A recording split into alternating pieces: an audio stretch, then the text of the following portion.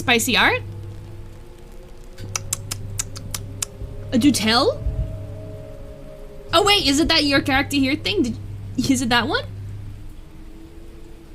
But also, hello, good morning everybody.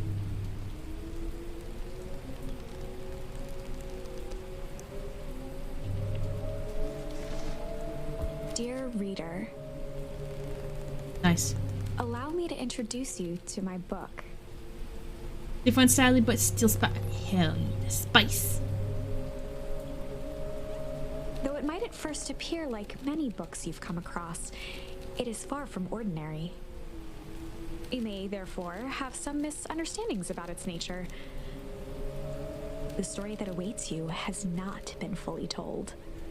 In fact, its conclusion is not yet known, even to myself. It is in that way that my book is special. Why do you want the Kirby high?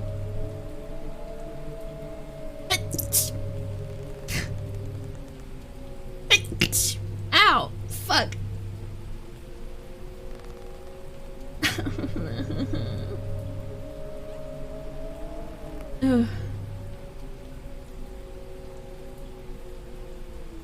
Thank you. Maybe I'll do the high at some point.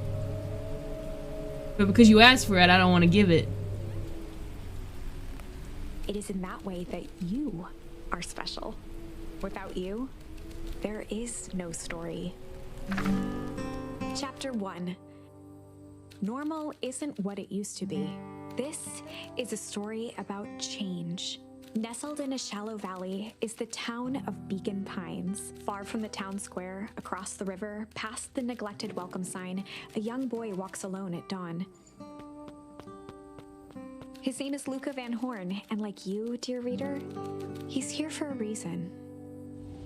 Oh shit, it's a grave!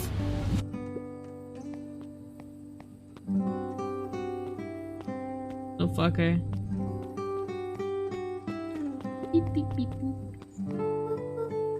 Oh, look how cute he is. Boop, boop, boop, boop, boop. Good girl, Raven. You probably cleaned up that oil that got down your back. Hey, you're fine. Good job. Spick and span. Or did you slide down the hill? Because that's also a good girl behavior.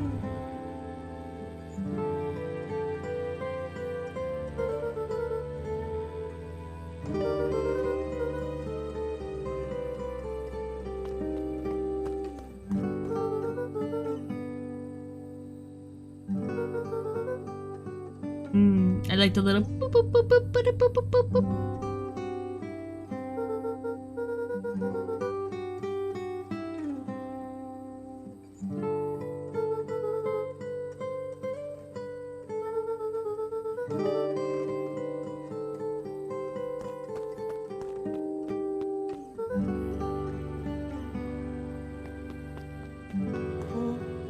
Oh, look how cute this fucking art is.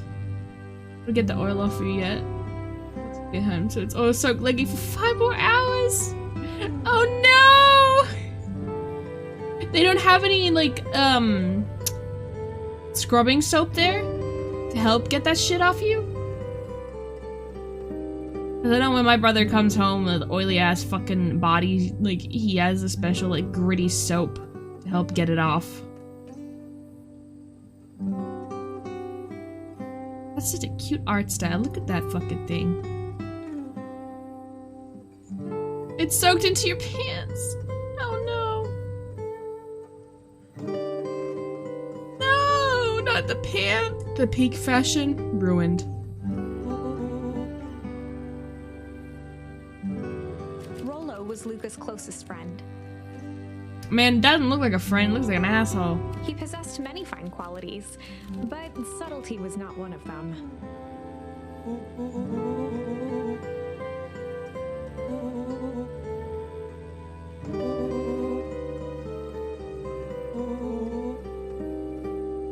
Rollo finally noticed the tears swelling in his friend's eyes, and the flowers on the grave. He's sweating it.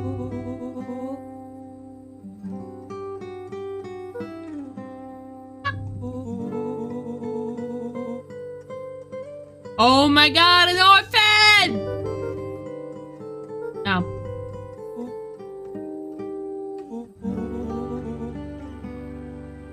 Orphan!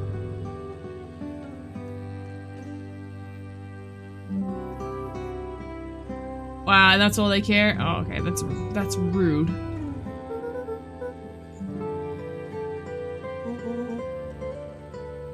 Okay, I want to say that I saw the little fucking tiny little trailer video of this, and this is very cute, but at some point there's someone in a hazmat suit who throws a corpse in a dumpster, and so like I feel like mom's not coming back. I feel like that could have been mom or someone. Mom's not coming back. She gone.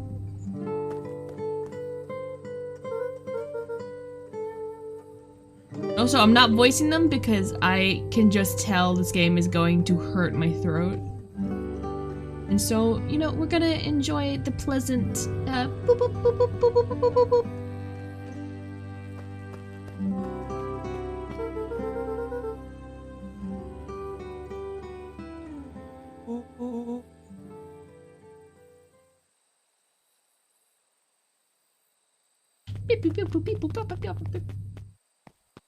Flowers. Oh, okay. Well, we have to ruin every single one of these.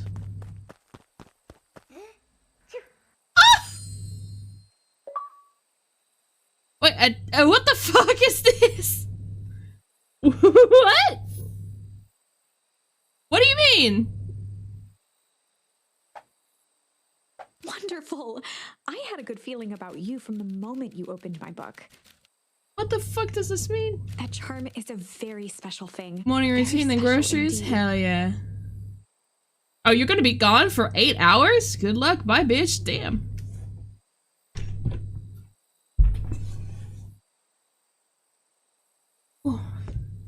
Keep hold of it for now. Its purpose will reveal itself soon enough. That's great and all, but I need to get rid of all of these.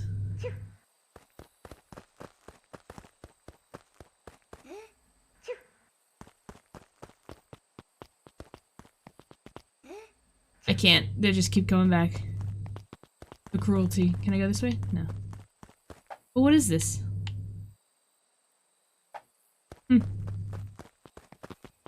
Achoo. Well, like two, then you'll be back. You always come back.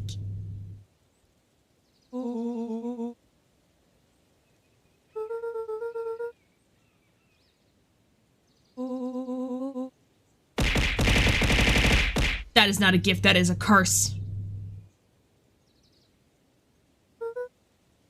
Rollo looked to the side suspiciously. I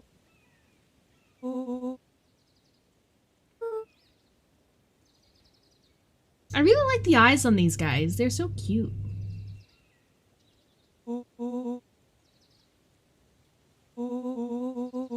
I need to see a version of me in this art style, thank you. No, now I have to tap out and put a hand on my head. You're making me do work. Believe it in this economy. Flip. You know what, actually?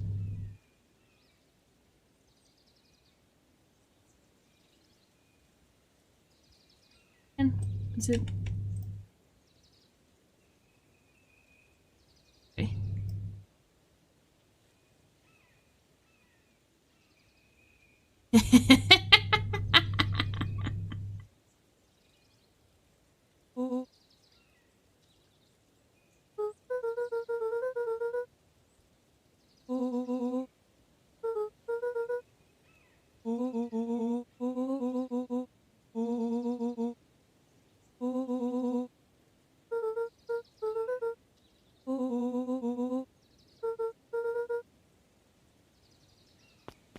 Horn rubs. Oh, okay. The quest log and then badges? Dear reader, forgive me for this interlude. Remember that charm you found in the dandelion patch? Yeah. There are more of those special charms to discover throughout Beacon Pines. They've been known to reveal themselves to those who are willing. Some of them can be found in this very house. Some mean multiple? Gran had moved in, the house was more peaceful, more orderly, and more covered in flowery fabric. Beep, bop, beep. Food. Yes. Under. The slide. Gran had already lit the fire. She kept a warm house, as if by grandmotherly obligation. A warm home. One of his father's old stethoscopes. Luca had spent countless hours listening to anything and everything with it. Not for years, though. Not for years. Just some dusty knickknacks. I feel like Gran is in that kitchen there, so I'm gonna go upstairs instead. Luca paused at his parents' bedroom door. He just wasn't ready to go in yet. Gran had commandeered the upstairs closet when she moved in. Some things need shelter from a young boy's mischief, she said. Oh. Are these gonna be charms that I can use? Oh, I share my room with Gran? Luca tossed on his favorite old sweater. Even though it was the first day of summer, a chill still hung in the air.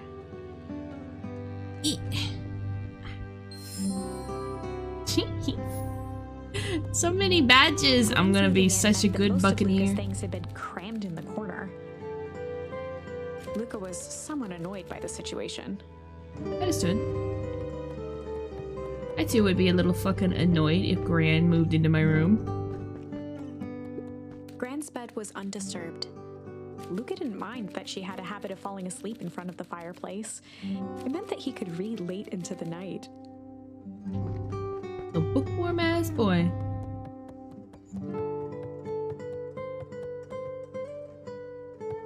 Hi, Kaitrock.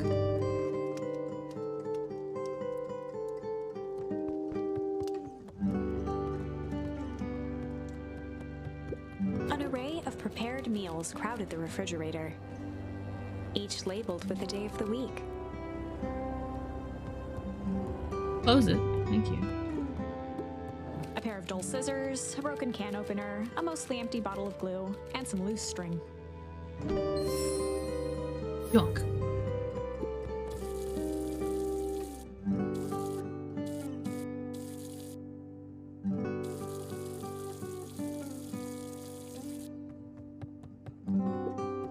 The only piece of furniture Gran had brought when she moved in was an old hutch.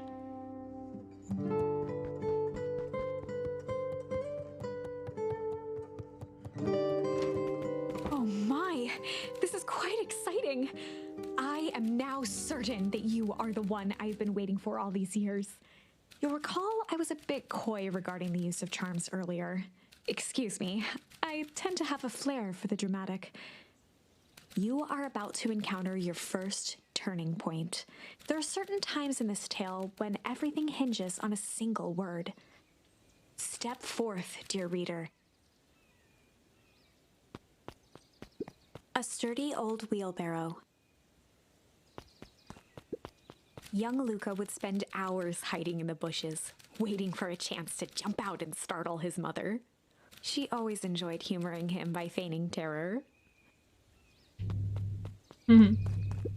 A beginner's guide to gardening laid open on the bench. Alright.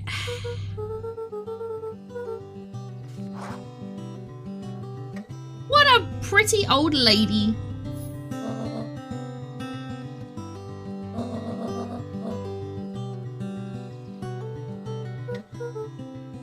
The less Gran knew, the better for everyone involved.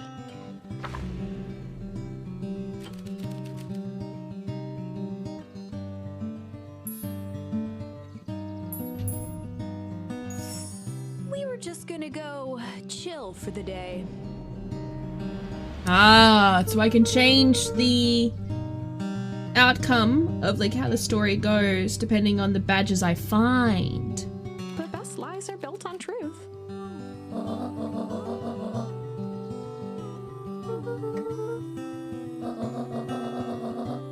Easy. Impressive. You've managed to navigate your first turning point without too much of a mess. Nice. That is the power of charms. A single word can change everything. I think it's time to introduce you to the Chronicle. Chronicle?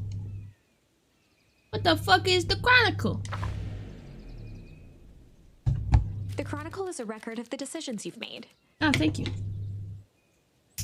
You can see the turning point, which has been revealed. Okay. So like okay, that's the flower. At any time, you can use the Chronicle to go back and invoke different charms, creating new branches. Oh? Luckily for us, this is the one and only turning point where the charms won't dramatically alter fate. Oh. Oh, so we're fucking. We got branching pathways. Pathways? Pathways. Timelines. Pathlines. Nice. It's the perfect opportunity to experiment with rewriting things.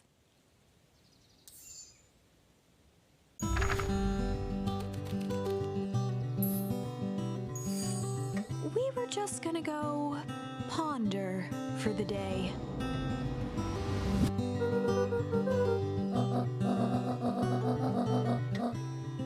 This was Luca's chance to sell his album. Stuff. All stuff. Medium. Mostly medium ponder. Nailed it.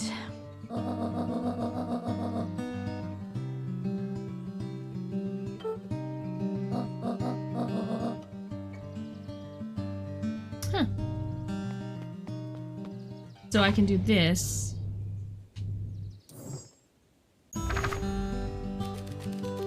And it'll show me what changed. Hi. We were just gonna go hide for the day.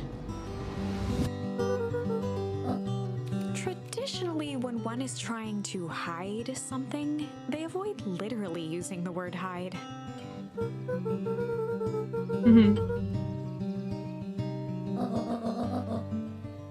Nah.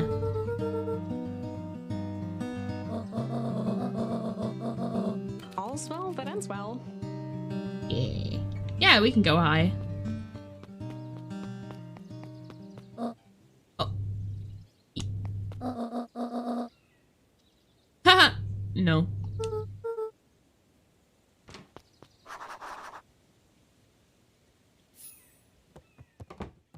Cute little game. Hello, where are you? Wait. Hello. Oh. Excited little fella, ain't you?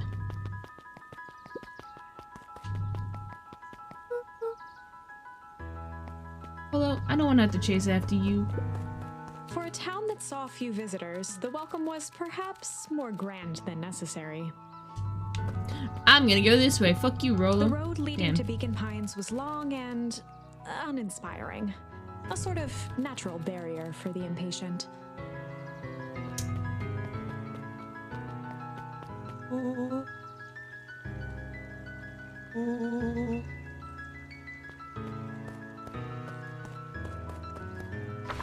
What? Chapter 2. Welcome to Beacon Pines. For many years, this valley had been a small mining outpost. It wasn't until Sharper Valentine built his fertilizer company that Beacon Pines was established. Over the next 30 years, the town had grown and prospered until the foul harvest and his sudden death.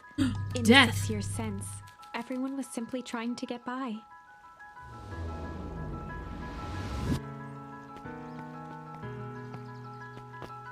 I can jump? Oh. Hyena! William Kerr was the CEO of Perennial Harvest Company. He had become a fixture around town over the past few years. I should pull myself. After the failing of Valentine fertilizer, the town was hungry to welcome a new source of employment. Fuck yeah. Always excited, my dude. Sure. 1 sec. Orange juice. Orange juice. So good. Oh wow, shit. Okay. There's just a cup of it. Okay, that's fine.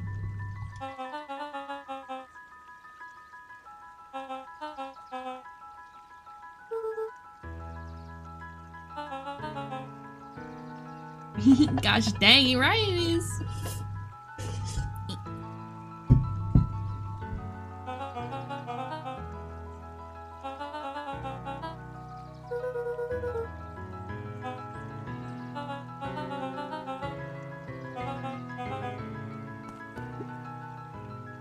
Oh no! Who are you? Mayor Augustus Valentine was not busy. You keep calling him Gus. Flustered, Gus instinctively loosened his tie.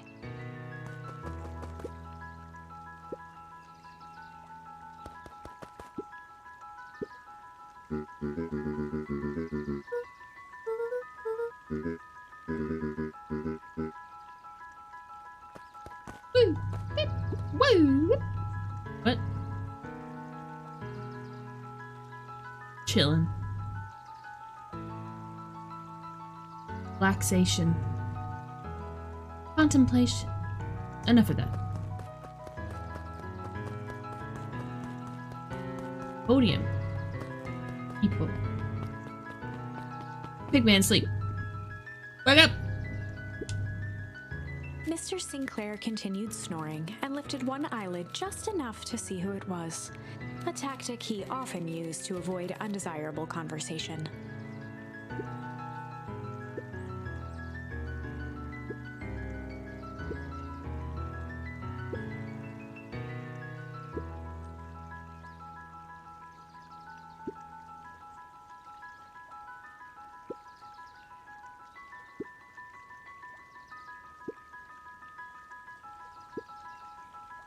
Oh, okay.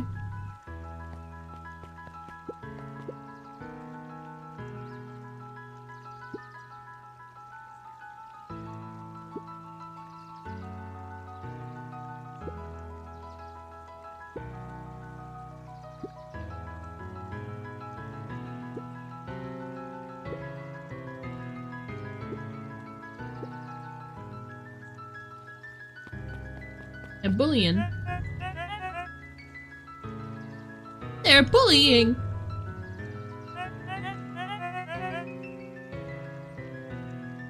He pulled a pen from the pocket of his sweater vest and began to frantically jot something down on a clipboard.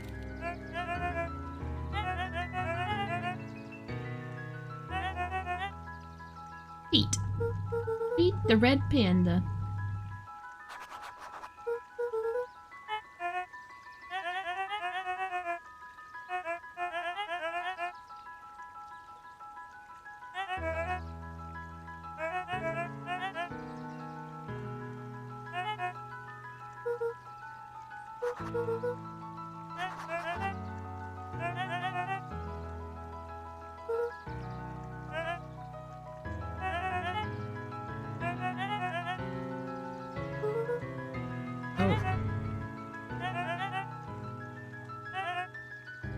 You say, sure.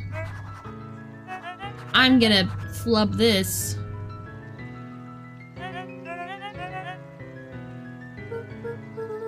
Okay.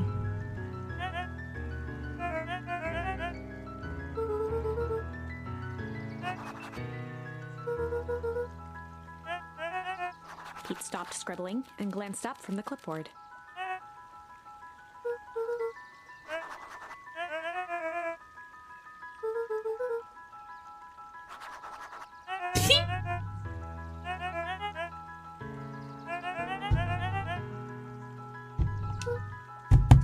Ugh.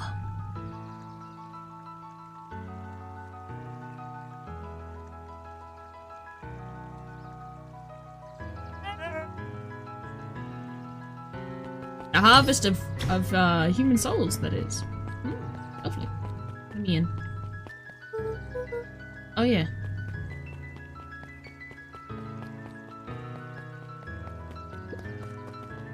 Oh wait. Ah!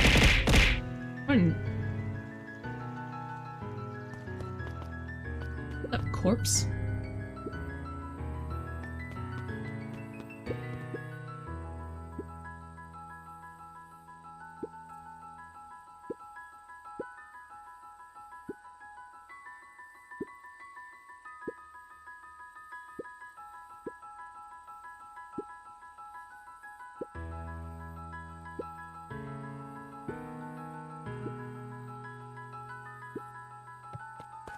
If I'm going too fast, like clicking through, do tell me. Oh, I can't go that way.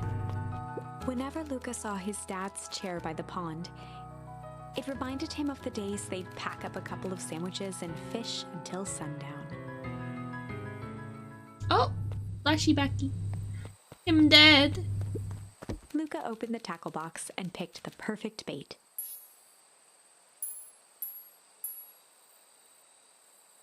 Luca tied a shoestring to the hook. What fish could resist a nice shoestring?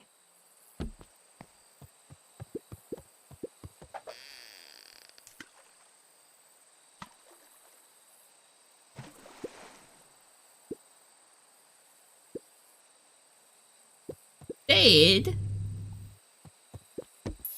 Luca gently baited a feather on, good for skimming the surface.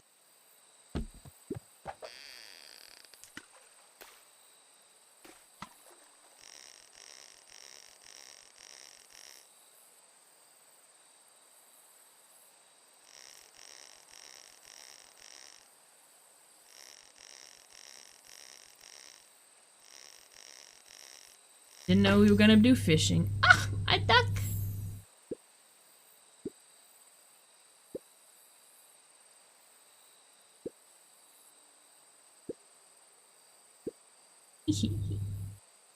The pines be good. It's quite cute. I want more. I want Luca to. tied a what fish could resist? Shut up. We're gonna get that fish. It's a worm.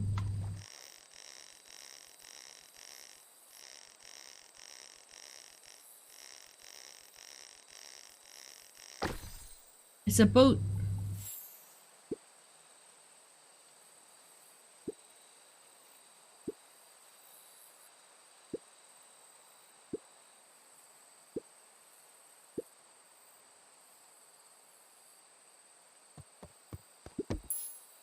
Luca tied a shoestring. What fish could resist? Wait, they were ticked. Are gonna get another shoe or a different item?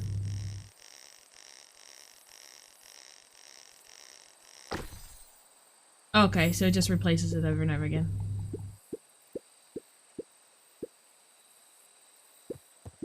But Dad, I've already caught everything. Luca gently baited for skimming the. I already got what I needed though.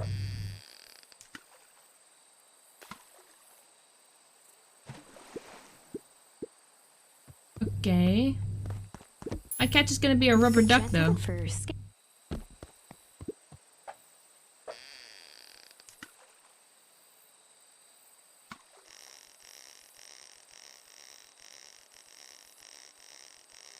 Resets it every time I click, so I don't have to do anything strenuous, just passive clicking. Okay, so what? Okay, we just leave the dream.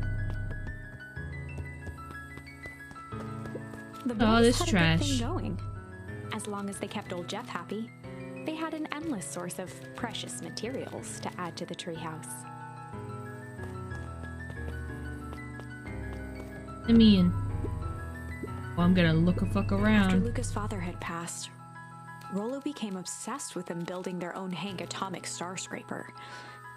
It was some time before Luca realized it was Rollo's way of keeping him occupied. That's you. Material girl. Material girl. On certain nights, when the clouds were just right, the boys could tune into strange patterns of static. Rollo thinks it's aliens. He always thinks it's aliens. Luca's winter coat decommissioned for the summer. With the cold holding out longer than usual, he reconsidered its usefulness. Did not want to go out. Give me this. Oh. Okay.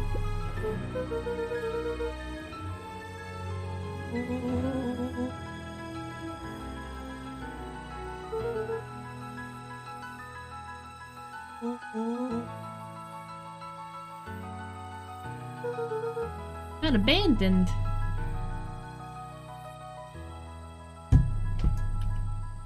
I'm taking a screenshot of that. I'm sending Nova that.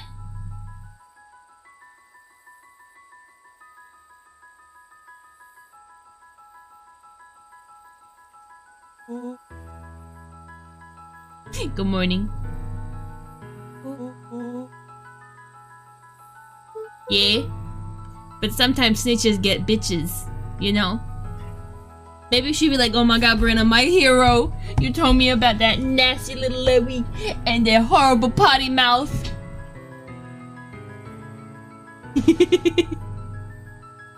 I am the bitches.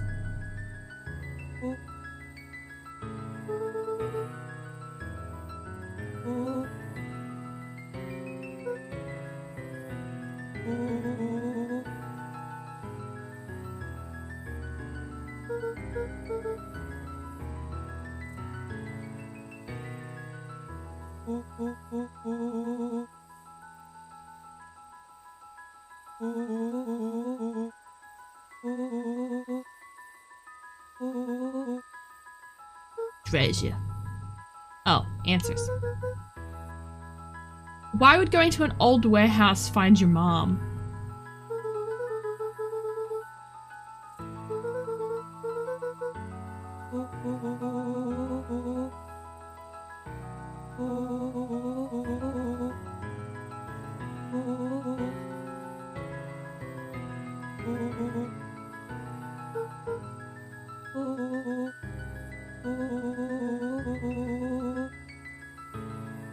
Ew. Ew, why would you want to go to a warehouse? Oh my god, that's right, fertilizer. Ew, is poop. Which way? Oh, wait. Oh my god, let me look at this stuff. At the satellite dish. Need to go where else to find your mom. Just quick call contact for me. Bro, you got a Luigi board? Rollo nearly killed himself putting that up into the tree.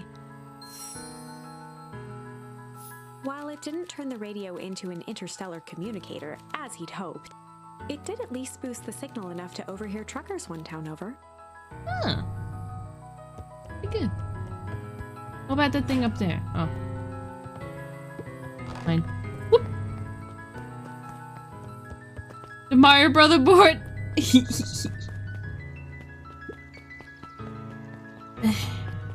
But it's trash. No. Hello. Oh.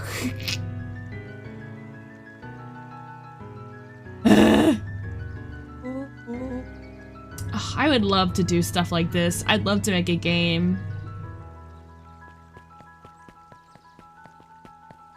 I mean, I have made like 2, 3 games because I did a fucking bachelor's. No, an advanced diploma, not bachelor's. In game art and animation, so I mean, I could make a game. Not on my own, though. Fucking hell, I can't do the programming.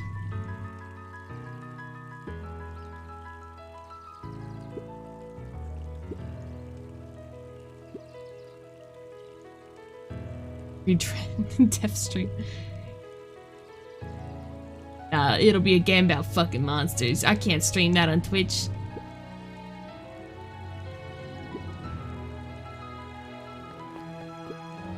Miss Hatch could often be found near the fountain, too absorbed in a book to be distracted.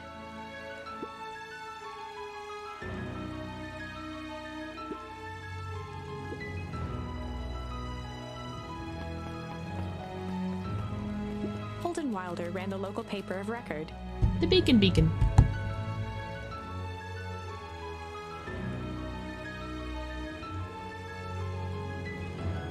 Ratchet game. Yeah. The beacon.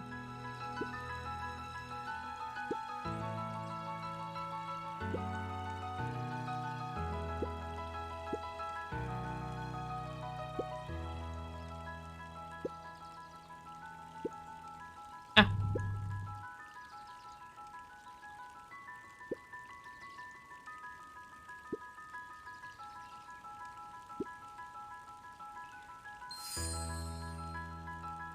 Oh.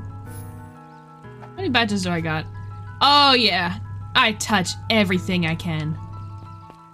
That sounds bad, but I meant like I was gonna say Snoop. No. I'm thorough. There we go. Chloe is a retired program at the ripe age of 21. Amazing. I'm a handsy little deer.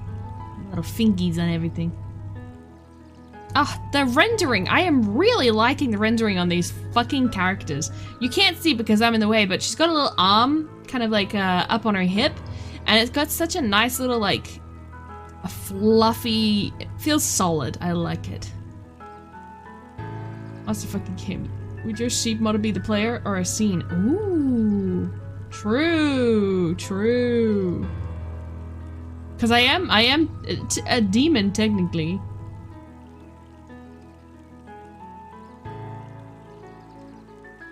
I think I should make myself a little more demony at some point because like you just see a cute little baby, a little sheep. Yeah, like let me see her arm. It's painted in a way that makes it look like it has form and shape to it, like it actually has a physical sense to it, not just like 2D flat on a screen. It's got curvature and depth. Yeah, there we go, depth.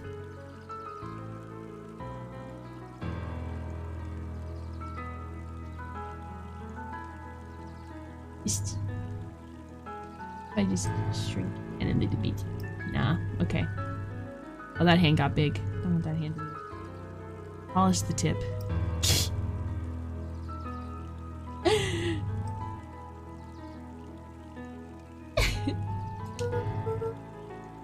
Oh, right. Rendezvous with Roxy. This is an important turning point.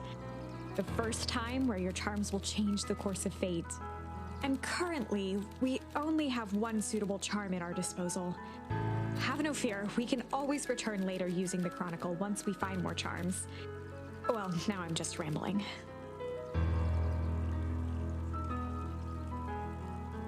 Yeah, a demon form.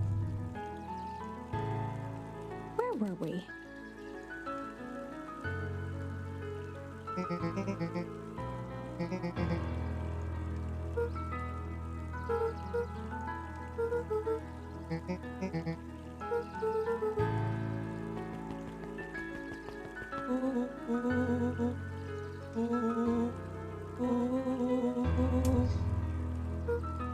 Rolo, you fucking dumbass.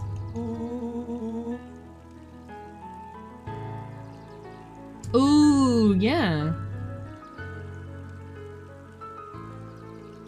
Maybe I'll do it more like one of those little Satan goats, though, where they have their horns going off into 4 fucking different prongs.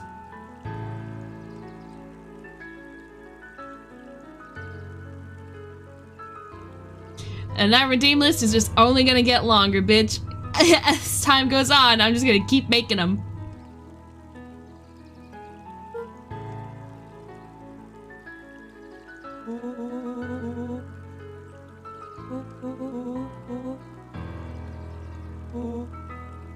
Oh my god, Rolo, stop, you're digging a grave.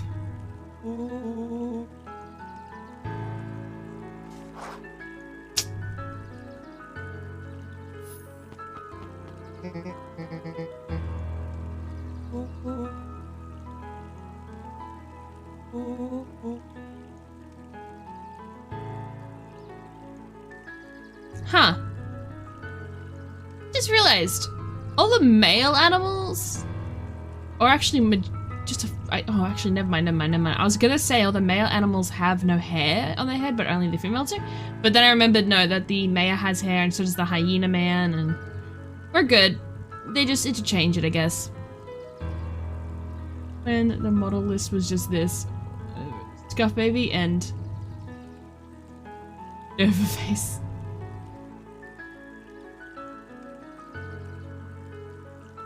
The Overface? You mean the fucking eyeballs thing? Yeah.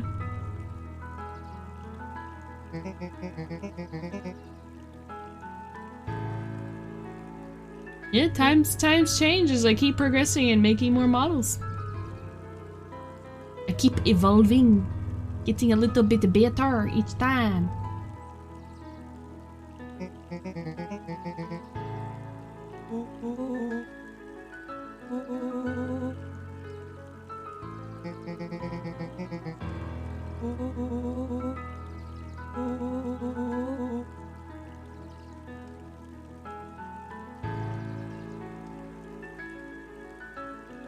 A fucking eye emoji. Three of us. True. And then I ended up fucking meeting her from a mutual friend. And then, yeah. Then we good. Mommy Cat saying stop doing that shit and work.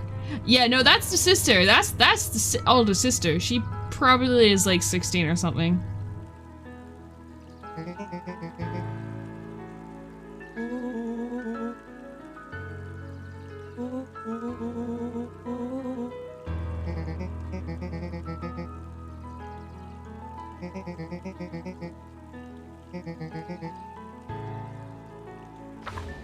Uh-oh. Rolo froze as Roxy took a step toward him, cracking her knuckles. Violent sister! Luca knew he had one chance to save his friend from being dragged home.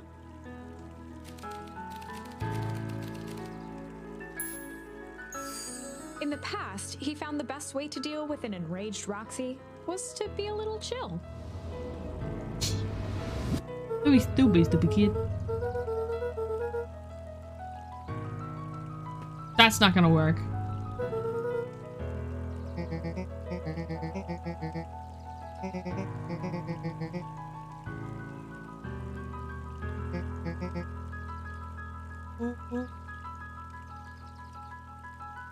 Activating your final flight. Tell you that I met Brianna and we talked a bit. You also came up and just like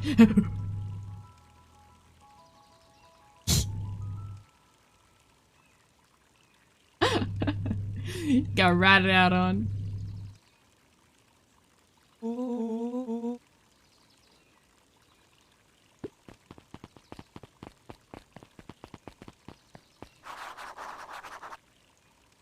Damn, I'm going alone? This is probably like a dead-end death. Oh no, I don't like the squirrel's face. Oh, I don't like that.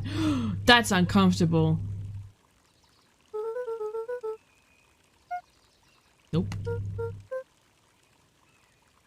Yeah, I don't want to talk to you either, squirrel. God damn, nasty ass. Last chance dino. Can I not go in? Okay, I go this way. Wait, no, actually, no, I go this way. I discovered. That squirrel's spooky. We killed the squirrel.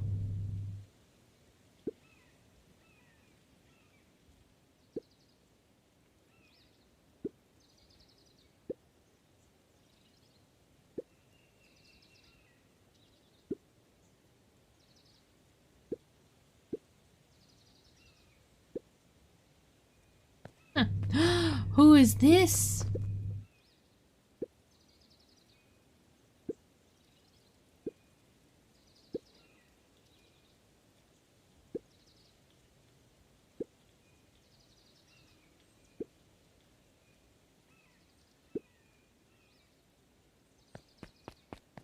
Gotta find those badges, man. Wait.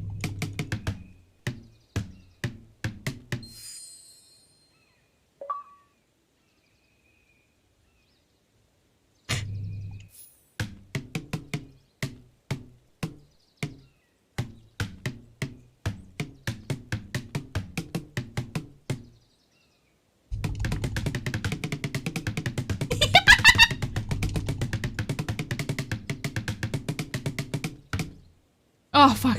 That's hard to do.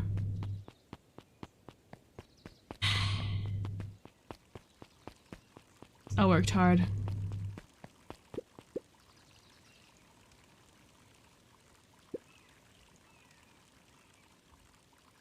A bit much, if you ask me. Wait, indulgent? Why did I get indulgent for this? The smack. These are so cute. Oh, he's a little baby. What? Solomon. Bye.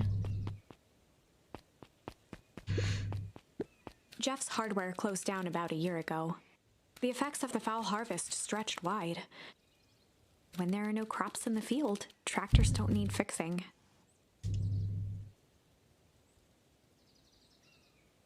Hold on. Name. Not even you did. The Cult of the Lamb. Well, no, of course I wasn't gonna do it. Mine was the Cult of Sheep Tubers.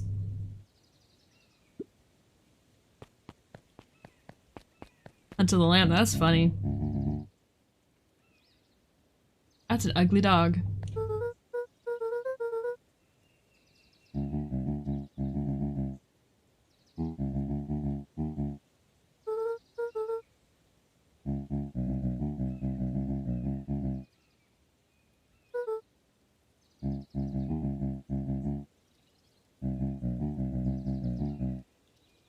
A promise Gran regretted the second it was made. Ugh.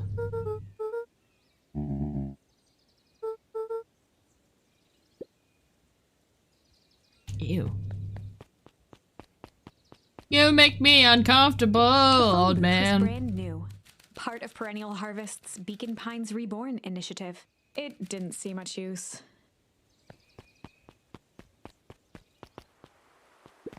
The fuck are you? Rabbit! I think.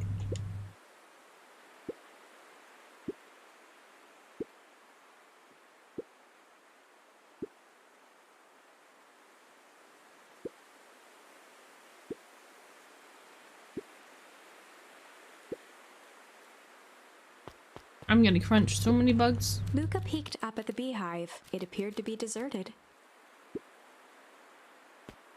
Bugs are shy. After the foul harvest destroyed their wealth and reputation, the Valentines shuttered off their estate from the rest of town.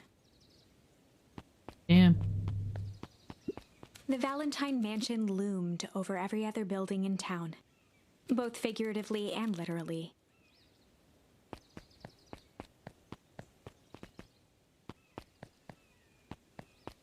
Who live here?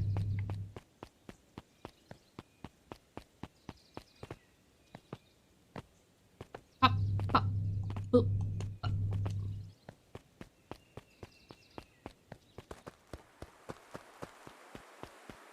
Into the woods I The go. path led into a small hollow at the edge of Weepwood. Oh, there is turning back. No! The fence thrummed with a gentle electric buzz. Luca often asked himself what Rollo would do. Or Rollo's so dumb. that he could rule out that option. True!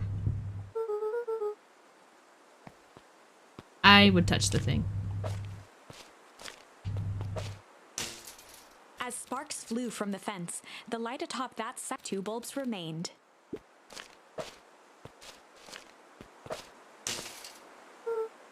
One more to go. The fence's buzzing gave. No, wait! I wanted to look at things! You Every kid bastard. in town knew the old Valentine fertilizer building. Long abandoned, the warehouse once served as the industrial heart of Beacon Pines. Now, it stood only as a reminder of things left behind. The dormant building showed strange signs of life. There was only one way to find out. No, I wanna...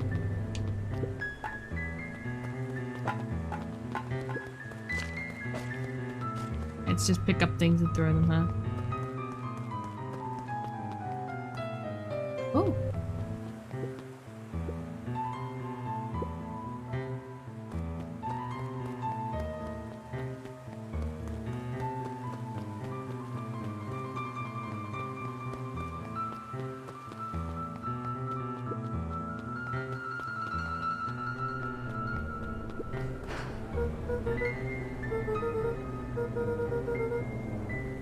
Hmm. The hose emitted a subtle sound. It was actively draining some kind of liquid.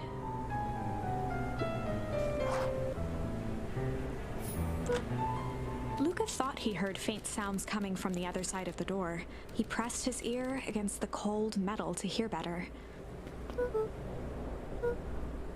The sound of footsteps grew louder.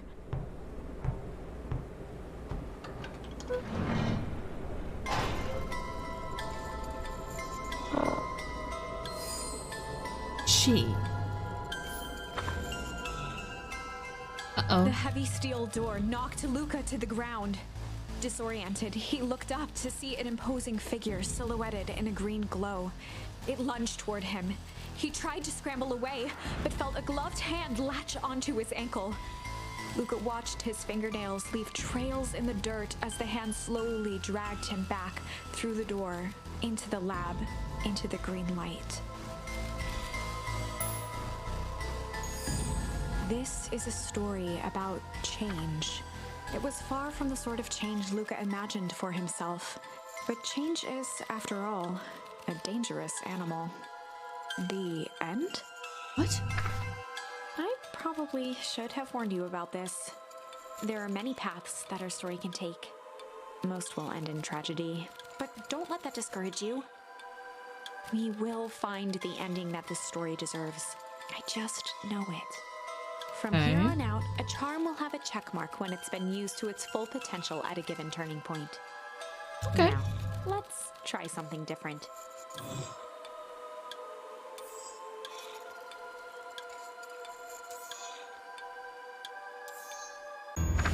Oh, I have one that says shit.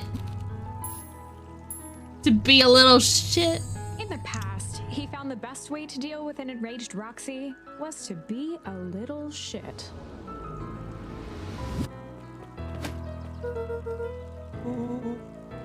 What have you done? Ah!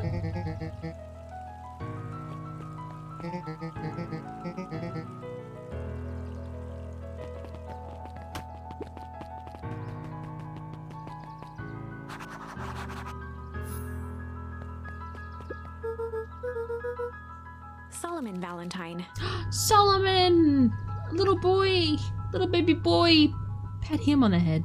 Current ward of and future successor to the Valentine fortune, huffed as he brushed off his pants.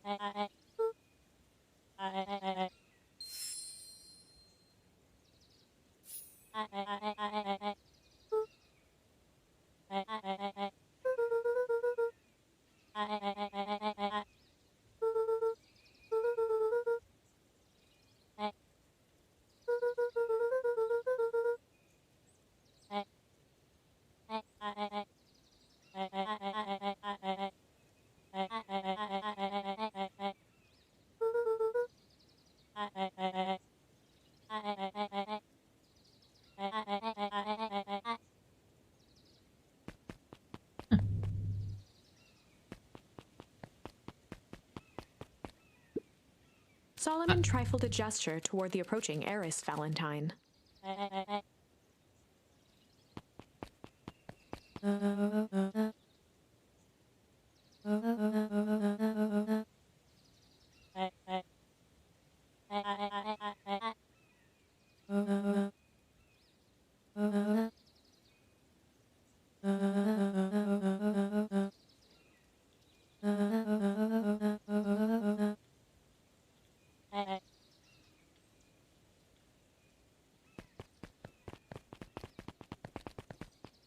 Okay.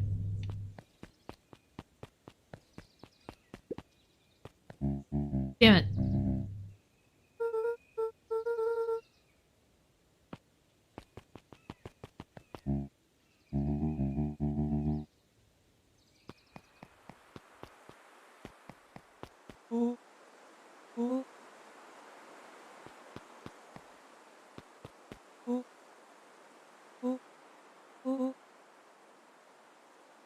Me.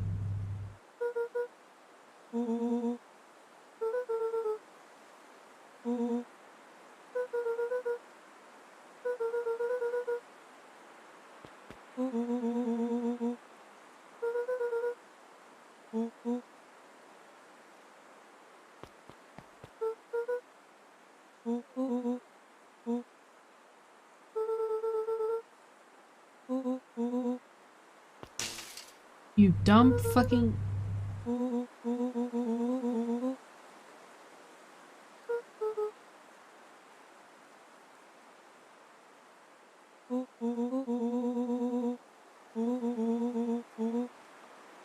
Yeah, I got this.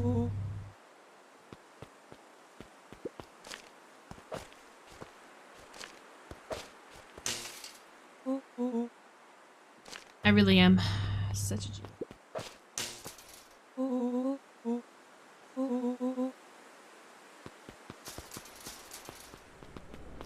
As the glowing windows of the old warehouse came into view, Rollo began to bounce excitedly.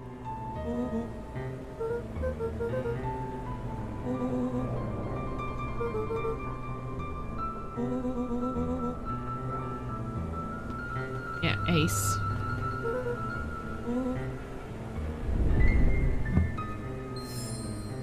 Rumble.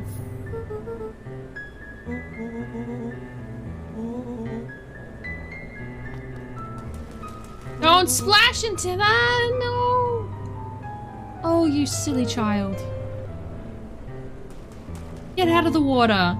Get out of that. It's coming out of a factory. Baby boy. Sacrifice Rollo. Yeah, that's what we're doing.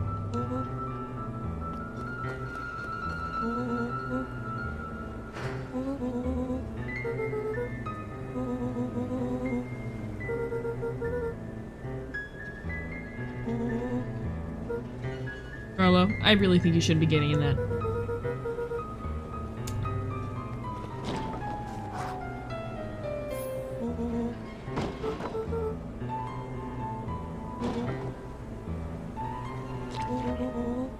Squishy bag of squid.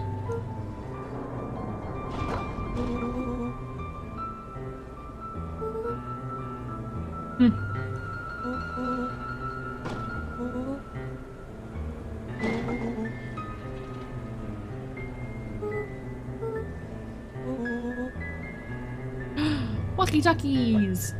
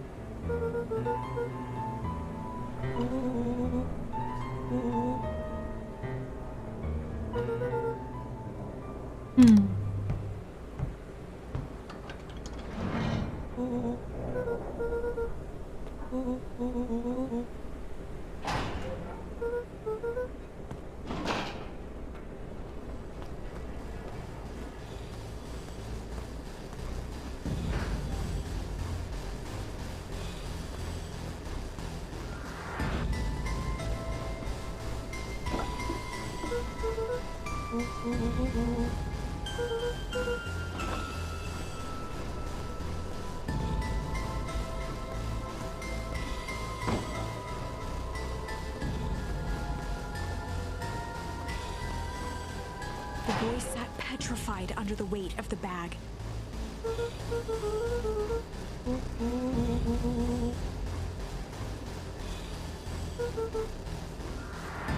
Yes. Rollo felt around at the large sack which burdened them. He snapped off a tag from just within a small zipper opening in the bag. Rollo held the badge up to a faint shaft of light within the dumpster.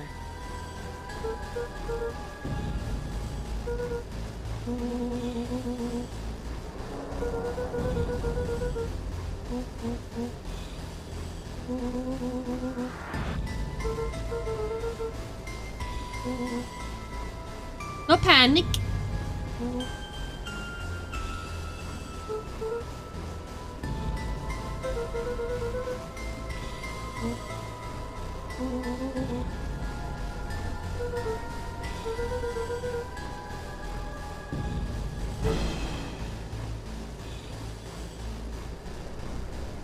Okay, so we literally got a corpse in there. Okay.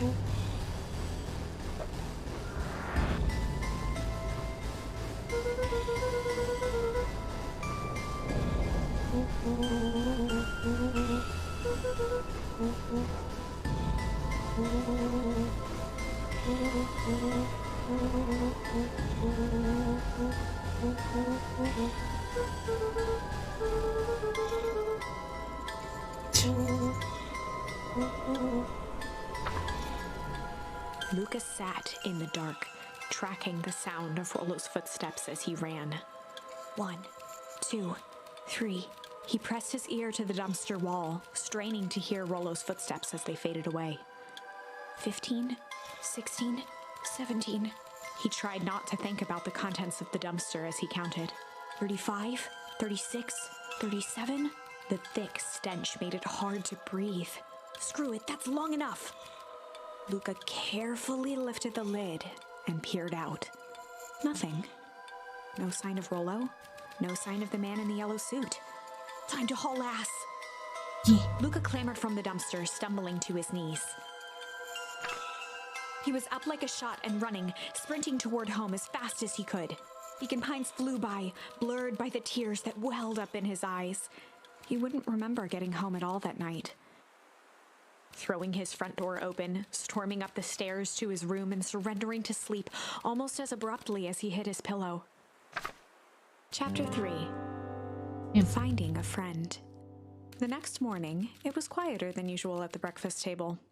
Only the sound of silverware and chewing interrupted the awkward silence.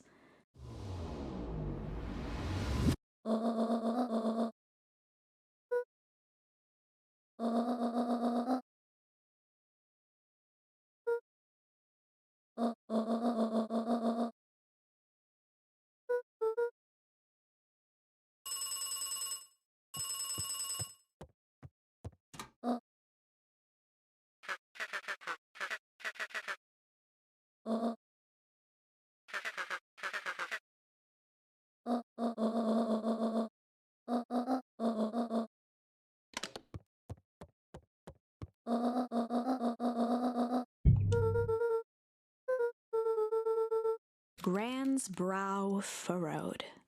She let out a long sigh. Her voice was quiet and even.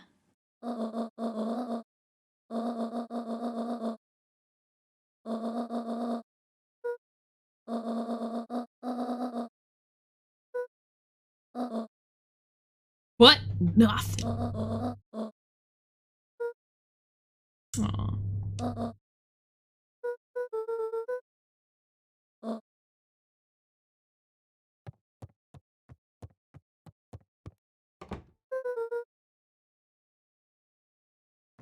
I want that stew. Right now.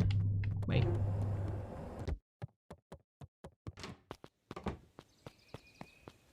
Anything new in the garden? No. Actually, wait, let's check.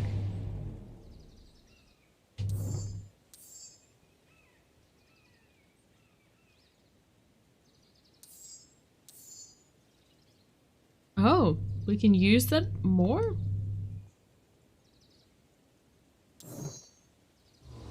Huh.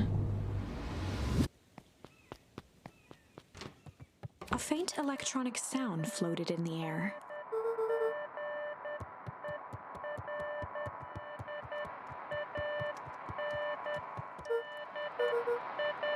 Oh, the radio, right.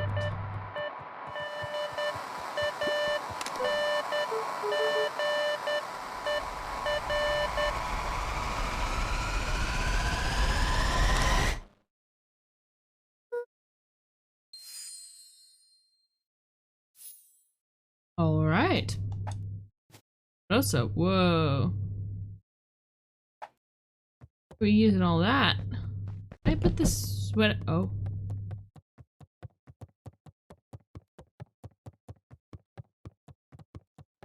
Yellow.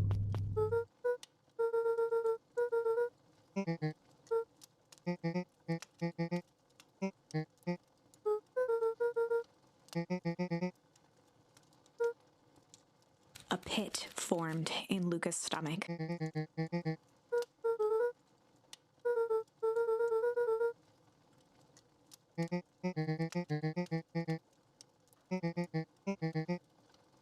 Luca's mouth felt dry. Luca, you better fucking confess what you guys did! No! That was a dead body! And Rollo's dead. Rollo's me fucking dead!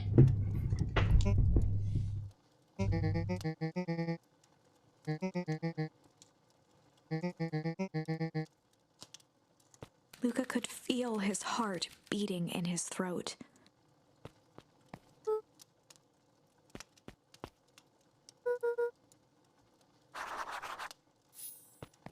Yeah, we're checking the fucking library for Rollo. My god. Can I go this way? Damn it. Still no.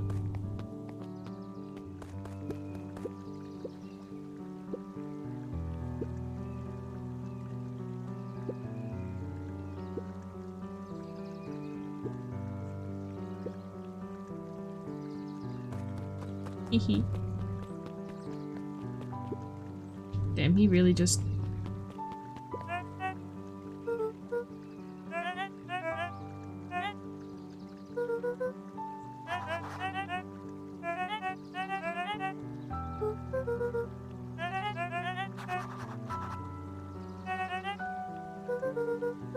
Toby looked up from the clipboard excitedly. Okay, so there's Toby and Pete, like identical twins or something?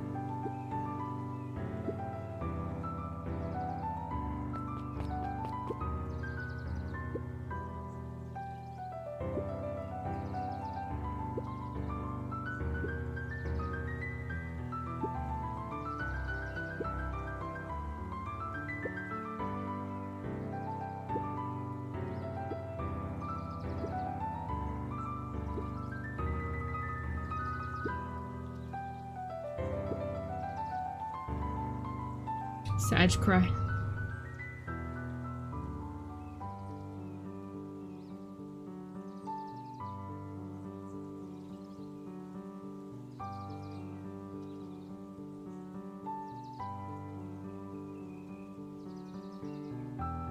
Did I turn off the chat box?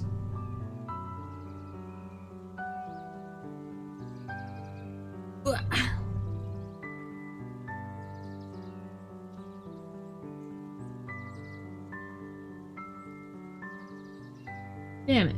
I gotta posture my checking.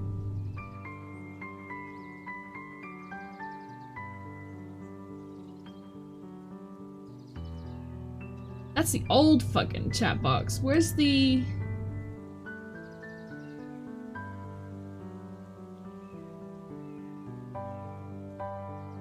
censorship? Weird.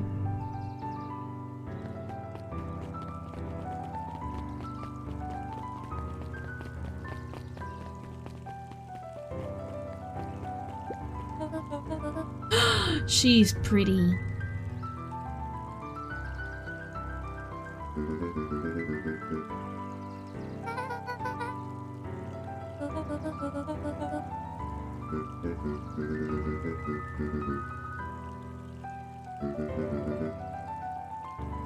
Hehe.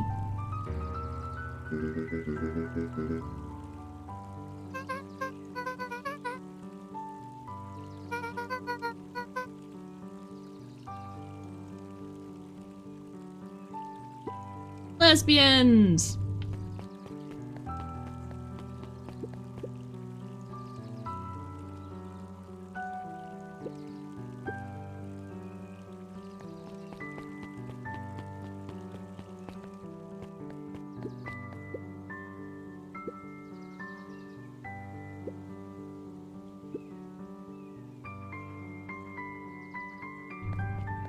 Good. Understood. I get it.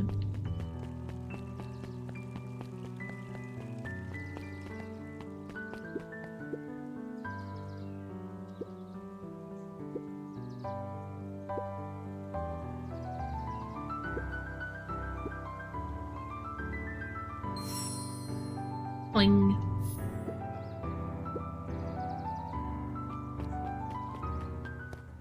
Yeah, let's go check the history museum. Oh. We all know Beacon Pines is a great town. What you may not know is great towns grow from mighty roots. And that is why you cannot tell the story of Beacon Pines without telling the story of one Shopper Valentine. Young Shopper's keen intellect and strong moral fiber led to a grand vision. A vision of a community dedicated to a better tomorrow.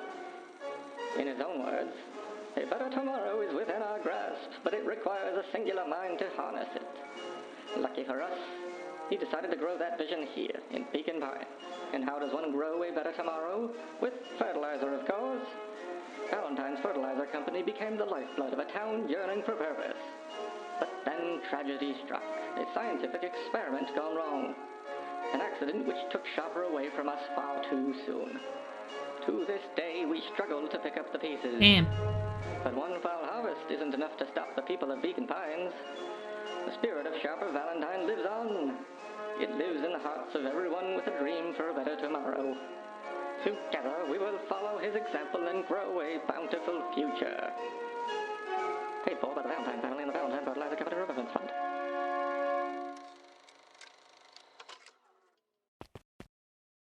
Okay, that was lame.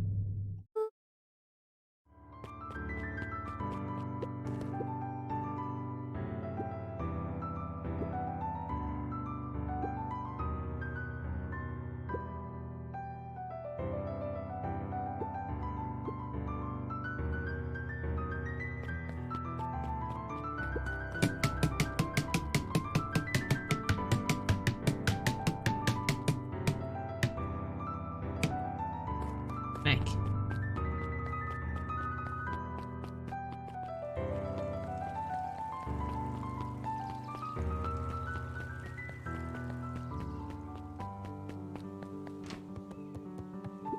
Kato volunteered at the library during the summers. He wasn't very social, so he'd dedicate each summer to becoming an expert in a single subject, making him a reliable source of very particular knowledge. If you were to ask Kato something he didn't know, he'd escape into the dusty old bookshelves and return with just the right thing. Kato was lost in his reading. Luca crooked his neck to see the title, Introduction to Melitology. Melitology? Oh no, I don't like that the penguin has hands.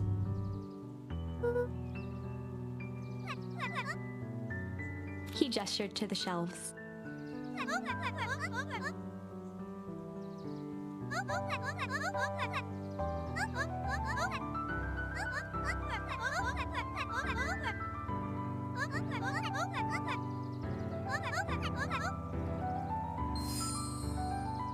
Oh shit! We have acquired the ability for violence!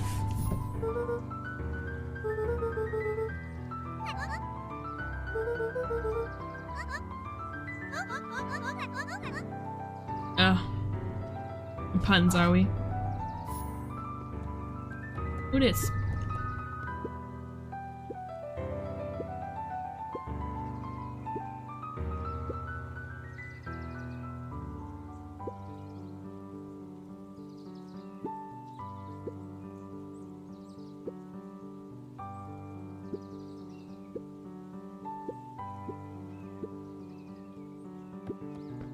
The bottom corner shelf was a dusty array of thick science books. Only one binding was clean enough to read: Cellular Biology and the Chemistry of Mitosis. Ugh. Mycological Phosphorescence. My completely loss of interest. The entire top level of the library was devoted to most of which were Hank Atomic and the myriad of lesser revered spin-offs.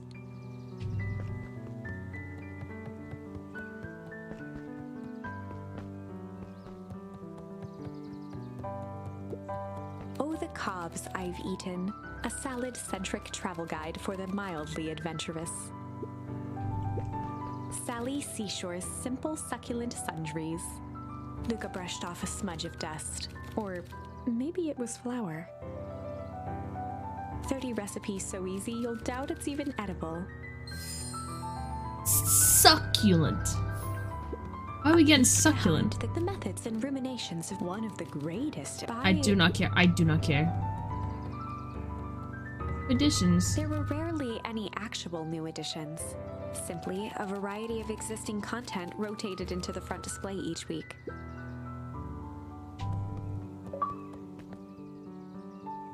Perused all library shelves in a single branch. Oh.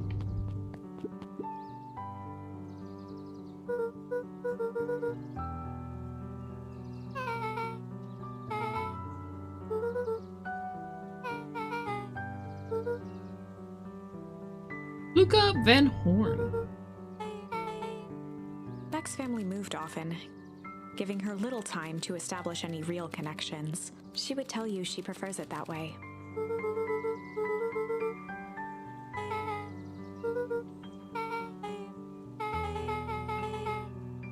Luca shifted his feet uncomfortably.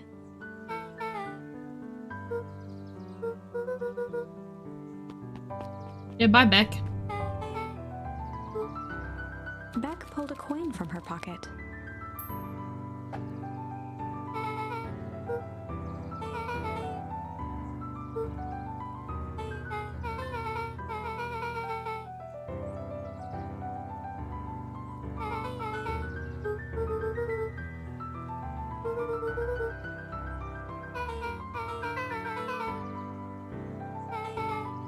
You should never be out your unlucky penny. Beck. Come on, Beck. Actually, I'm kind of interested about that bird up there. Is there a way to disturb it? No. Steamroller.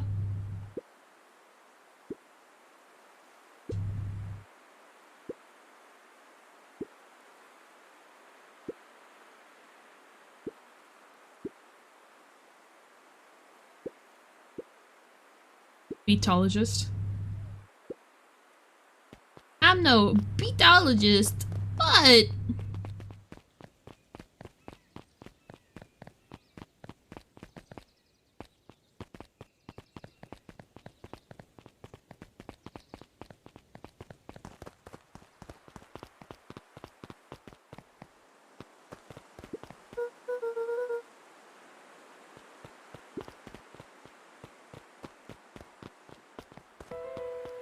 oh. Luca felt a chill as he approached Beck. Her eyes were locked on the strange green liquid. The nearby grass was coated in a fine layer of frost.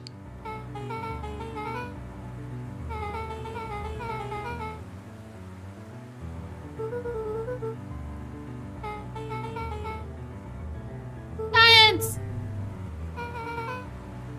Yeah, you're right. That's a Luca big watched stick. as Beck dipped a broken tree branch into Beck's eyes widened as flowers grew from the dead wood. What? First small buds, which quickly bloomed into vibrant petals.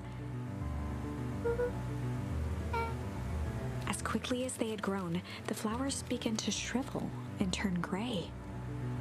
Beck dropped the stick with a grunt of disgust.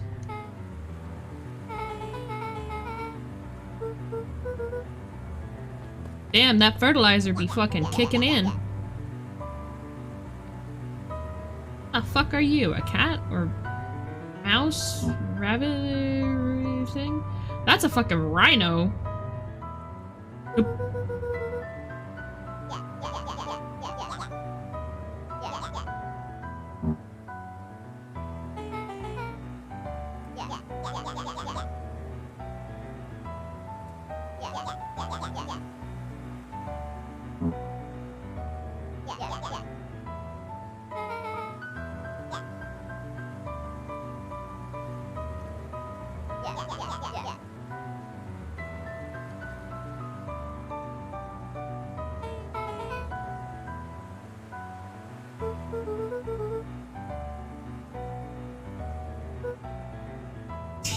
you.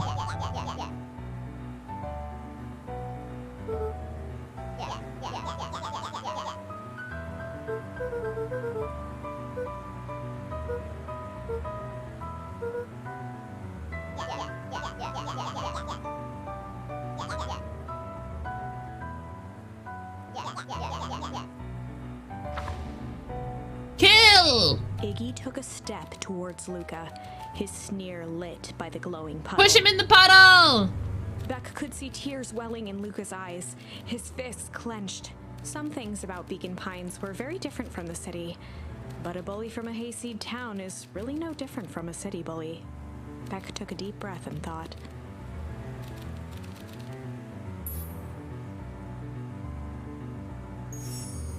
Well, See how tickles go. time to bust out the tickles.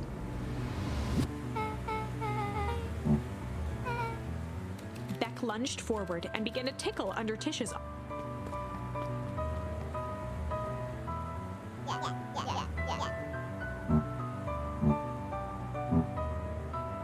Tears began to form in Tish's eyes as she gasped for breath between gales of laughter. That's such a weird thing that, like, we have tickling.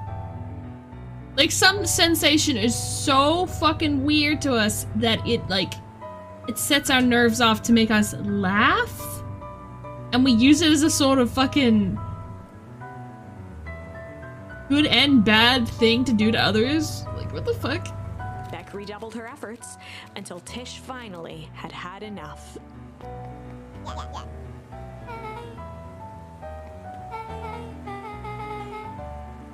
Iggy's eyes darted around, a realization dawning on his face that he was now outnumbered. Fuck you, Iggy, you little shit.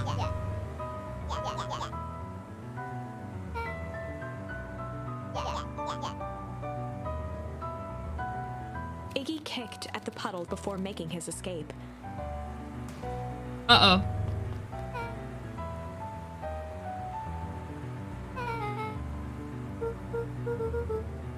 Beck shook the ooze out of her hair as best as... Her hair aged!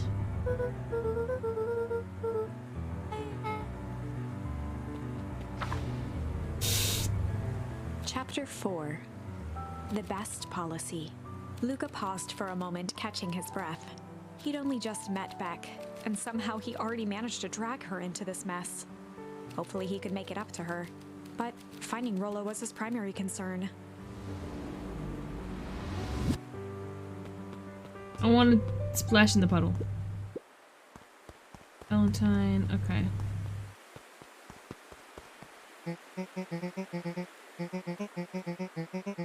Roxy and Fitz looked drained. It was clear they'd spent all day searching.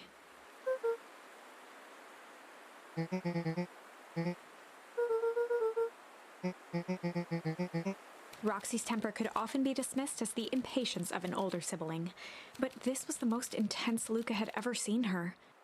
Her eyes were wild and unfocused, looking straight through Luca. In a torrent of rambled words and tears, Luca broke down.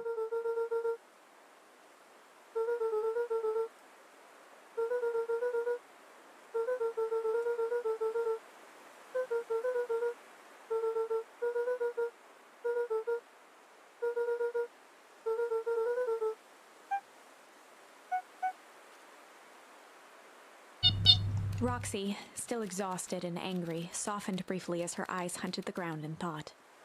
With a determined sigh, she looked up at Luca. God, look at his little tears. Aw, baby. Roxy drew herself up.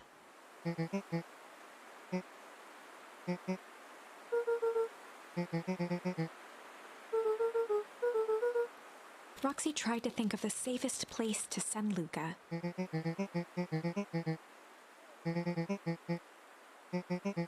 Luca wiped his cheeks and gave a quick nod.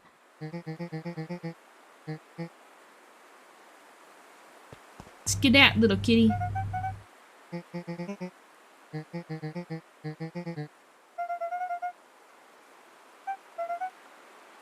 Looking into the puddle, Roxy rubbed her arms to warm up.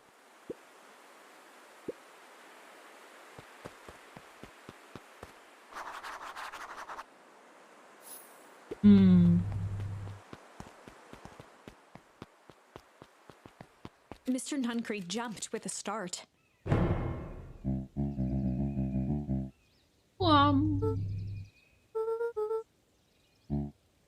Luca motioned to the phone booth.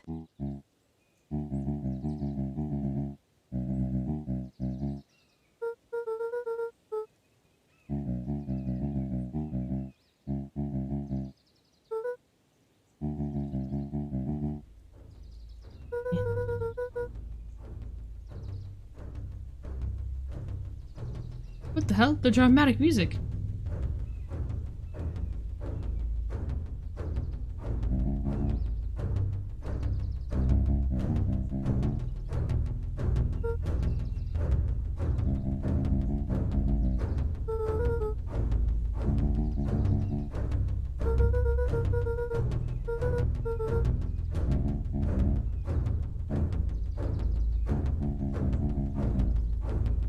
Mr. Nuncreed gently placed one of his substantial hands on Luca's shoulder.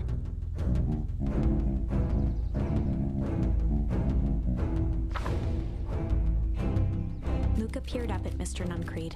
Kind eyes warmed a stern face. There was a deeper emotion hiding beneath it all.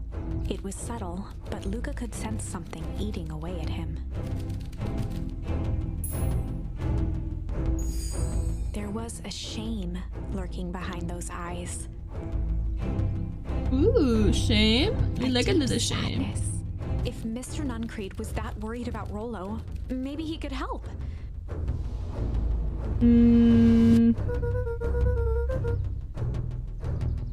Mr. Nuncreed raised an eyebrow.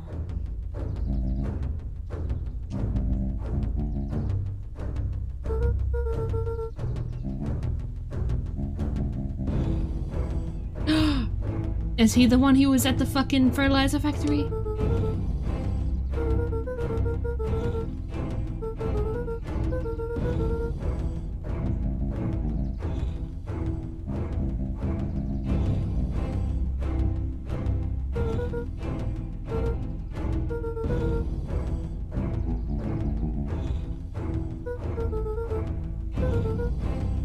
Mr. Nuncreed's shoulders slumped. A deep sigh bellowed from his chest. Luca attempted to take a step back, but Nuncreed's hand clamped down on his shoulder.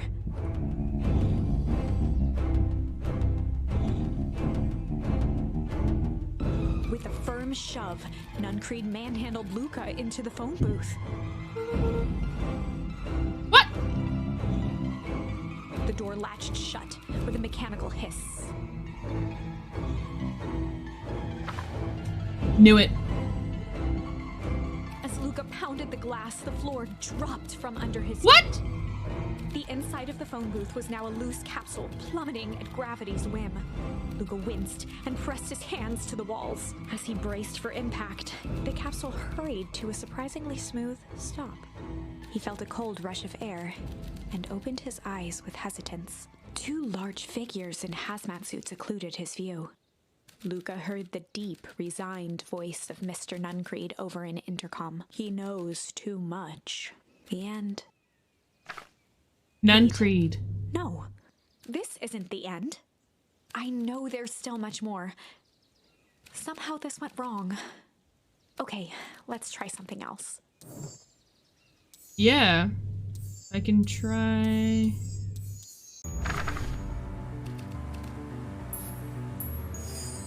Well, time to bust out the strange.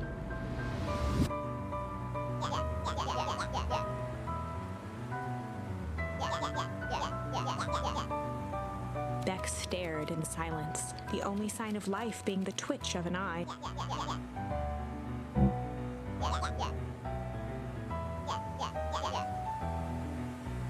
Wackadoo. Ain't the wackadoo.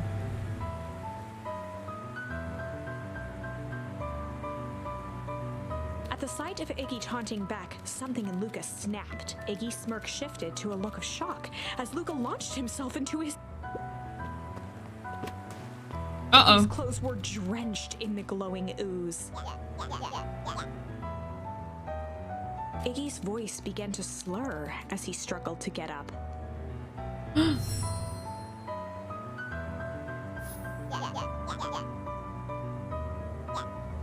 Oh god.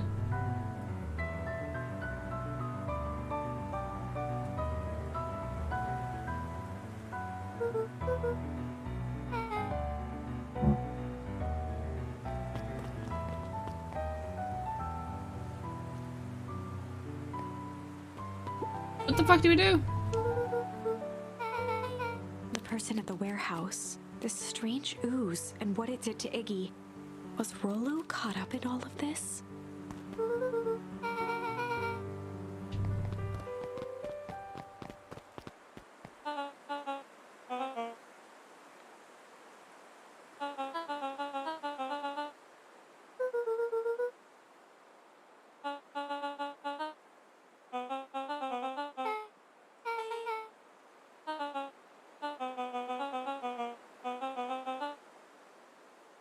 Bullshit.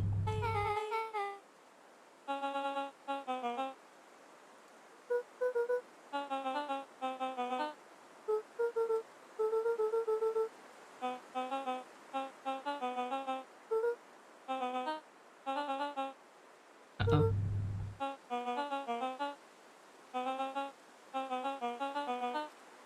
Beck glanced toward Luca.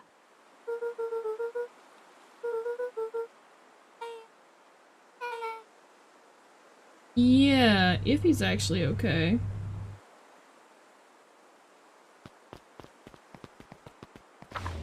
Suspicious. Rollo was safe. Was he? A wave of relief washed over Luca, which was quickly replaced by a sense of dread. Gran is going to kill Oh, me. she is. She's gonna kill you. If he hurried, he might just make it home before sundown. Chapter 4. Our harvest awaits. Luca took a deep breath and gingerly opened the door, steeling himself for Gran's wrath.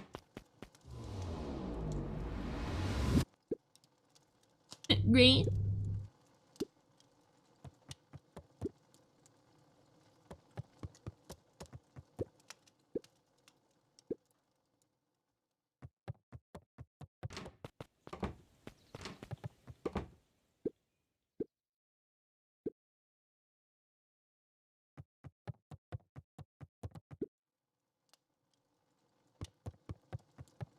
Gran's not here. Gran's dead. Oh, something. Luca was alone. The house was empty. What? No. Luca was sitting by the pond, listening to small waves lap against a rock. His father sat in a folding chair in front of him. Without turning, he spoke.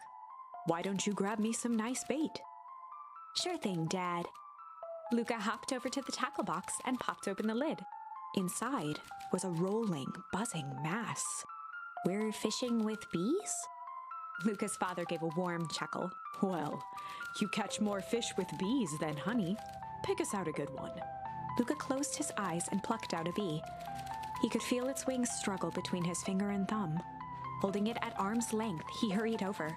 His father deftly baited the hook and examined his work. "Interesting choice." With a practiced flick of the wrist, the line buzzed in a graceful arc. The water accepted it without a splash or ripple. The wrong choice, but I respect it. Wrong choice. What? The pond began to freeze over. Why do you have the wrong choice inside of your pond, like your Sometimes we gotta bait? make the wrong choice before we can make it right. Pallid ice propagated across the still surface with an alarming speed. Damn. Luca scrambled back as the ground beneath him turned cold. "Dad, I don't understand." "Sorry, kiddo. Understanding isn't always part of the deal." The relentless ice shot through the fishing line toward his father. "Dad, look out!" His father casually wound the reel. "None of it's your fault, you know. Never was." "Dad, we have to go." Luca grabbed his father's shoulders, trying to pull him away. Damn. "Please, you have to run." The ice crackled as it spread across his father's hands. That's the thing about fishing, Luca. His chest began to crystallize. You toss your hook in, and you never know what you're gonna pull out. A shock of searing cold ran up Luca's arms. He gave one last desperate tug. The chair tipped backwards in a single frozen mass. Luca tried to stop the momentum, but it was too late. Oh no! He watched the icy form of his father slam into the hard ground, shattering into 1,000 pieces that crowded around his feet. Dad, I don't understand. What does all this mean? The gentle rustle of leaves was the only reply. Damn, Dad dead. Wake up! Wake up, make up! Come on, move! Luca's eyes struggled to focus on the walkie-talkie. Faintly, he could hear Rollo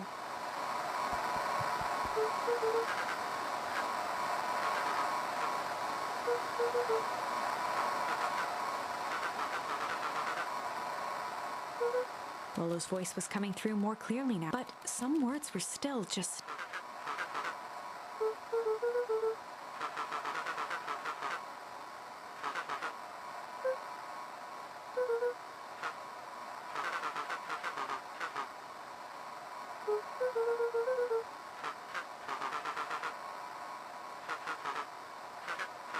The signal went silent.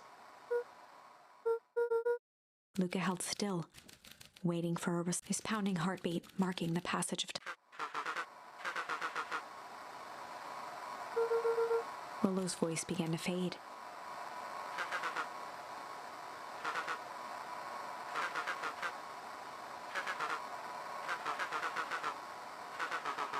With that, the signal died for good.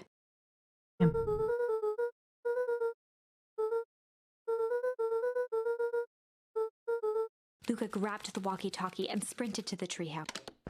Oh shit, yeah, we're going to the treehouse? We're actually gonna make it there? Sure. Luca heard a group of footsteps approaching. He dashed behind the bushes to avoid being... Oh shit. Granny! Oh shit. Oh my god, she's hot! She looks sad. She looks tired. My kind of woman.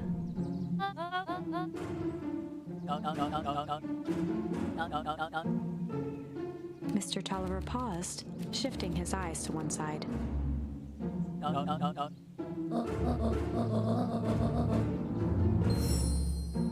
Refuse. Mr. Tolliver took one long, quiet breath.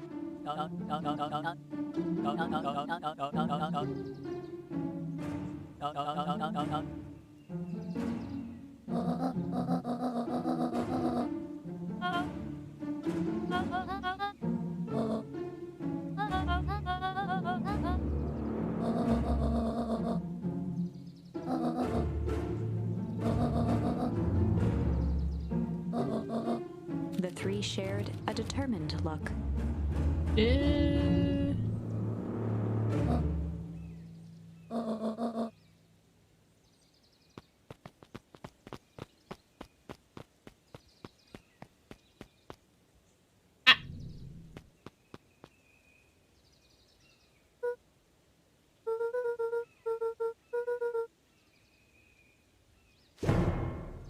What the fuck? Little bat lady.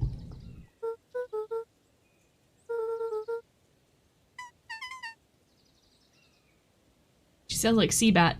Beep beep beep beep beep beep beep beep.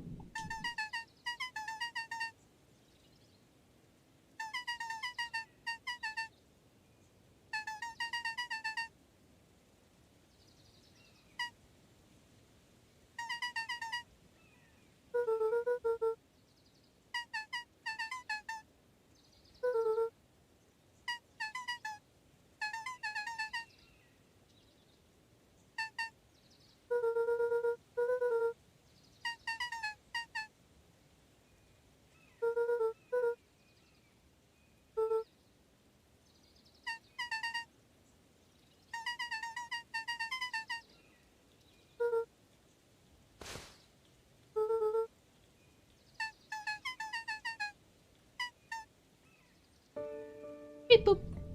Oh, bruh, the way she just dissipates into the fucking grass.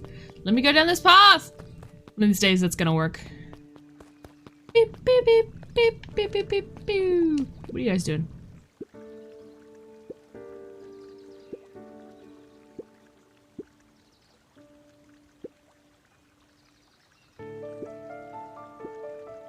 The two boys shared a mischievous grin. Hee.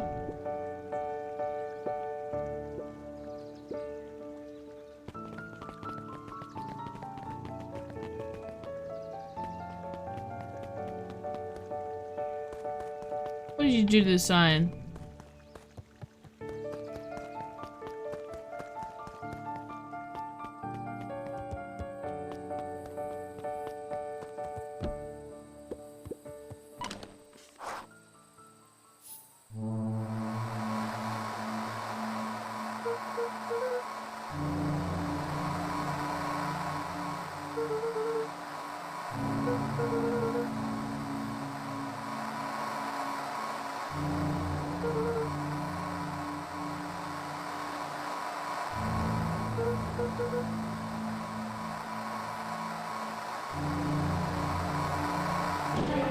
Ah! Luca could only see a cloaked shape behind the rock.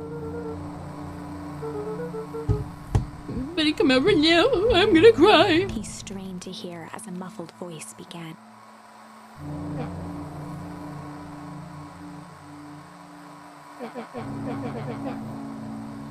Oh. Fear gripped Luca's throat.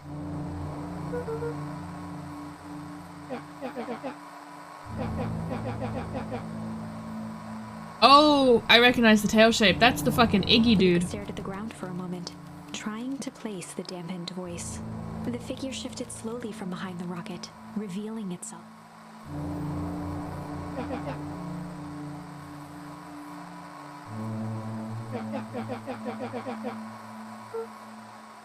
Luca reached over empathetically. Iggy's tone jolted to dejected anger. Luca slumped to the ground, overwhelmed by guilt.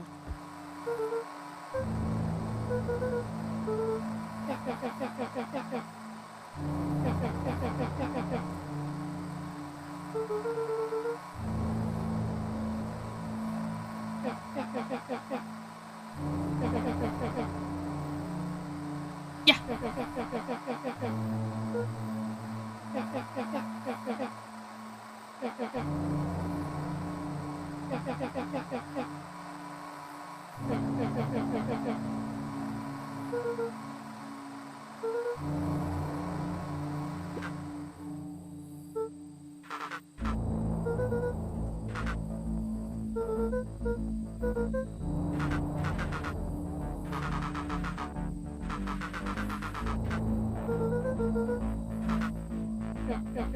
The clipboards.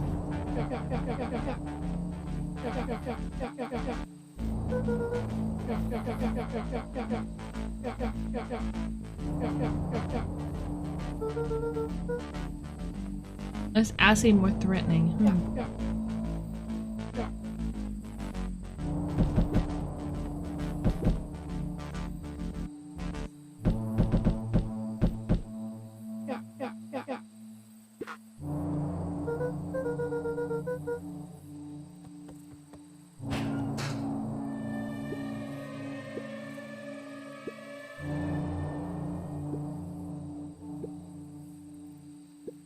What the hell? 1, 2. Wait.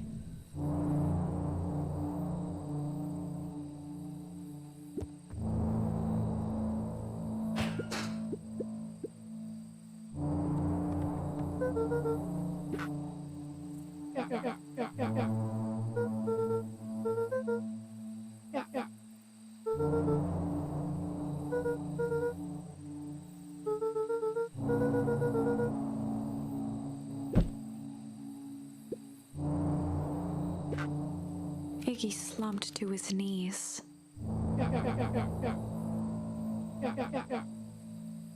Food. I'm sleepy. Luca grabbed the walkie-talkie and headed for the window. Luca and Iggy climbed up the back of the treehouse to its roof, where Rollo had constructed his MCDC, the Mission Control Defense Cannon. From behind the crowd of clipboards, William Kerr strode forward, a warm smile on his face. Damn.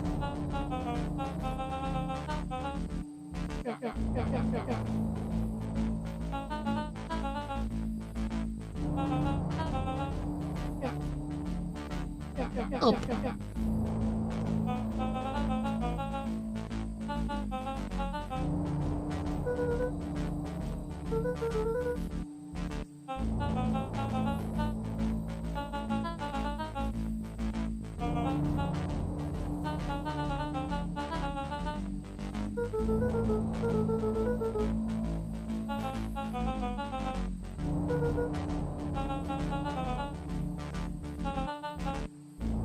Yeah, you're lying.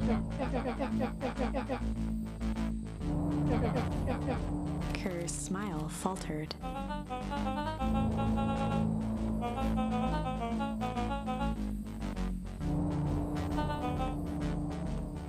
Luca's grip tightened on the MCDC.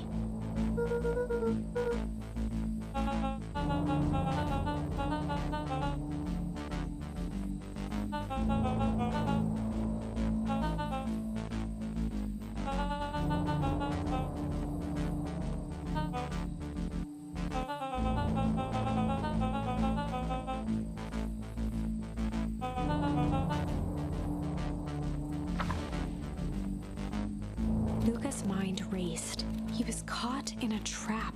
What do you do when there's no hope? Iggy wiped his cheeks with a sleeve. What are you gonna do, Luca? Luca drew himself up and decided to take the only option that he had left. Fight. Luca drew himself up and decided to take the only option they had left. Fight. Woo! He swung the Mission Control Defense Cannon around, aiming it confidently at the smirking face of William Kerr. They have a whole ass weapon.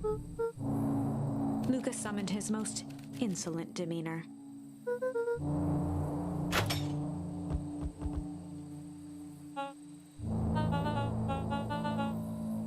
Hold on, a little rude, and just plain unsanitary.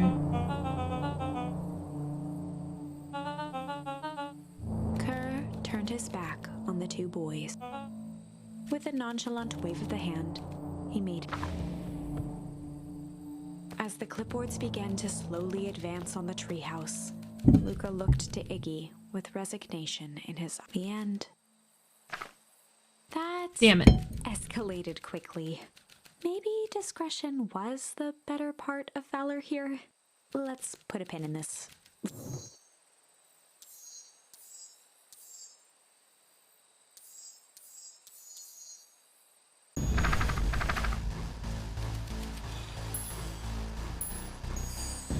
This is a story about struggle.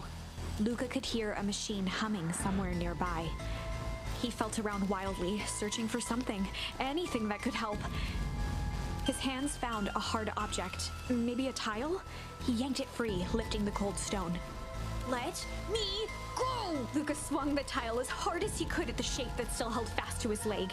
He heard the crack of glass as the stone hit the assailant's mask. With a muffled yelp, the hand let go. Luca was free and scrambled to the door. He never looked back once on the long run home. Chapter 3. Ah, so now Rollo's not missing. Everything's fine. The next morning, it was quieter than usual at the breakfast table, only the sound of silverware. Yep.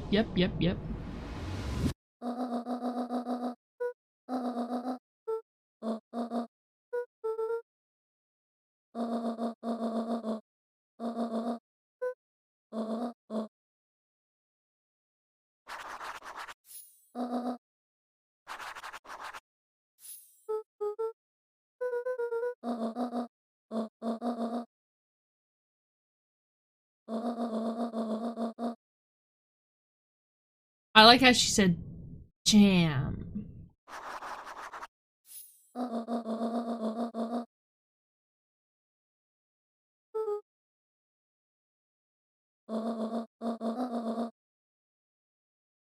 Alright. Skidoo, time to deliver.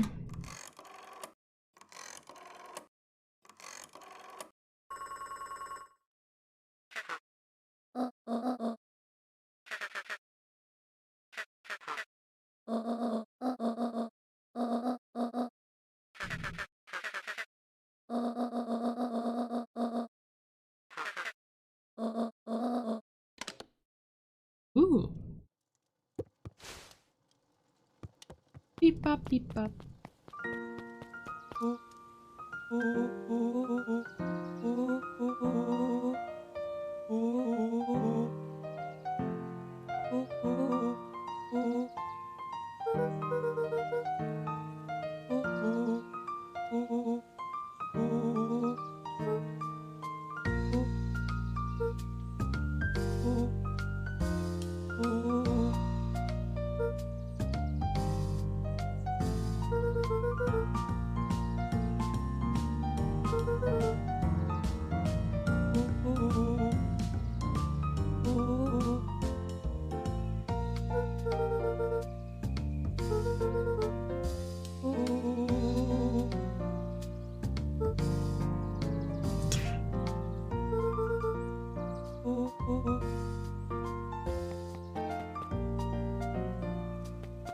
Actually, oh, that's the grave. Okay, so we need to go. I know where the cafe is. I just don't know where Tolliver is.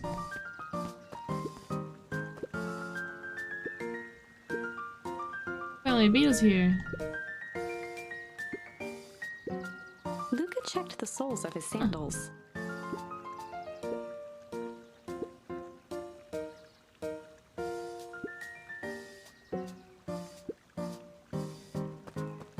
No.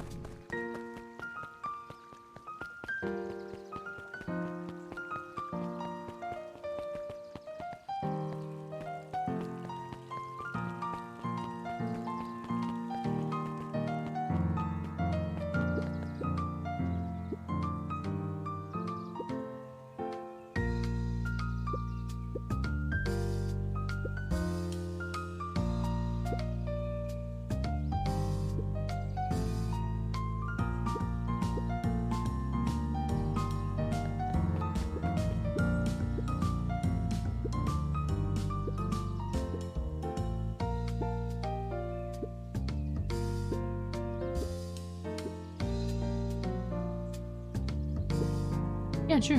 Okay, so come on. I'm supposed to. The cafe. We're at the cafe. Ah! I'm being bullied.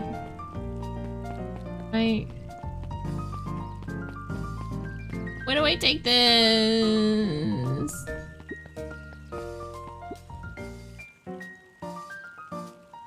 Eris Valentine, oldest of Sharper Valentine's children, and heir to the Valentine fortune, had a way of making questions seem like demands. Mr. Wilder had learned to assume that if he was hearing from Eris, it was because she had taken issue with something he had put in the paper.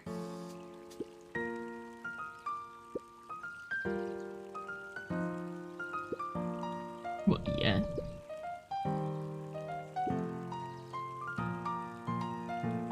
Oh, Pog. Look at all them fuckers. Look at them go!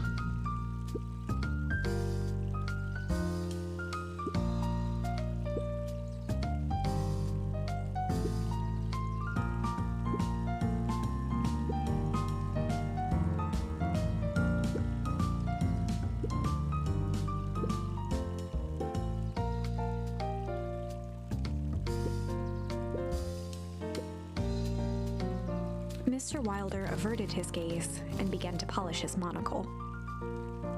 Slime movement.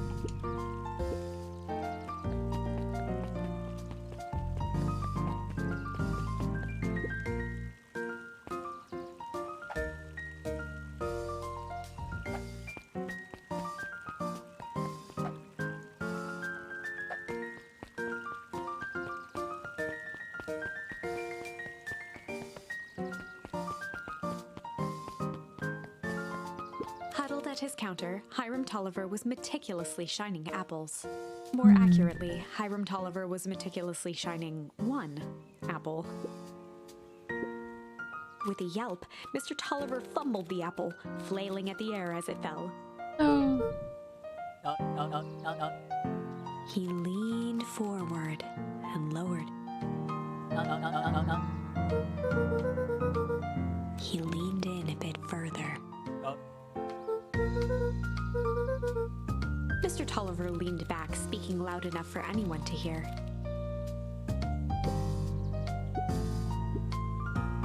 He reached forward and snapped up the jars of jam, giving Luca a little wink.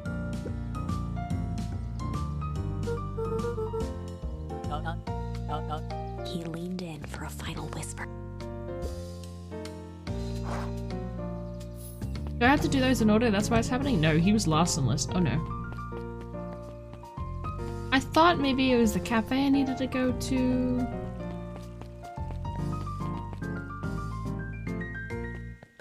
Oh, can't be that.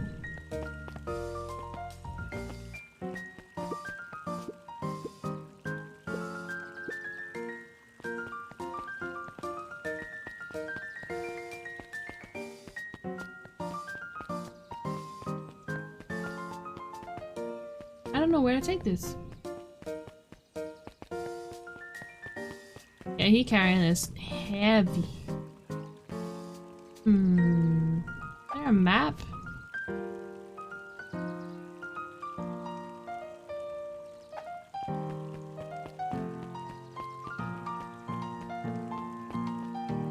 No, I tried to go in the cafe. Couldn't, so I guess Nunchuck? Nuncreed? Fucking weirdo. Mr. Nuncreed eyed Luca for a moment.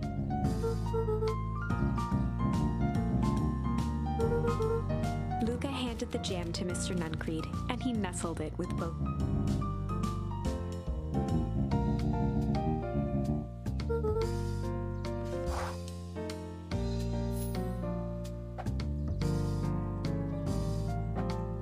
How do I find Mrs. Fratelli? That leads off to... maybe... Okay, so no. Fratelli! Is she maybe in the library? No.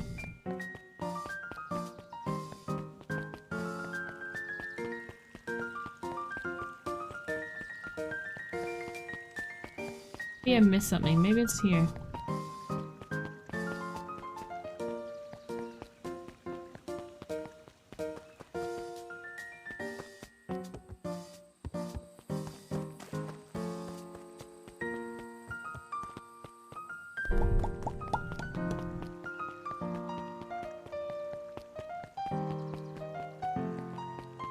Actually, was that a walkway or is it?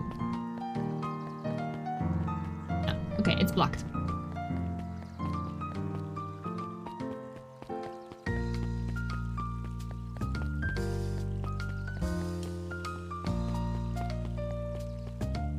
Oh my god, I didn't even know this was here.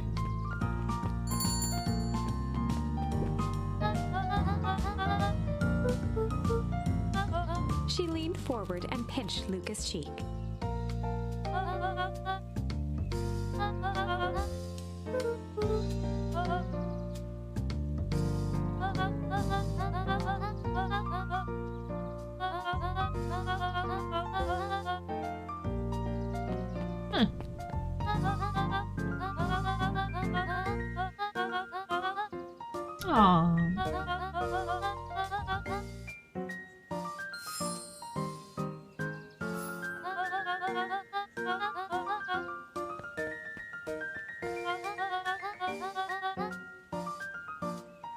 Luca shifted the basket uncomfortably.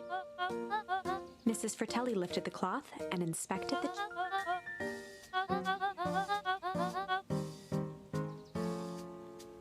Oh, hang on.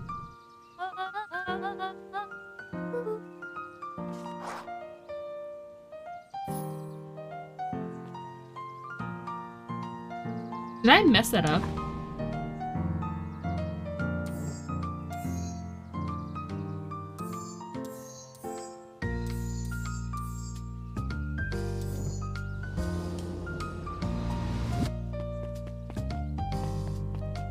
Was delivering it in that order wrong?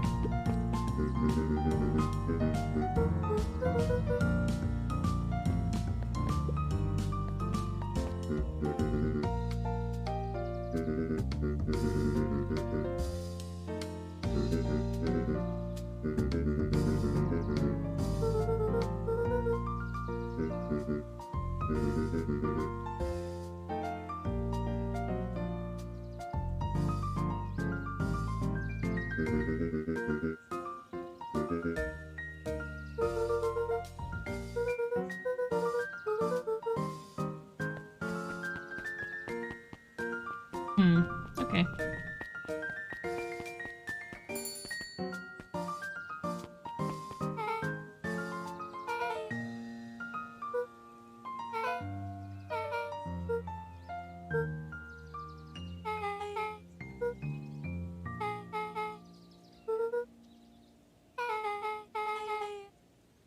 Oh, right, because he hasn't met her.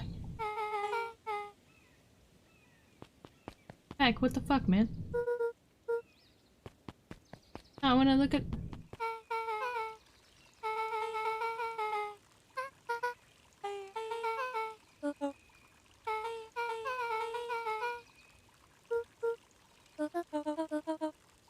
Beck locked up. The look on her face was equal parts expectant. Una. Hello, my wife. Beck gave Luca a quick nudge.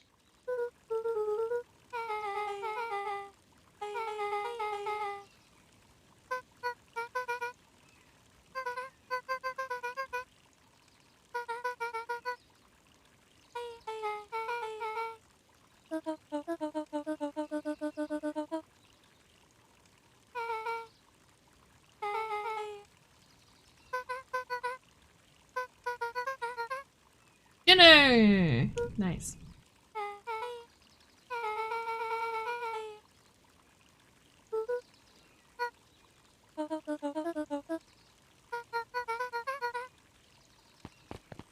Beck, I can't just fucking sign a kid up for that.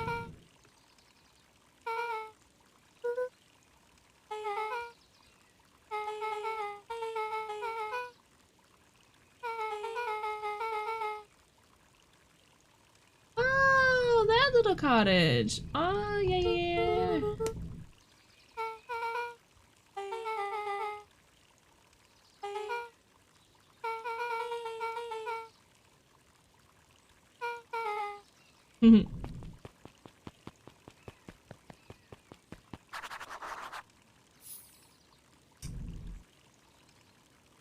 Will do. Following up.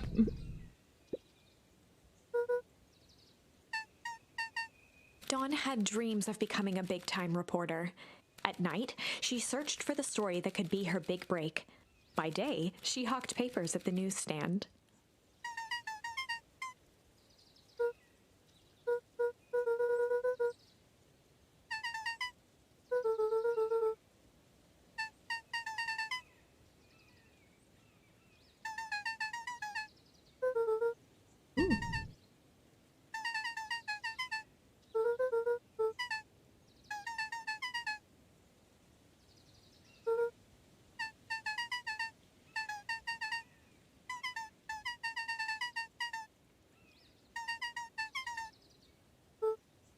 Oh, damn.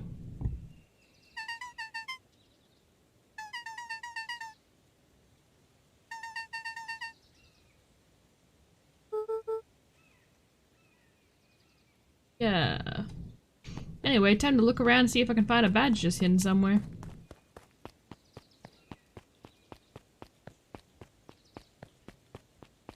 Okay, never mind. No badge for me. Okay. What the fuck are you? An otter?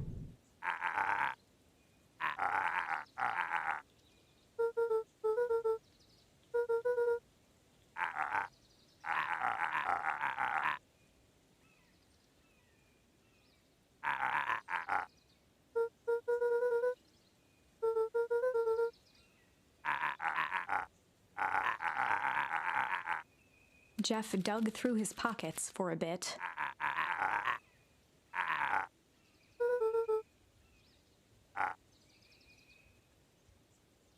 Alright, cool. That feel good?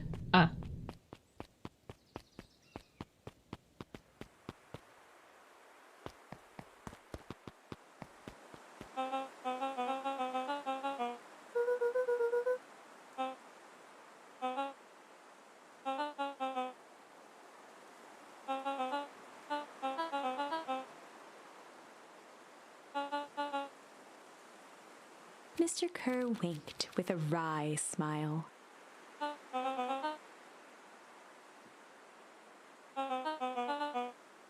He gave Luca an energetic thump on the shoulder.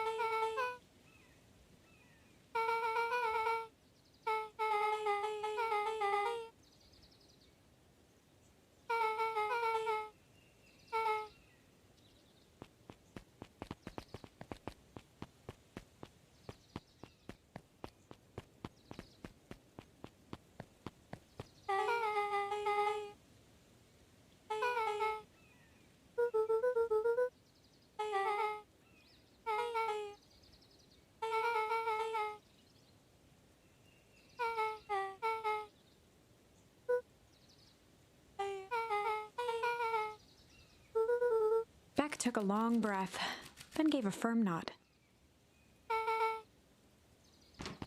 Don't bring up work. Smile, nod, and eat. Chapter 4. Dinner with the Moodwills. Moodwills. Moodwill was worried about change. A gardener at heart, she understood the necessity of change, relied on it even. Oh, God. But there was a difference between the controlled world of her plants and this cluttered cottage in a strange town. Almost done. Nellie was a blur of activity, digging through boxes. Sorry, love. Couldn't find the dishes. We'll have to make do with paper plates. Dinner went by without much conversation. As she watched Beck and Luca finish up their pizza, Ilona let herself relax into the chair. The things she cared about were still here. Nellie finally had the job of her dreams. Beck was beginning to take root. Ilona's task was simply to tend to them. She could do that. Ooh.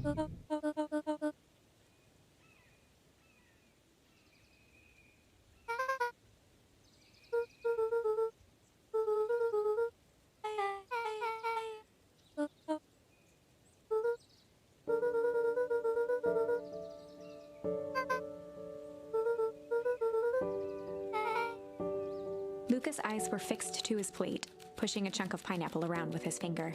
Nellie was the one who eventually broke the silence.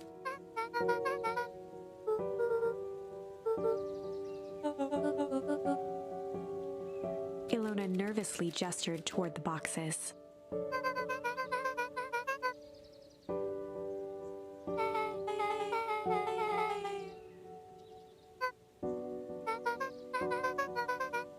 Luca wiped his face with his sleeve. Beck gave Luca a swift kick under the table.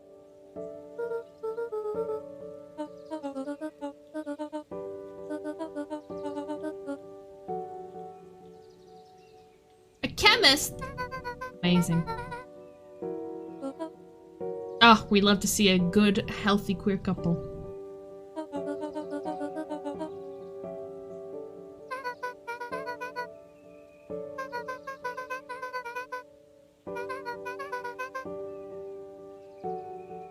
Deep engineering. You're gonna end up in a fucking dumpster soon, lady. Luca glanced over to Beck. She seemed to be holding her breath.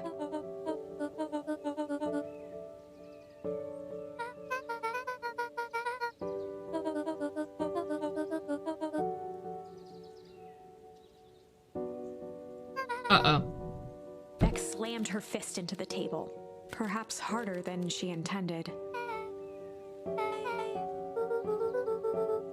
Luca glanced outside to gauge the time. The sky was darker than he expected, filled with...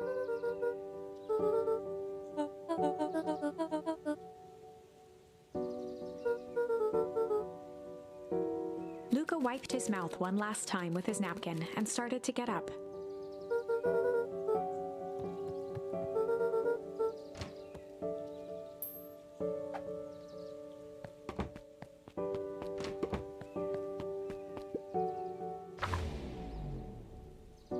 Surprised, Luca turned around. He knew Rollo could be prickly around new people, but Beck seemed cool. Rollo would warm up to her eventually, probably.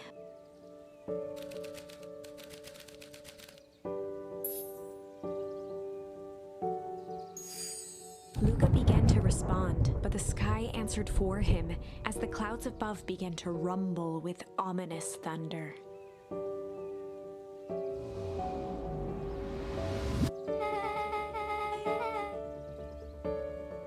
Luca surveyed the roiling clouds. At that moment, the heavens opened up, unleashing torrent. Woo!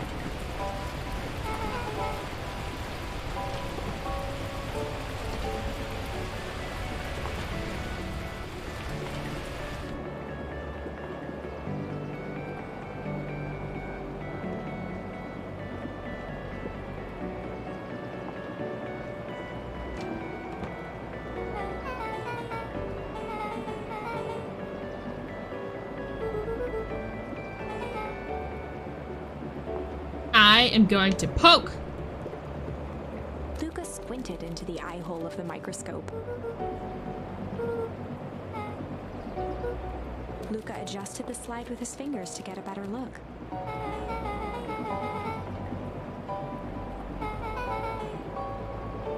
Luca wiped his hand off on his sweater and gave a nervous laugh.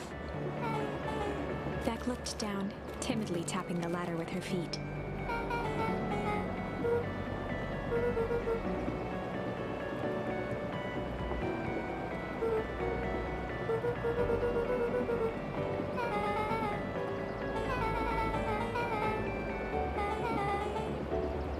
Vacuumed it? Oh my god.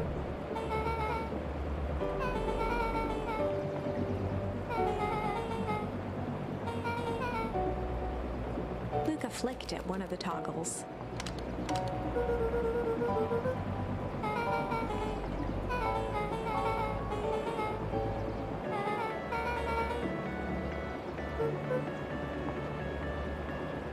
Luca bent down to examine the bouquet of wilting flowers. Judging by the odor, they were well past their prime.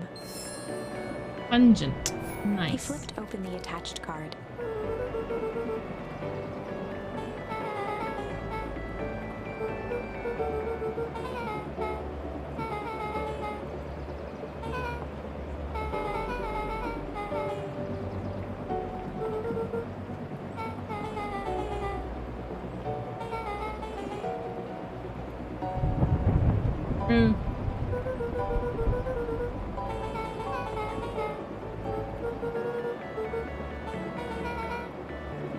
Yeah, what's up, Beck?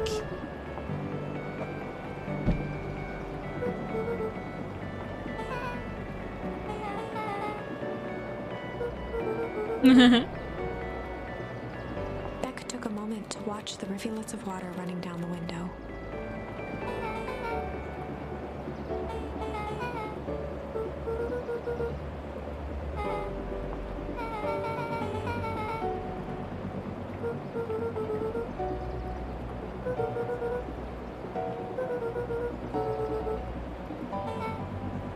Am I clicking too fast? I hope I'm not clicking too fast. I'm kind of zoning out and enjoying it, so I'm just kind of like, click, click, click, click, click, click, speed, speed, speed, speed, speed. Luca took a deep breath, exhaling slowly.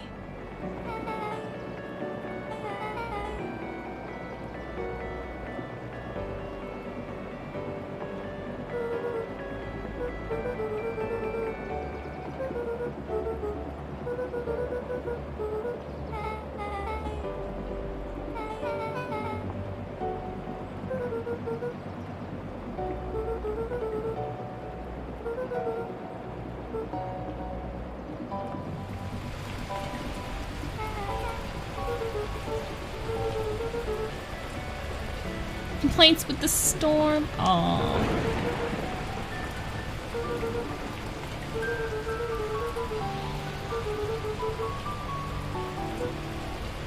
Luca let out a feral scream that echoed into the night.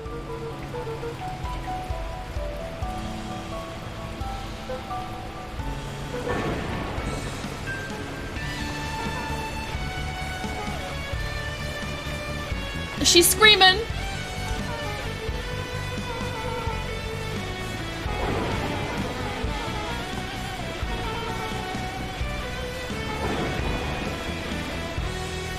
Let it out, little ladies. Her voice dropped to a trembling whisper.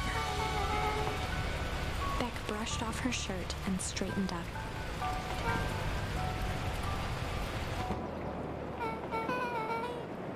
As abruptly as it began, the storm abated. Damn, they got it out, and the storm said, I chill. Message received.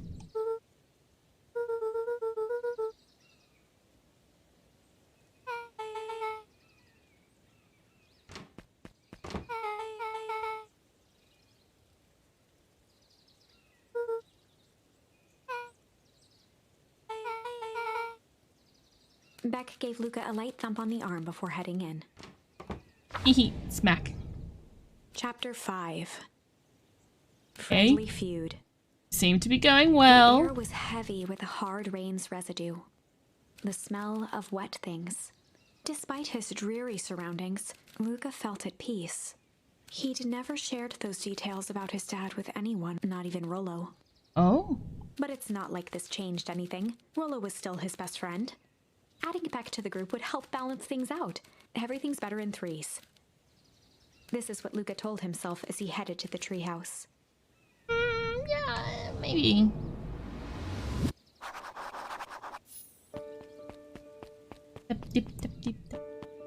Hey, Dawn, what are you doing out here? He the sass with his alarm.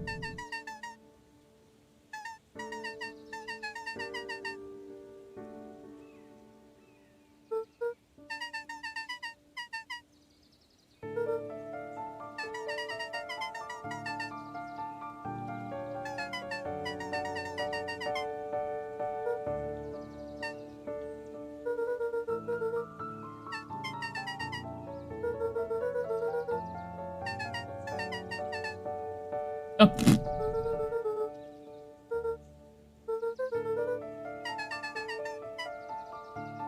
Sure. Okay. Yeah, I get you.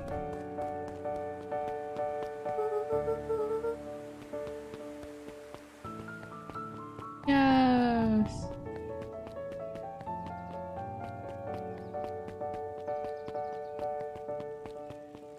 Oh my god, is this lady still reading here? Come on, go home.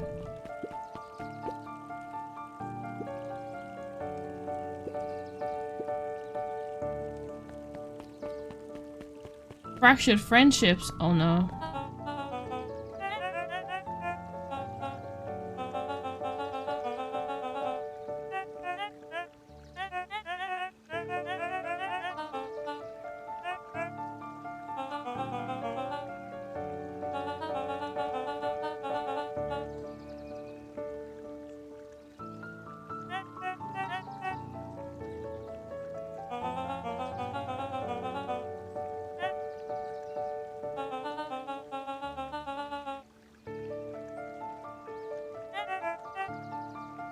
I mean...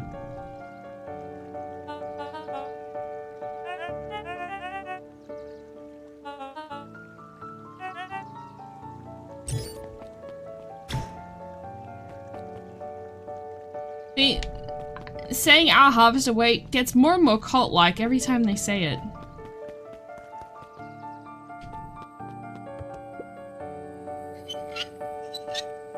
Oh? Luca had only ever heard him speak in this stiff yet gentle tone a few times, and it always meant one thing.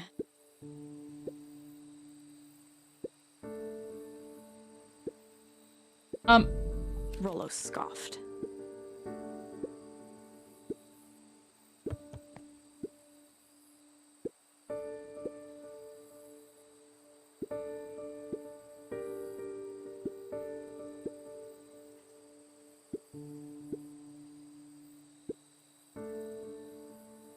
Luca stumbled on his words, knowing he'd said.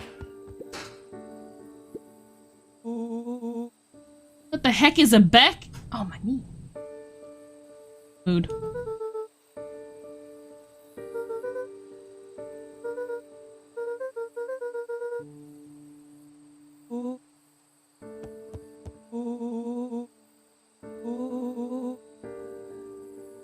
Yes.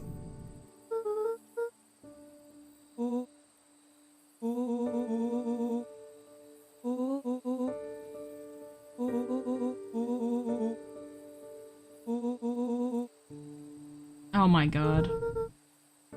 Luca became instinctively angry in response. Both boys were now shouting across the distance.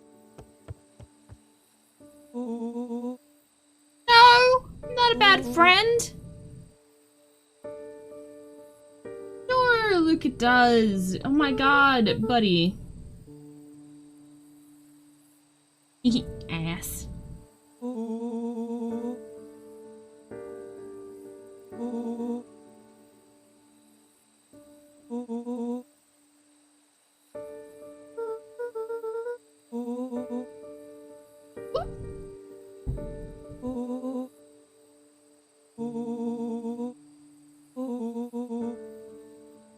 Brand doesn't care.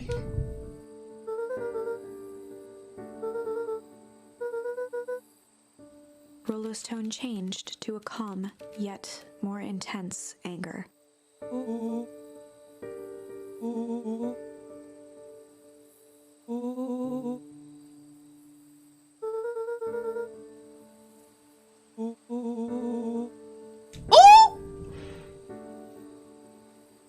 You did not. The words hung in the cold night air. Rollo's stomach dropped, knowing he'd crossed a line. But it was too late.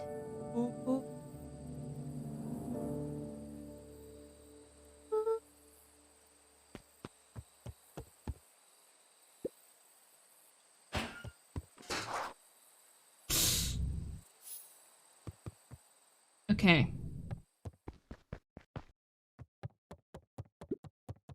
Luca dug through his old stuff, not even sure what he was looking for. No hoodie.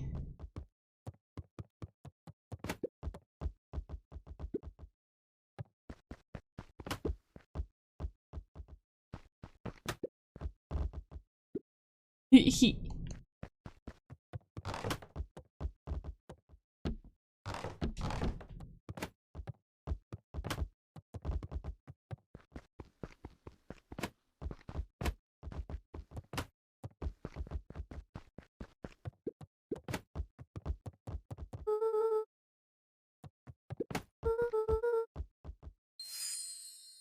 Oh. Very dramatic. But as they are, you know, kids be. Gran cooed gently from the hallway.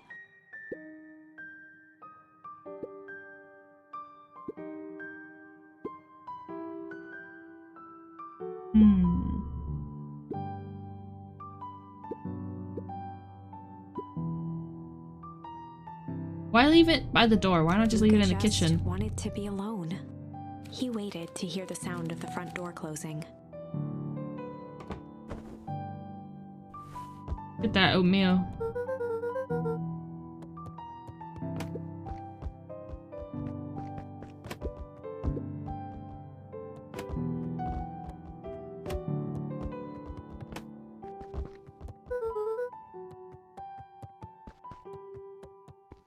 I just want the oatmeal.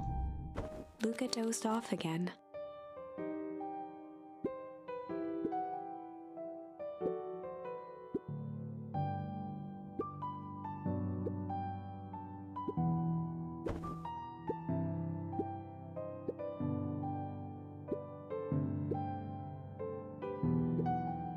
Yeah.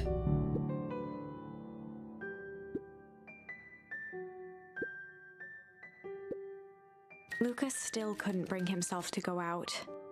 Besides, if he ran into Rollo, he'd have to actually confront the situation. Time to kick the ball.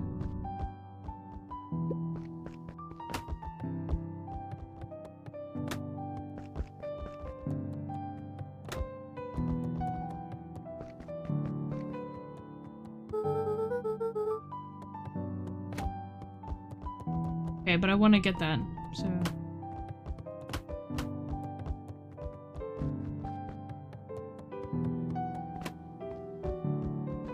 How do I get that?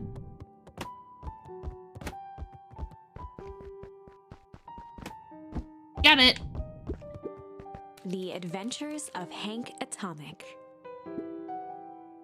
Luca carefully opened the cover and began to read. Rollo had received it for his birthday, a special hardcover edition with behind-the-scenes commentary and bonus art. Bonus art! Cherished it, but asked that Luca keep it at his house.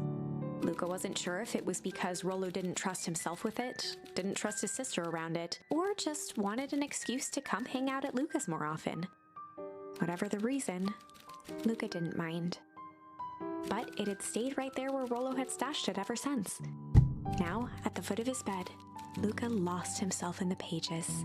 He'd read it all before, but at this moment, it somehow felt sentimental. He was well into issue number 5 when he heard soft footsteps from the hallway.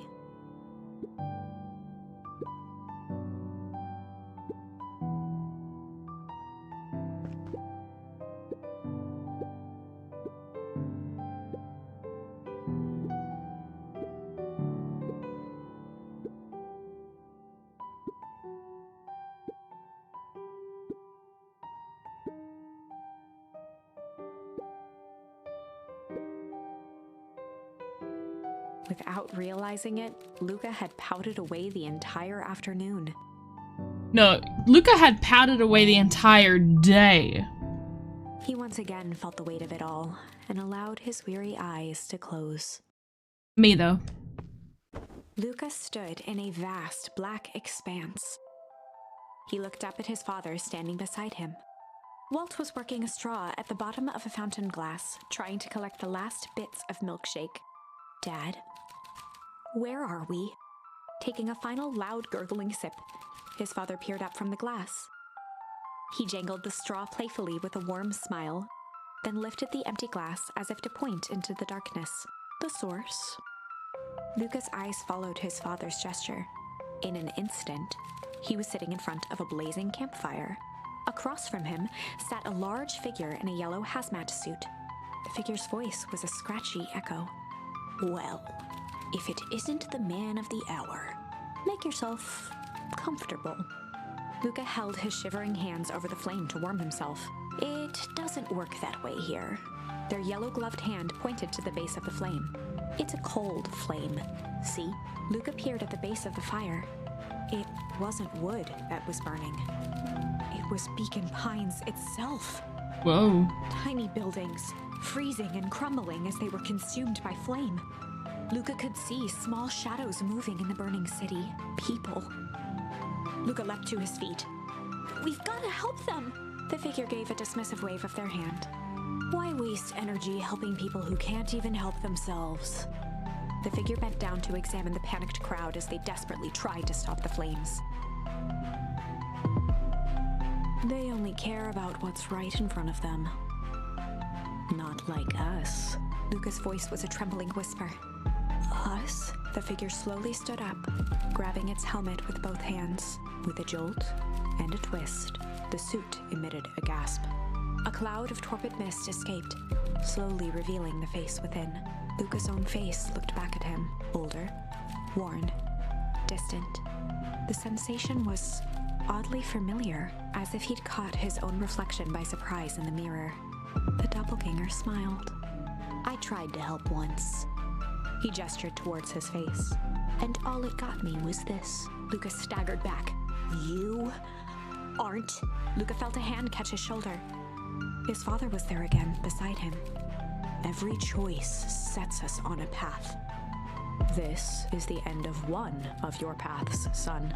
Luca watched his older self shake its head ruefully, its face twisting into a cruel grin. Well, Dad, if you wanted him to see this, far be it from me to disappoint. Luca watched in shock as the figure took a confident step forward and plunged into the flames. In a flash of cold light, he was gone. What does all of this mean? Luca felt a reassuring squeeze on his shoulder. Just remember, why we choose matters just as much as what we choose. Luca woke up to see a hazy figure at the foot of his bed, silhouetted in the morning sun.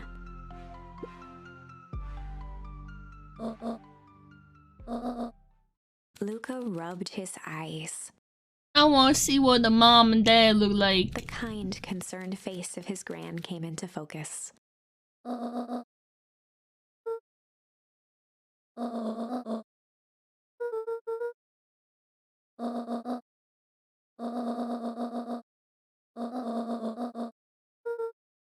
Gran silenced Luca with a gentle pat on the leg.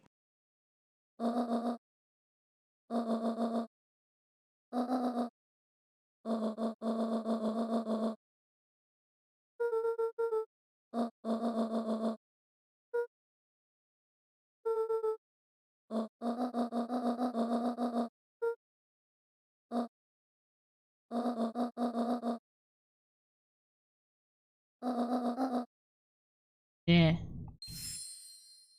Oh.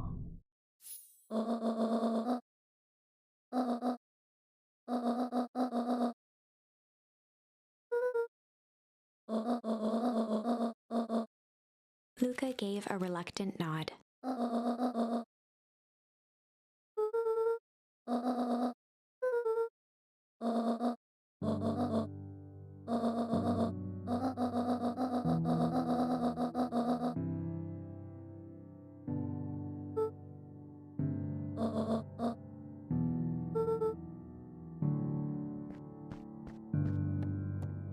Granny got a lot of hair. Okay. What? Chapter 6. Through thick and thin. Despite Luca's bitterness, Gran was right. He needed to hash things out with Rollo. A big fight changes the nature of a friendship.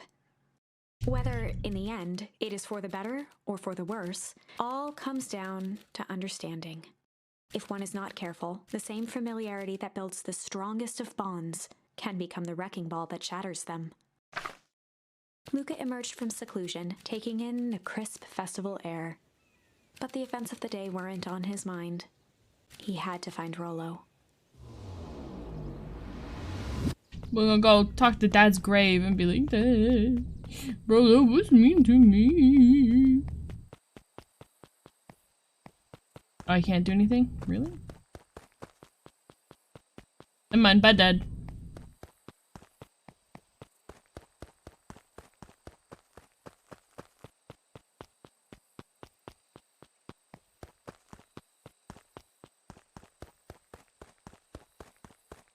No sneeze? Really? Okay.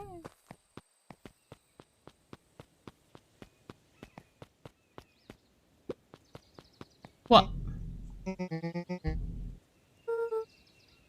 Roxy rolled her eyes, shaking her head.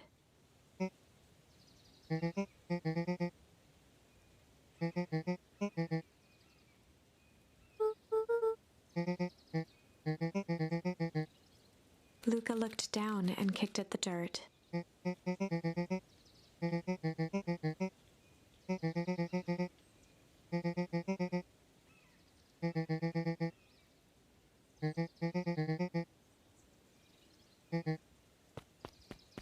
True.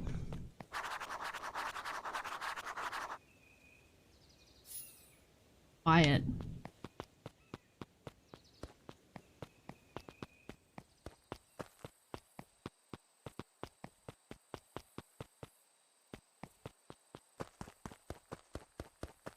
Wouldn't this be it?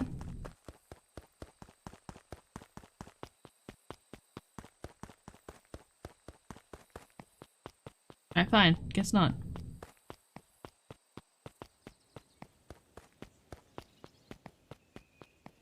Yeah, be brave. Can I go this way yet? Nope.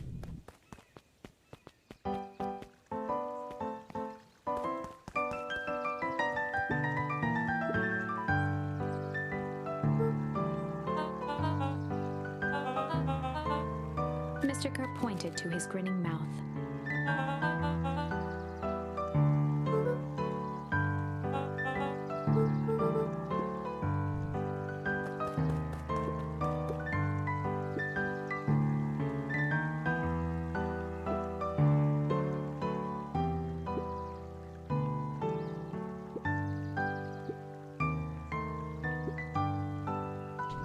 No, a festival should not scare all the bugs away.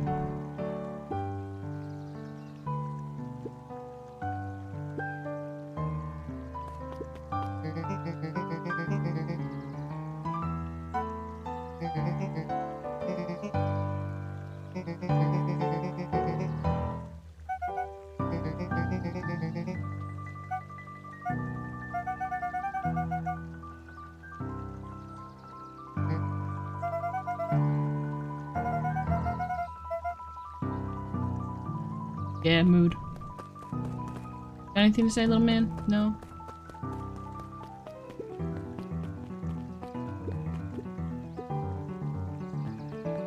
He really just ain't gonna move. Staring into the distance with a wistful look.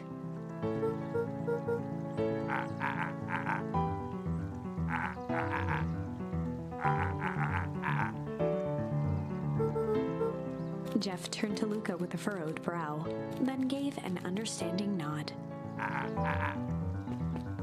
For a moment, the two now shared that same wistful gaze.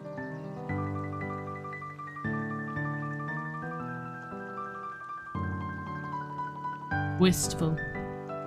Anyway.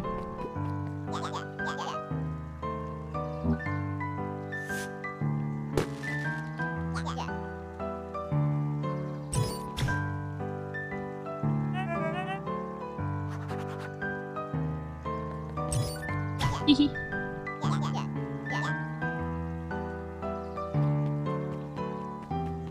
You're a little trash goblin.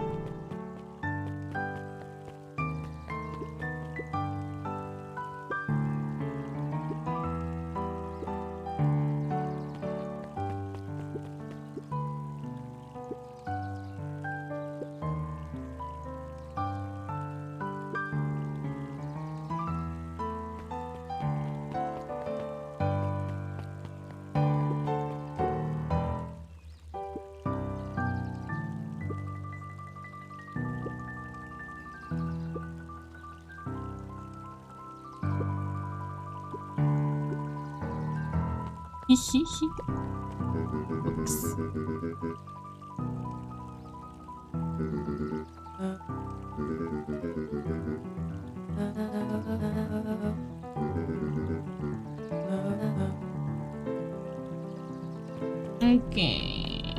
Wait, actually no, I wanna go down here. No, nothing down here that I care about.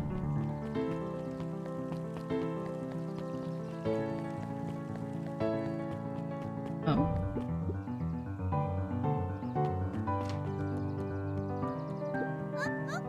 Kato's eyes lit with excitement.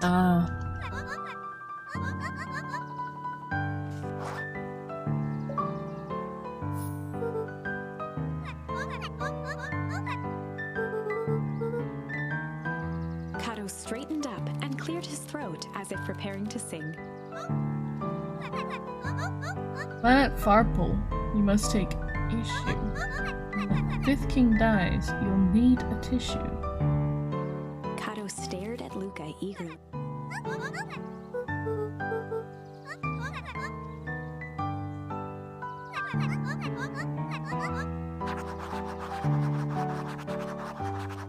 Yeah, it's the 5th edition comic book. Luca grabbed The Adventures of Hank Atomic, issue Luca grabbed The Adventures of Luca grabbed the No. Luca grabbed The Adventures of Hank Atomic. Yes. Kato removed his book from the desk and replaced it with Luca's, turning on the lamp. As he slid the book under the purple light, 2 words glowed. A mystery. The Adventures of Hank Atomic, issue 5. Luca clicked his tongue with recognition.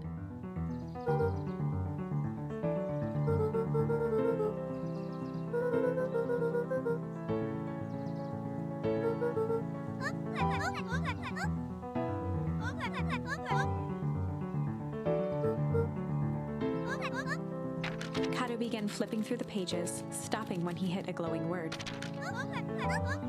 He continued flipping. Only found in Grift. Rub? Reaching the end of the book, Kato looked up.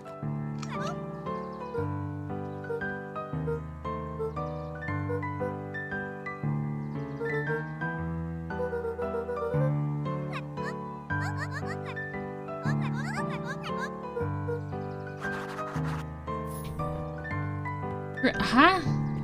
Okay.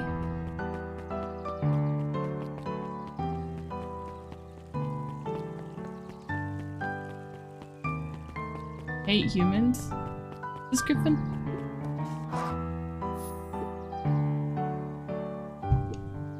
Before Luca could finish his sentence, Griffin handed him a corn dog. Luca shrugged, taking a sizable bite out of the corn dog.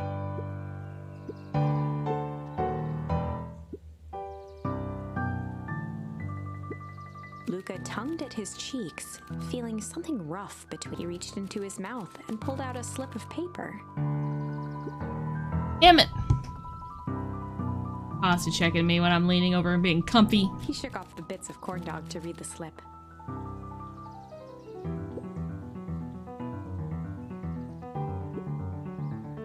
Luca finished off the remainder of the corn dog.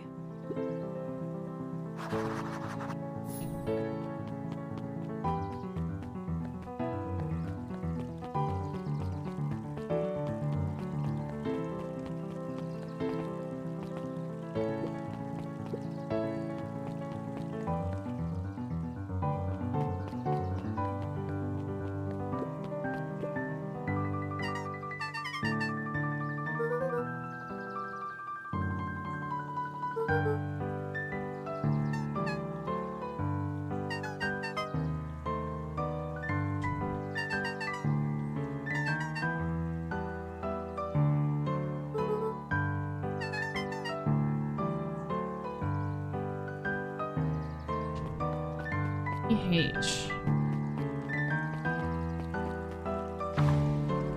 No, that's not what I want. But also, didn't break. We're on the rumble path. Wanted was this. Pick up when you need some pep near the fountain up the step.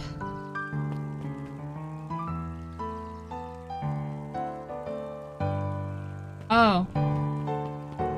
Coffee.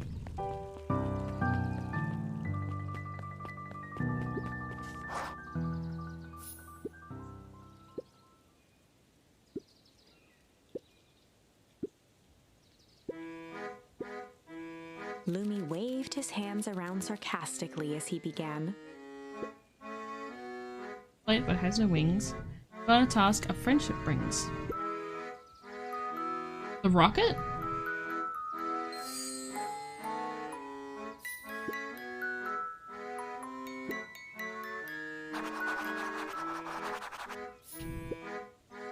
Oh yeah, no, I fucking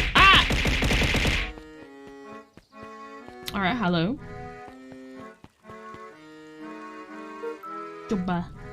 Oh wait, balloons. I mean, I thought it was the rocket. Hello, welcome back. Can't hydrate. You right? God, I'm so tired.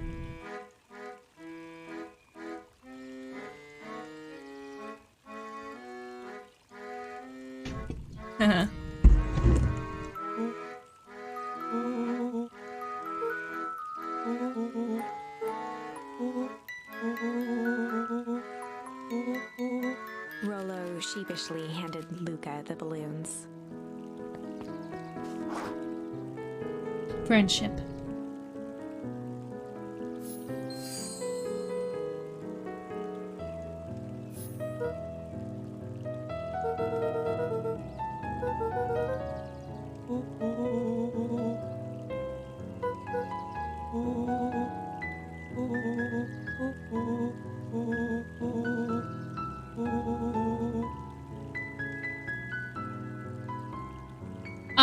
This game, Beacon Pines, it's kind of like a choose your own adventure that leads to dead ends that you have to backtrack through. You find random badges around by conversation or by snooping around on things that let you do things better. Like go on different tasks, like a tree ranch thing. Interesting.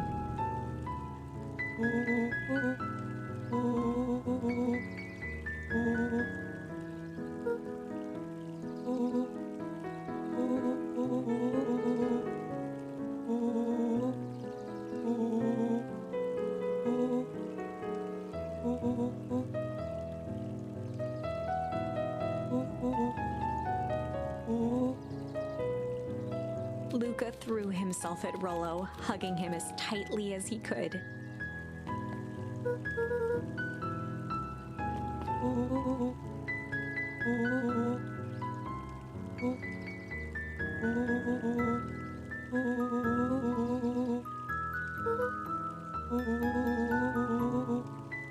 Huh.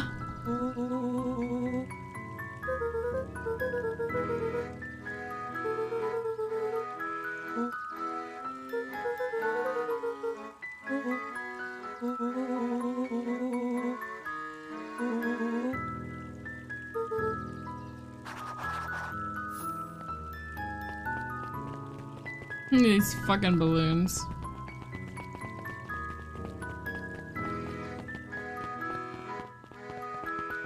Wait, what's the treehouse this way? I don't know. They'll be like, no, don't go this way. Treehouse is not this way. What am I doing? It is cutesy, but there was a dead body.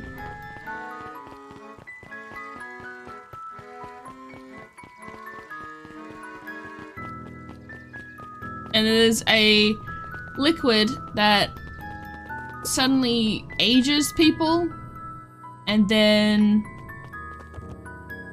they just keep aging and die.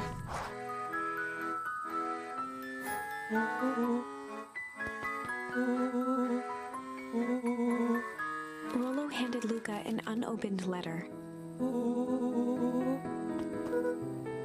Luca, some things are going to happen that might be difficult for you to understand. Grandma, no! Grandma's gonna die! Or something! If I am honest, I hardly understand them myself.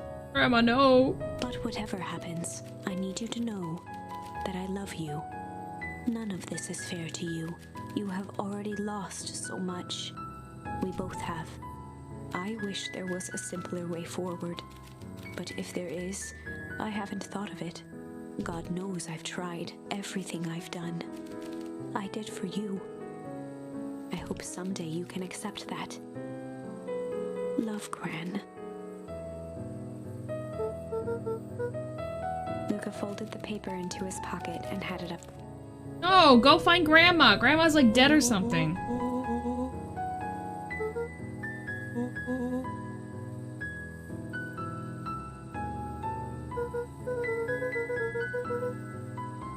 Gram could be dead, who knows?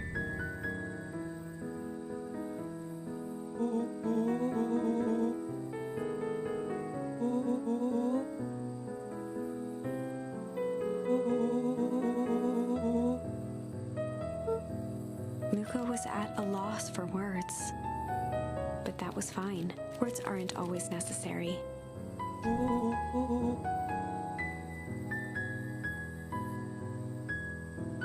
Right? Yeah.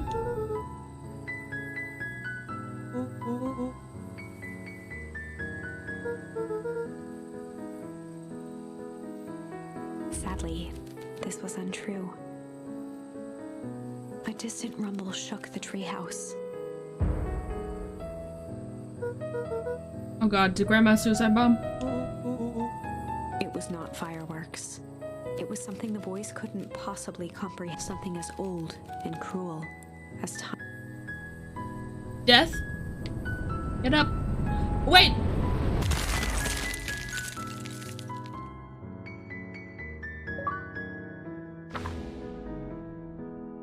A shockwave of cold tore through the room. A bitter, unfathomable chill. Before they could react, it encased them in ice. Two boys, reunited by friendship, only to be cruelly separated by a malevolence beyond reason. Fuck. And so, our story ends on this melancholy scene. In a silent treehouse turned statuary, in a town brought low by its secrets, sits a pair of friends, alone, together, for the rest of time. The end. No, that can't be the ending. It simply can't. I won't accept it, and I hope you won't either. There are more endings, more possibilities. I can feel it. We are just going to have to sort through them all until we find the one that fits.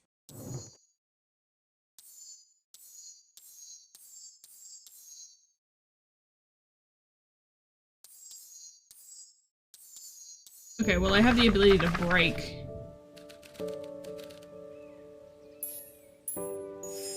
Luca began to respond, but the sky answered for him as the clouds above began to break, revealing patches of star-filled summer night.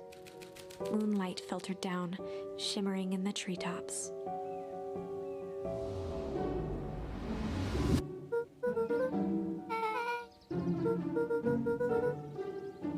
Luca stopped himself mid-sentence.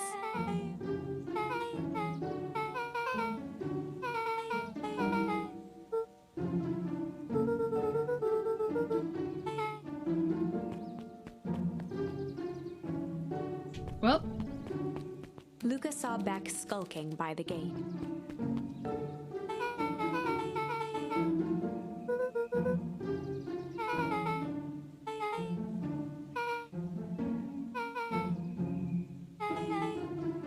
Beck grabbed the wrought iron bars and shook the gate.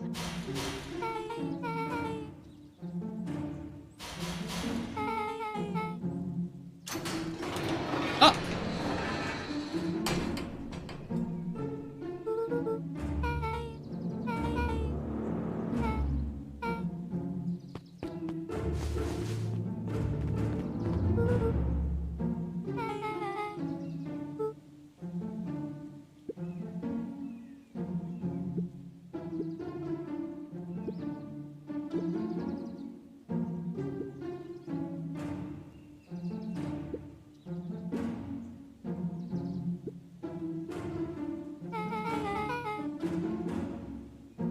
Beck's voice was an excited whisper.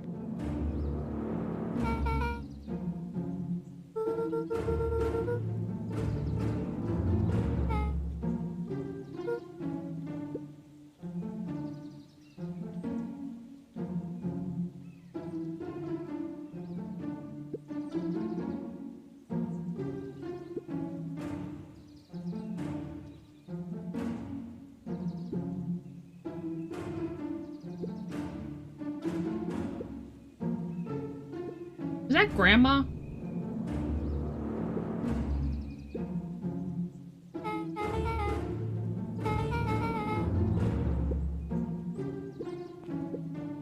The mysterious figure retracted their mask, hair pushing out from all Yeah, corners. it's Grandma. Do it. A chill ran down down Luca's spine. His vision blurred. Beck stifled a sharp wince, and Luca looked down to see himself wrenching her hand.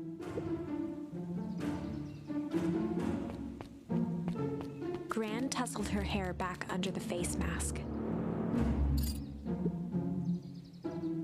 Okay, but Gran, your hair sticking out the back of the suit doesn't mean it's safe. Your hair should be tucked into the suit, so the suit can seal.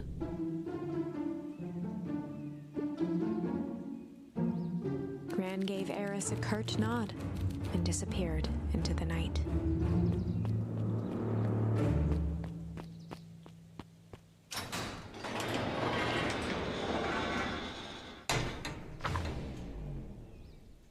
Chapter 5.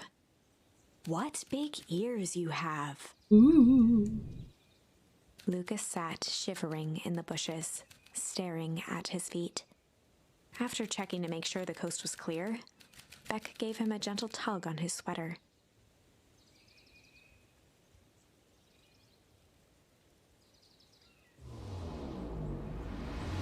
First ending? First ending... Let's see, this way, it's this way. First...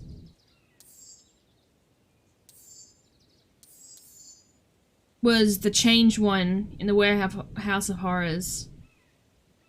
Basically, I get dragged in and just, that's the end. I get dragged into the warehouse.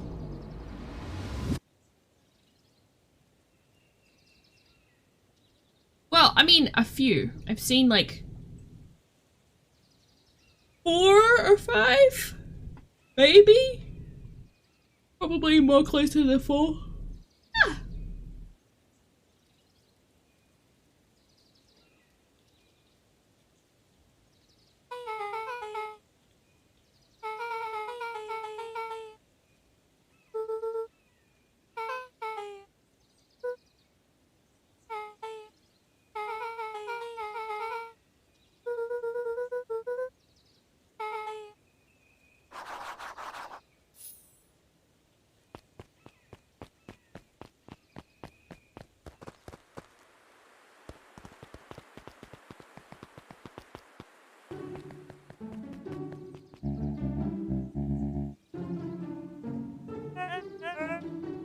The clipboard finished writing with a scratchy flourish and looked up.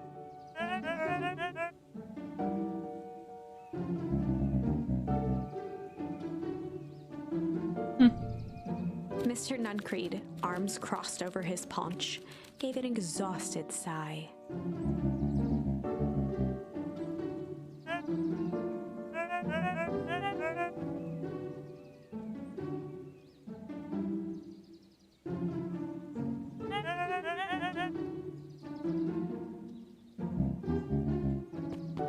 He snatched the pad and scribbled his name so hard. The clipboards looked at each other for a moment, almost pondering the possibility, then broke into laughter as they walked away.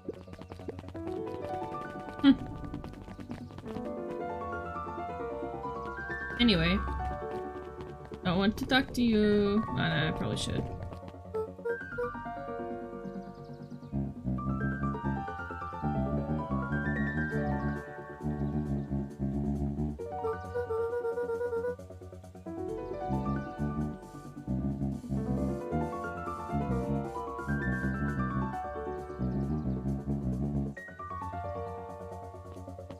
But I'm not on my own. I have my friend here. You just didn't see her because it's dark.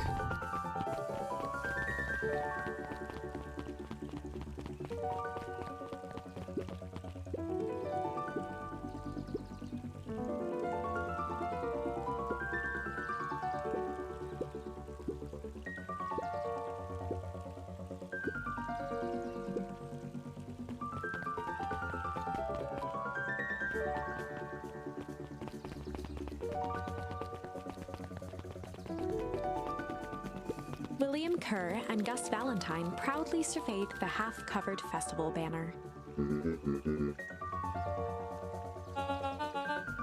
The mayor gave a half-hearted shrug.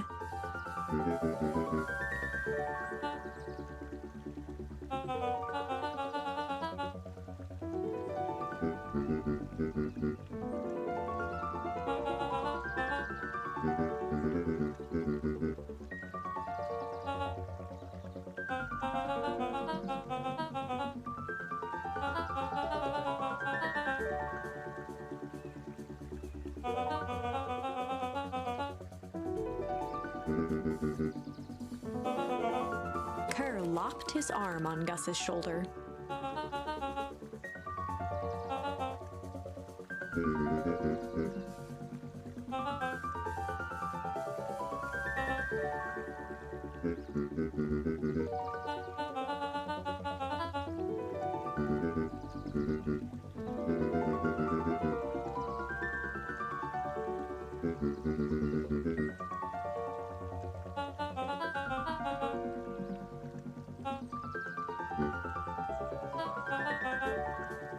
With a glimmer in his eye, Kerr gestured grandly toward the horizon.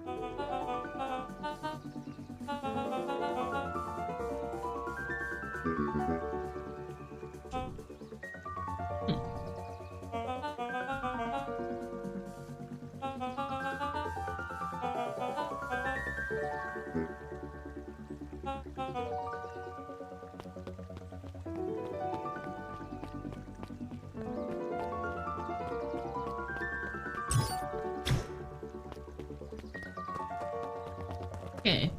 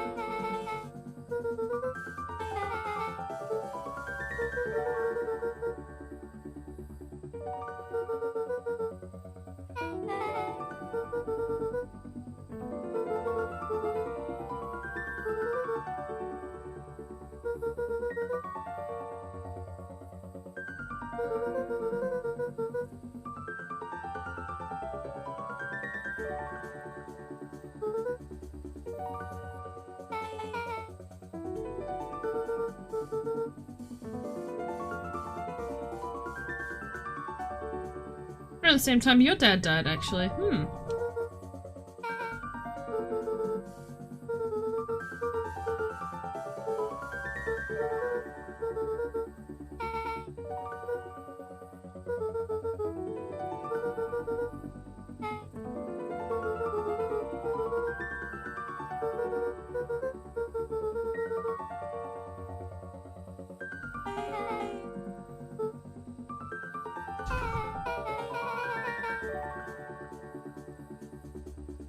Probably.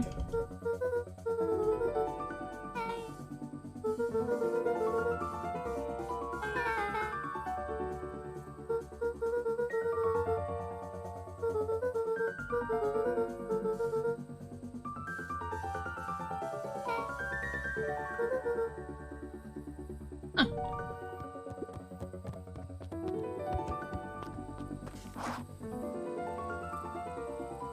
Rolo!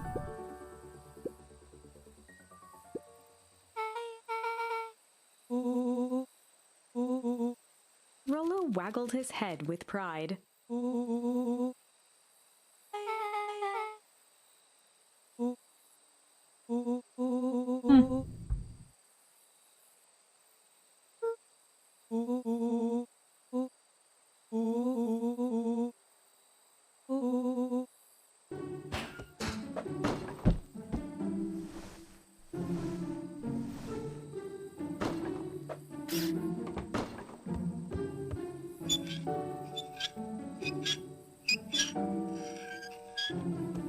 Uh-huh.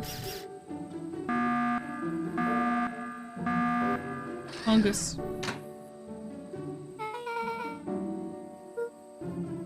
Hehe. What do you want me to do here, bud?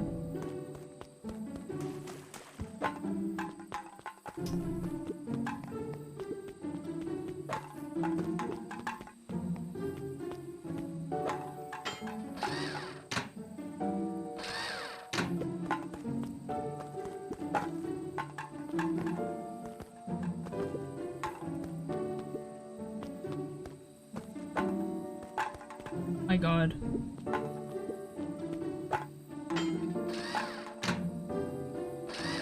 Yeah.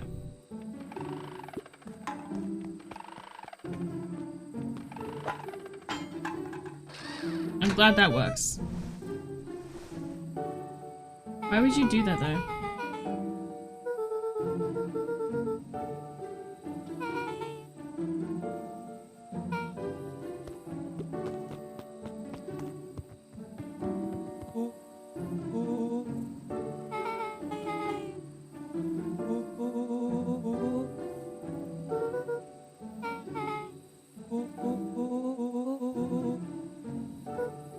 Luca sucked in a long breath.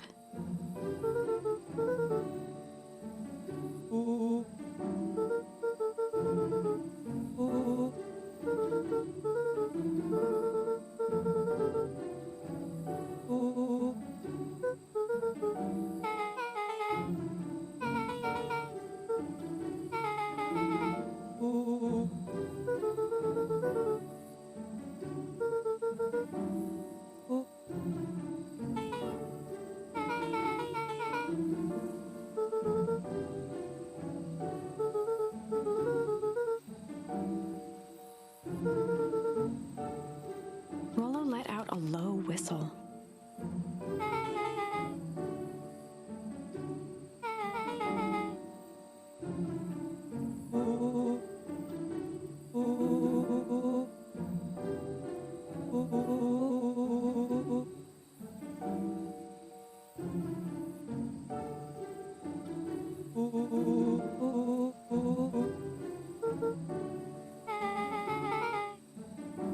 Rollo and Luca shot back a look.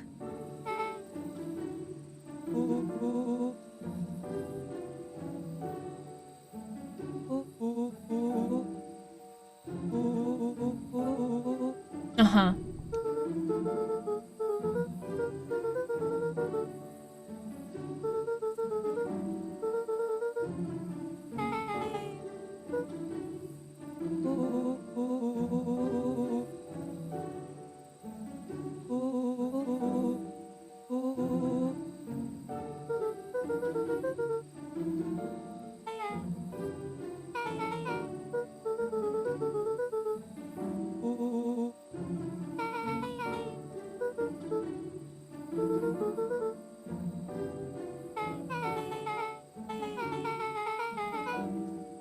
The up and up. Luca gazed out the window.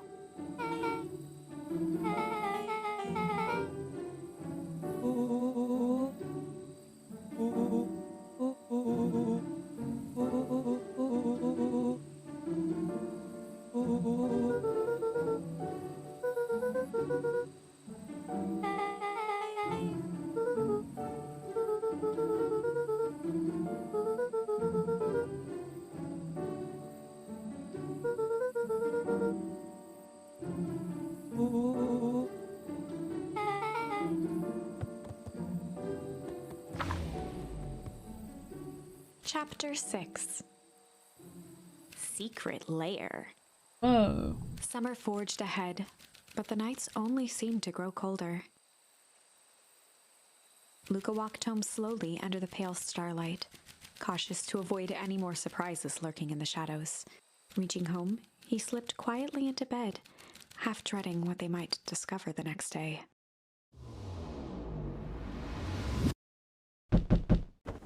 What the fuck are you wearing? That's not the right clothing. Yeah, you put that back on, thank you. Yeah.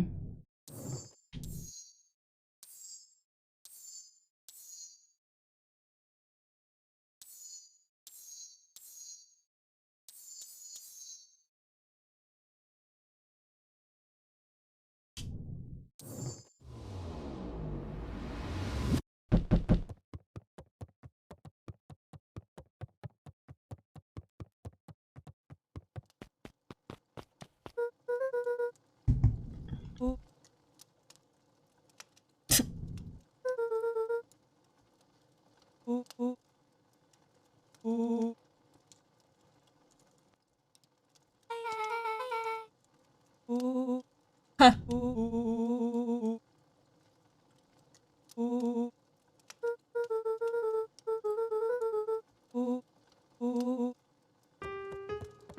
Luca and Beck rolled their eyes as Rollo strutted across the room.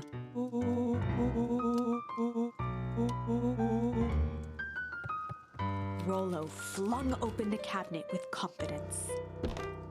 He coughed as a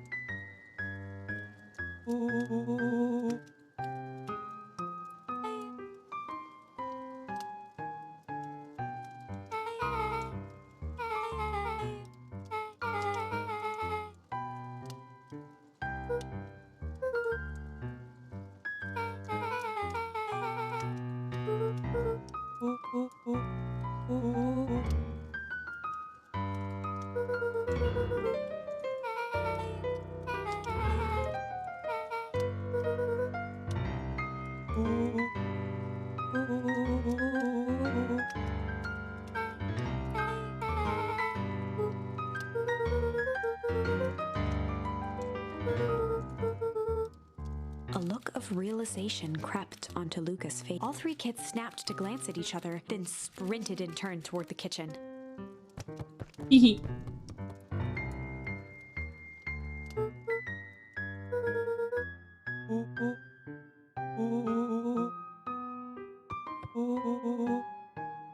Before he could finish, Luca scrambled up Rollo's back.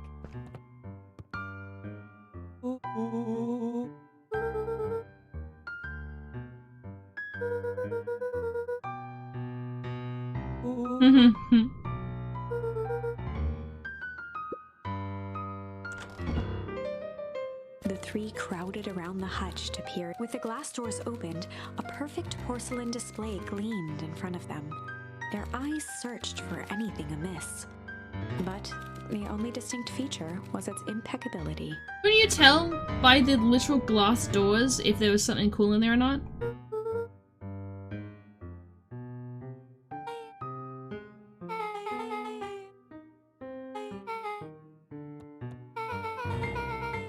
As Beck pulled on one of the teacups, it slanted forward with a hollow click. The entire hutch began to rustle and slide under its own power. What?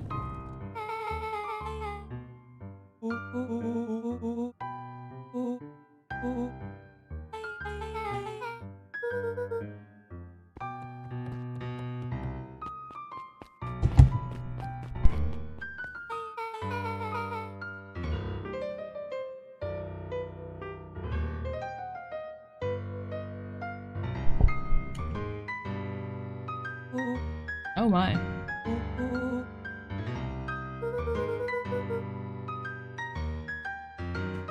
Time to get snooping.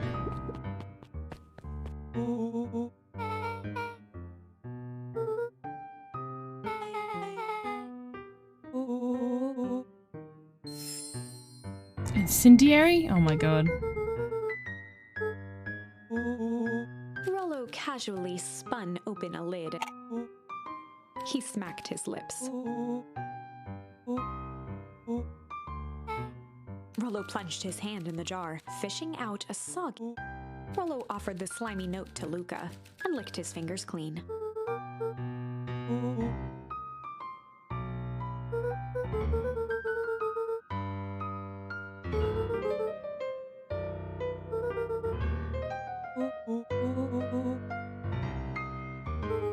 A heist.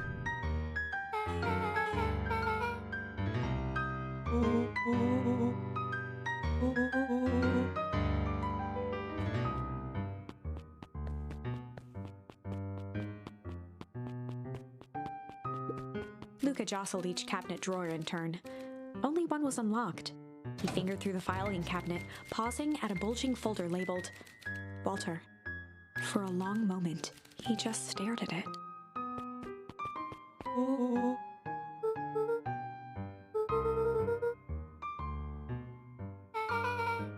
Luca nodded, and caressed the label with...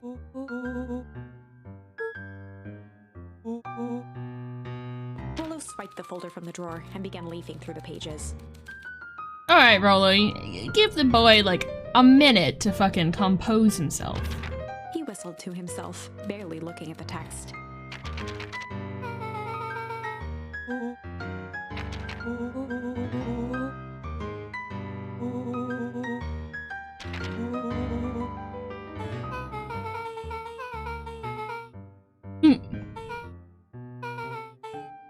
He stopped at a page and mimed, holding up a monocle.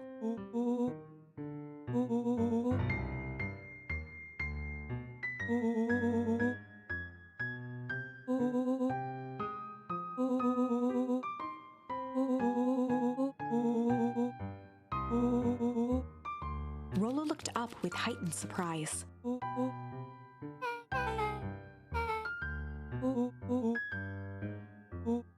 Rollo's finger traced across the page.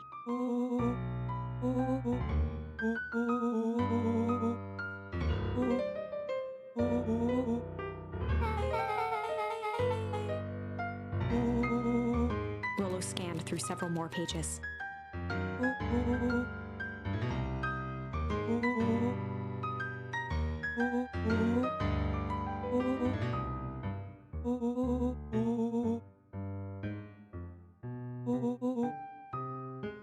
I don't know.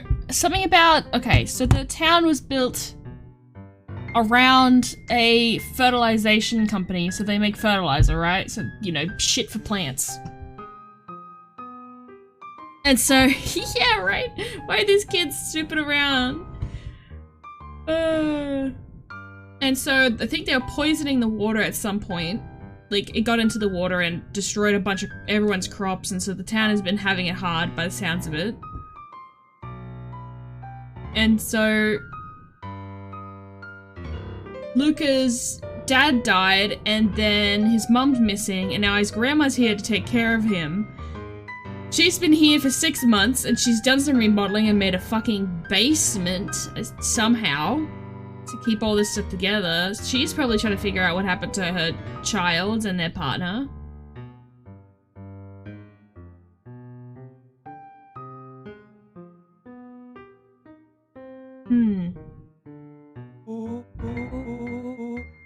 Luca, staring blankly at the cabinet this whole time, spoke softly.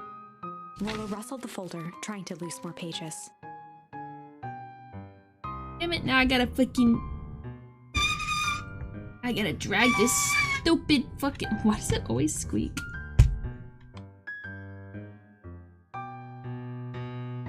Like it's begging me to kill it.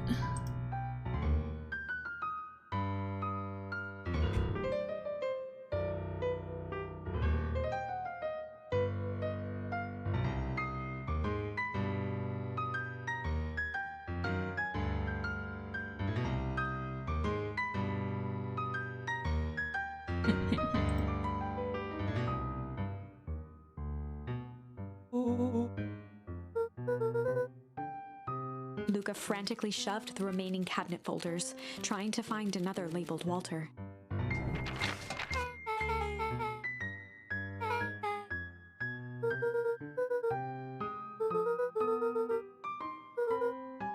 Luca slammed the drawer shut. A spider web of string connected photos of people from the town, interspersed with hastily scrawled notes.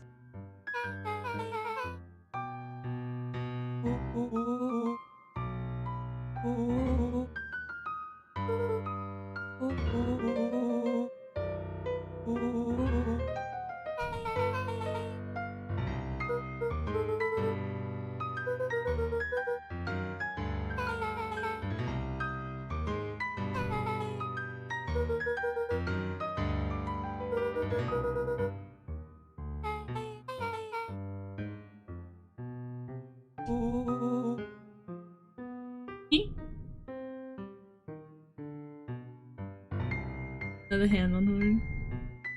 Gonna say yes to the main question. Is violence the answer? Of all the probably.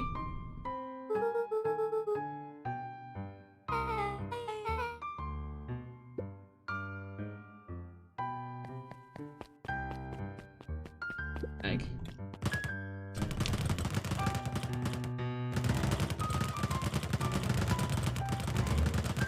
It's the final countdown. Ba-da-doo-doo.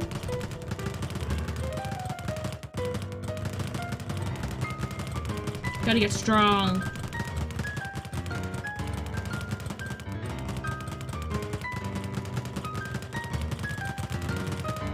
Okay, enough of that. They crowded around a worn-down old map of Beacon Pines.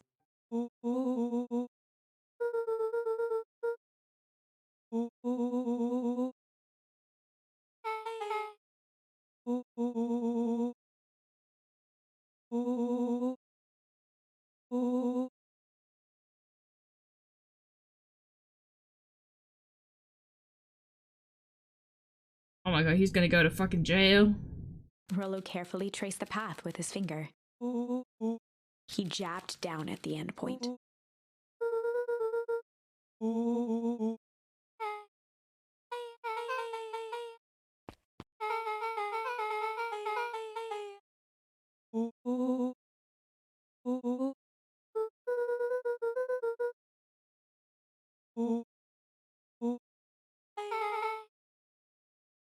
Hmm.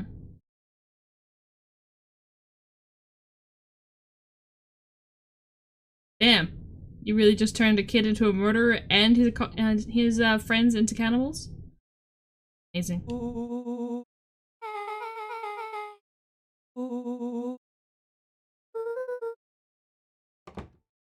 Uh-oh. Luca looked up from the map.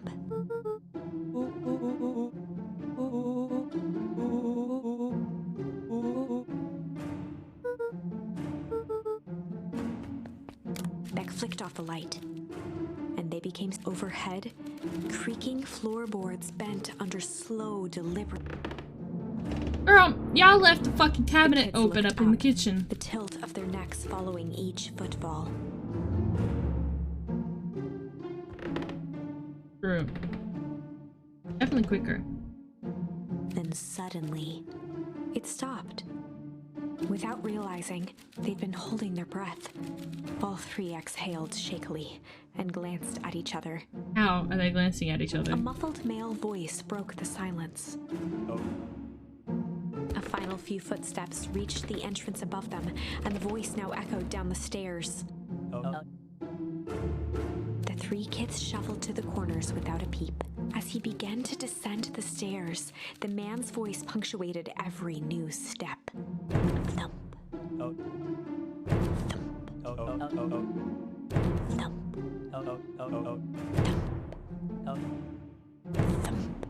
At the bottom step, the man paused, squinting to search. Rollo shifted suddenly. Luca gave him an intense, chastising look and whispered through Clint. It was too late. Rollo was already inching toward the He screeched as he charged toward the With all his weight, Rollo tackled the man to the ground. From the dark corner, they saw something.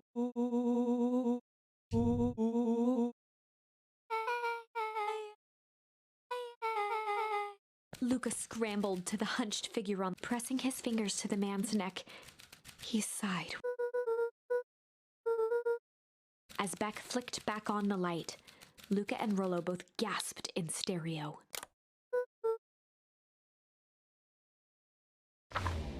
Yeah, I already knew Tolliver was in on this shit. Chapter 7. The Interrogation of Hiram Tolliver. Still unconscious, Mr. Tolliver slumped heavily in a shoddy old chair. His hands were bound with rope, his feet tied with some loose string. The kids huddled in a circle, discussing their plan. One thing was certain, they couldn't just let Mr. Tolliver go. They needed to know what he was doing in Luca's house. After some deliberation, it was decided. After the interrogation, sure.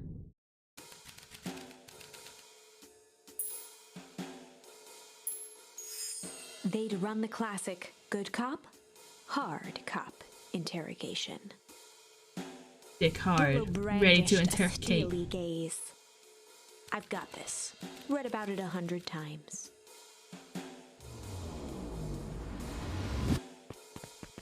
Rollo swaggered past the chair which propped up the slumping Hiram Tolliver.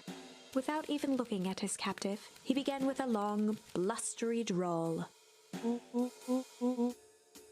Mr. Tolliver remained motionless. Rollo spun around to face him. He'd clearly expected to rouse Mr. Tolliver with his booming voice.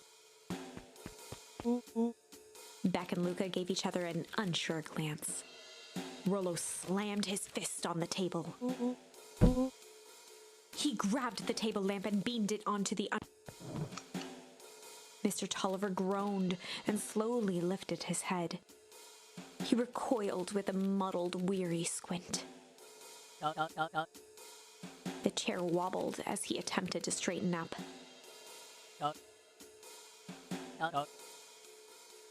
Mr. Tolliver could only make out rough shapes through the glaring light. With a gruff tone, Rollo hoped to both conceal his voice and intimidate.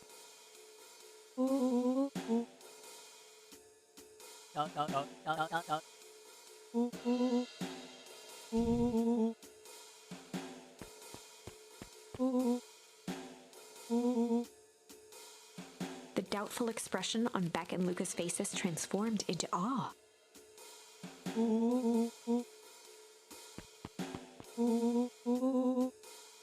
Rollo, hitting his stride, was now channeling every detective trope his memory could recall. He slammed the table again. Mr. Tolliver's voice became desperate. He was nearly in tears.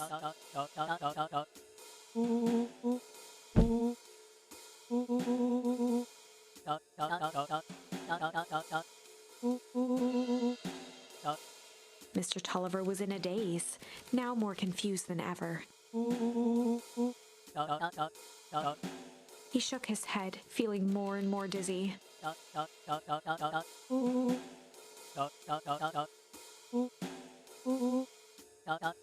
His voice faded to a whisper.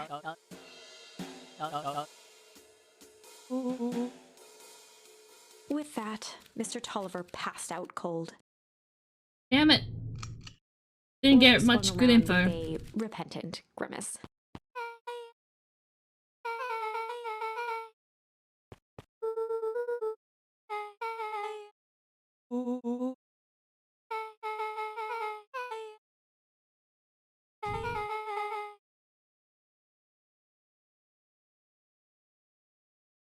Yeah.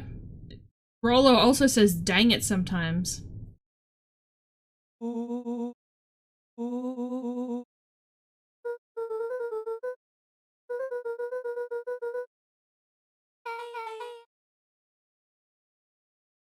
He is so cool.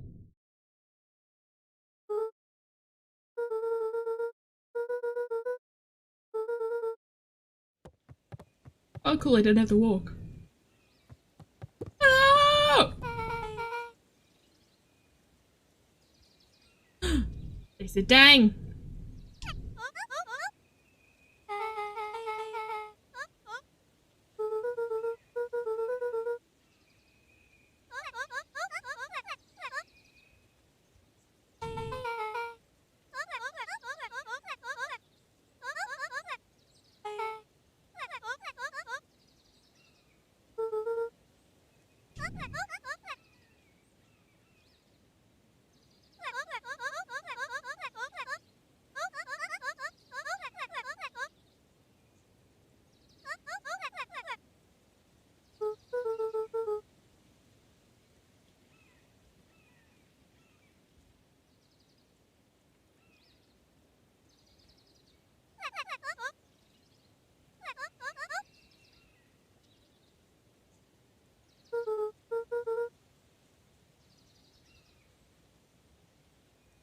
Whoever drew all this really cared about Rollo more than everyone else, because Rollo's got the most, like, rendering detail.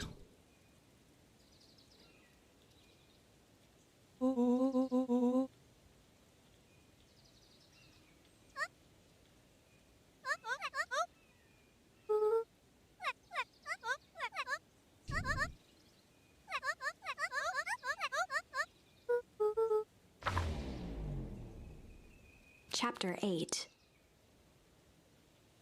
The big 6 cat. feet under, 3 towns over. The orange tabby. Tiger? Cat?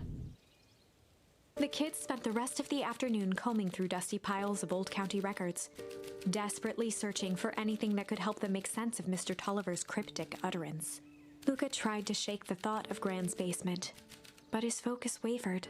Explosives, messages hidden in jam, dossiers on various town figures, and a corkboard threaded with photos. Gran was the only family he had left. He still couldn't bring himself to believe the worst. But the old map with the symbol of explosives in town square made that difficult. As the sun began to set, the kids were no closer to the truth.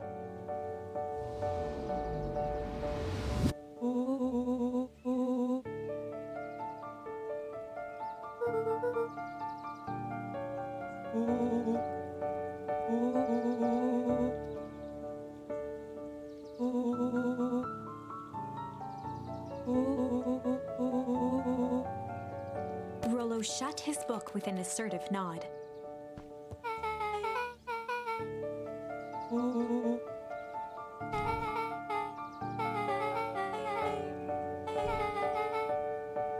Damn. Rollo muttered under his breath.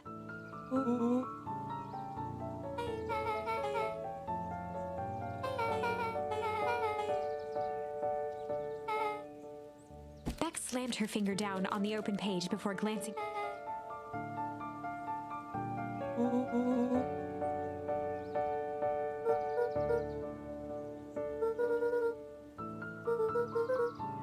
Something tickled the back of Luca's mind.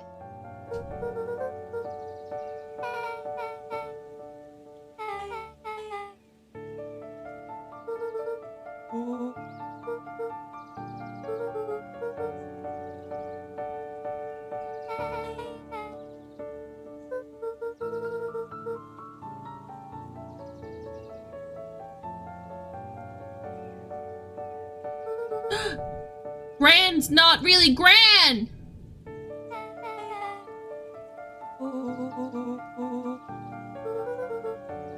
The question hung in the air. Bruh! Beck rubbed her eyes.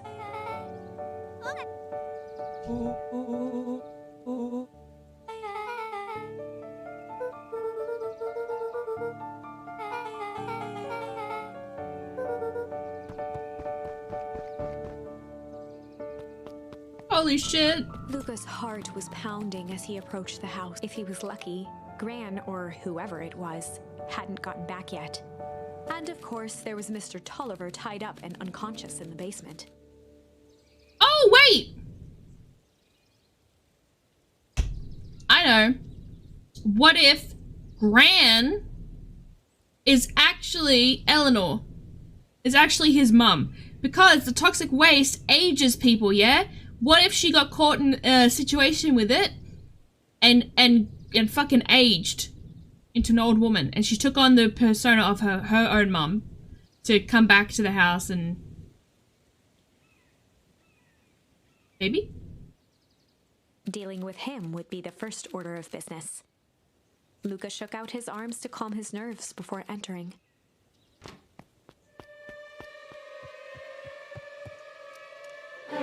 He held perfectly still, tempering his breath, and listened closely.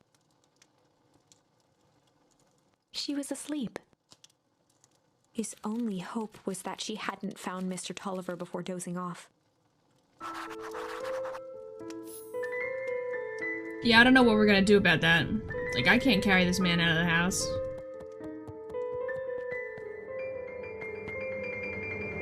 Alright, cool. Mr. Tolliver was nowhere to be seen.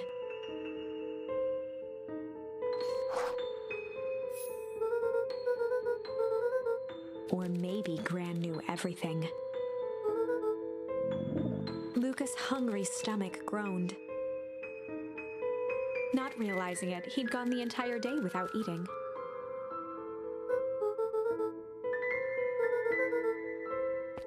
Luca rushed over to the pile of jam Don't eat jars, the jam. unscrewed one, and shoveled a handful.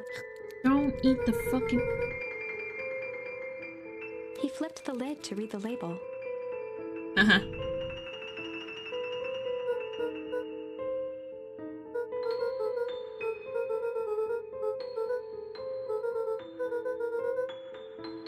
Hmm.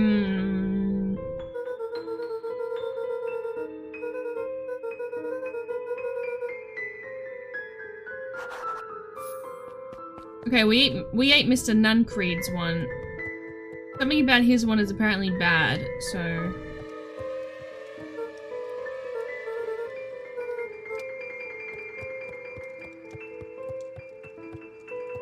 As Luca climbed the final stair, the emotion... With each consecutive step, his legs weakened. His stride began to falter. He tried to grab for the railing to steady himself. Something was wrong. Poison! Luca groaned and tried to move. His limbs might as well have been bolted to the ground. Through numb lips, he mumbled just before falling asleep. Damn.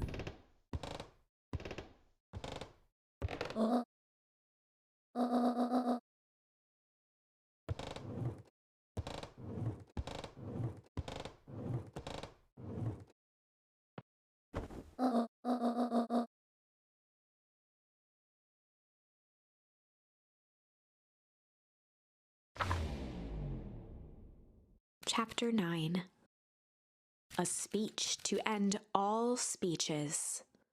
Luca awoke to find himself face down in bed. He moaned into his pillow. Why would Gran drug him?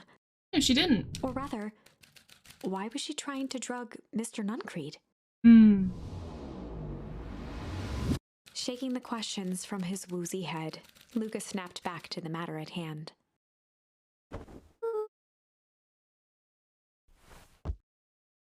Yeah, just go on like nothing happened.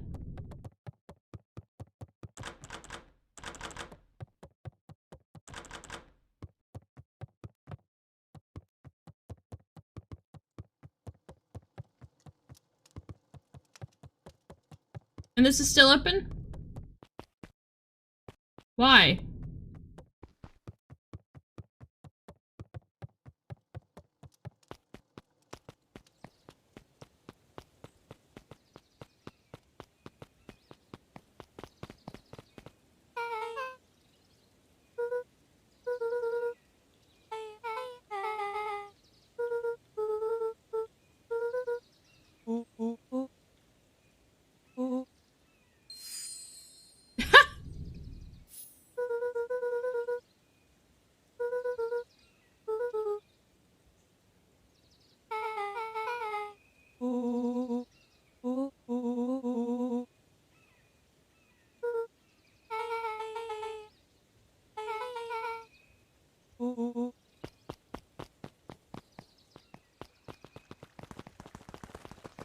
Augustus Valentine nervously wiped his brow.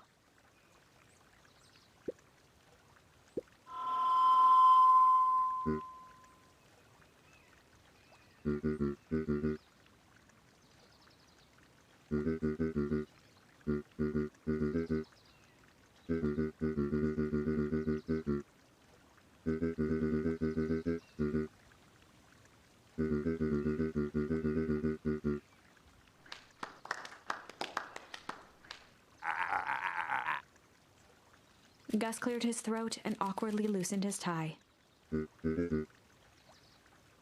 William Kerr bounded on the stage with the energy of a preacher at a big tent revival. He gave Gus a hearty slap on the back and motioned him off the stage.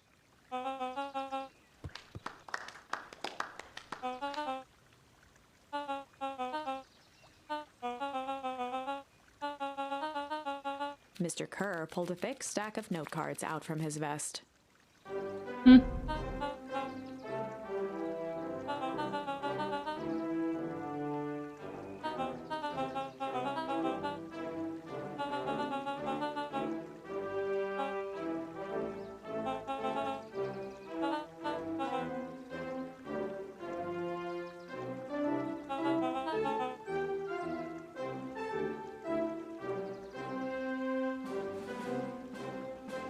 I'm just looking to see if there's any of the faces here that I haven't seen.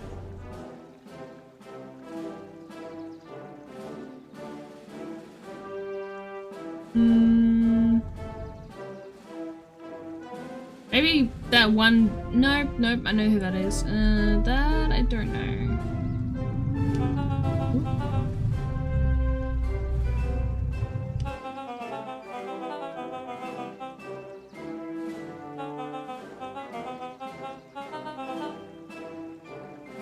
Mr. Kerr took a moment to survey the crowd. Oh yeah, he's fucking terrible. He wiped away a single tear. I think he's a real bad guy.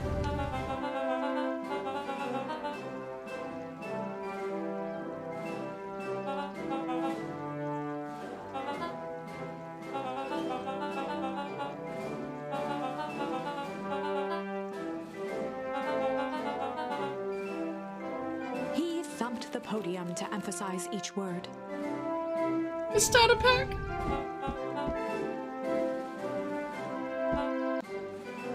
Mr. Kerr nodded confidently, biting his lip. The crowd was silent, in rapt attention.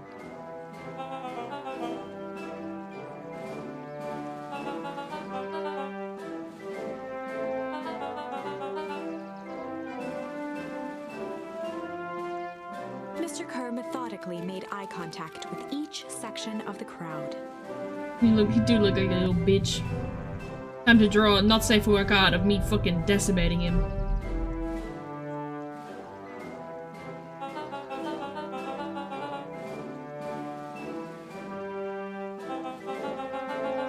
Important leader, old-fashioned haircut, and being pedantic. True. I don't know if he's rich. He's very much company man.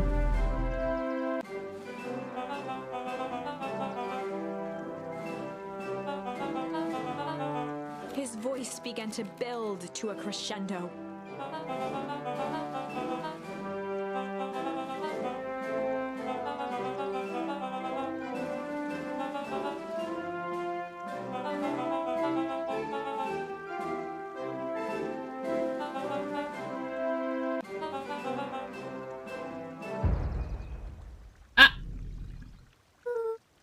The crowd began to look around nervously. Mr. Kerr quickly flicked through his note cards.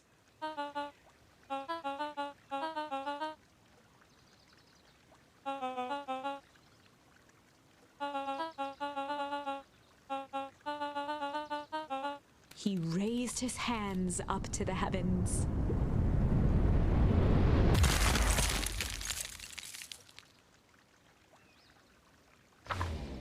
Okay, so it came from town square area.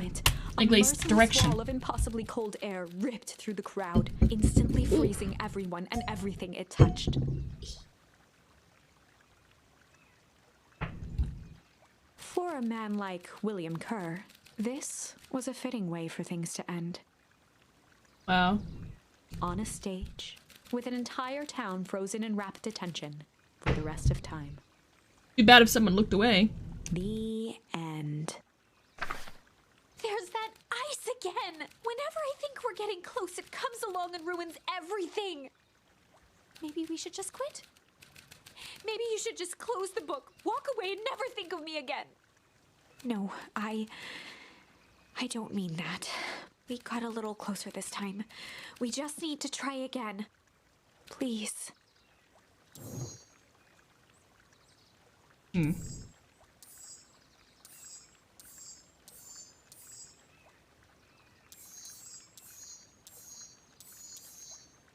We'll continue this line until we can't.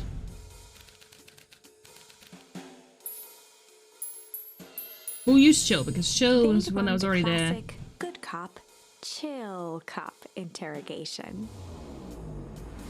Yeah. Luca walked calmly to the light switch, flicking it off. Mr. Tolliver shook his head, gathering his wits.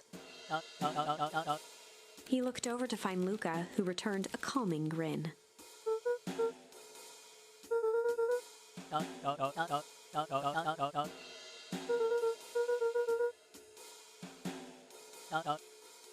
Rollo and Beck emerged from hiding to give a timid wave.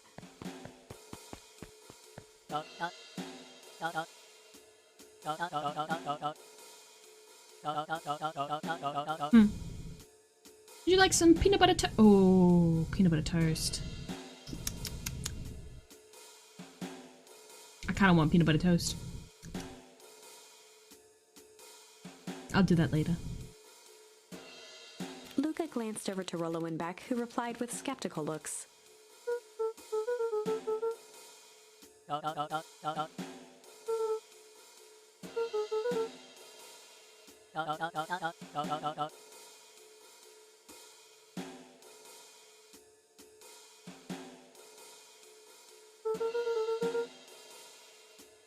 Peanut butter toast? You allergic? Mr. Tolliver exhaled with disappointment.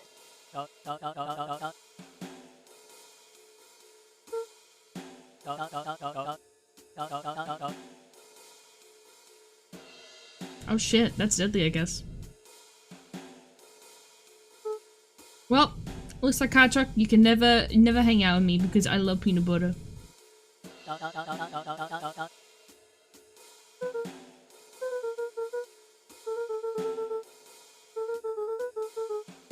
Luca gestured to the corner.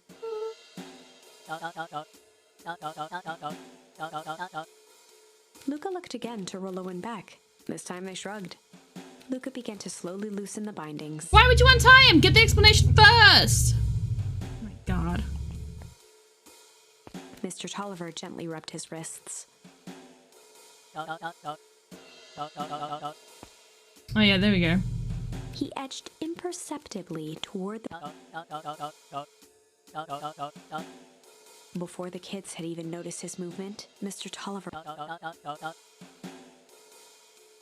He punctuated his final words by flicking the switch and rushing up.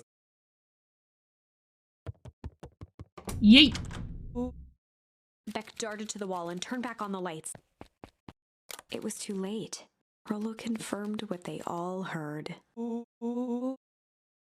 Mr. Tolliver's muffled voice came from behind the door.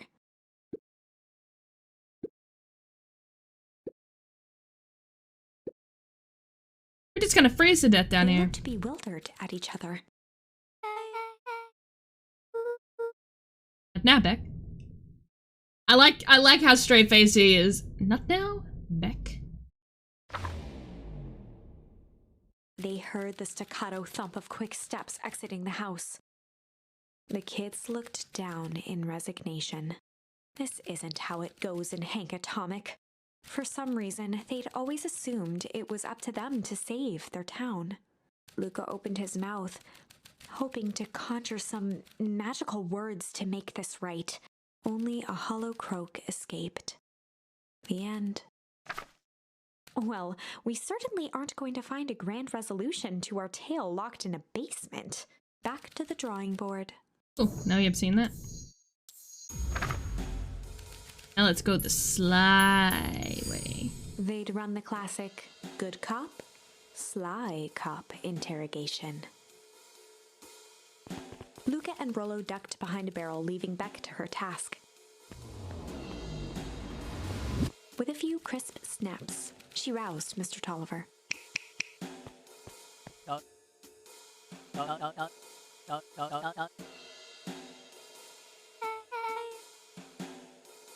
Yeah. Just comfy clothing. That's so comfy. Mr. Tolliver looked down and shifted a bit, testing his restraints.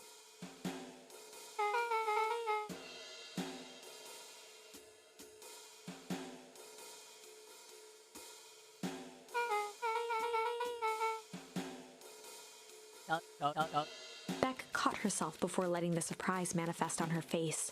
She'd already gotten him to reveal his relation to Gran. This was gonna be easy.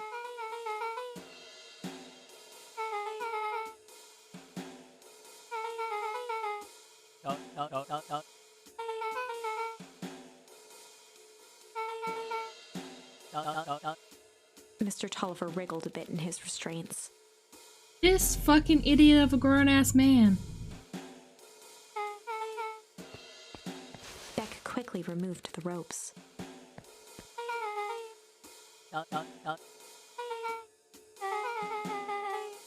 Mr. Tolliver rubbed the growing knot on his forehead. Beck twirled her hand, as if to prompt Mr. Tolliver to finish her thought. Beck shook her head and clicked her tongue. Mr. Tolliver let out an amused huff in agreement.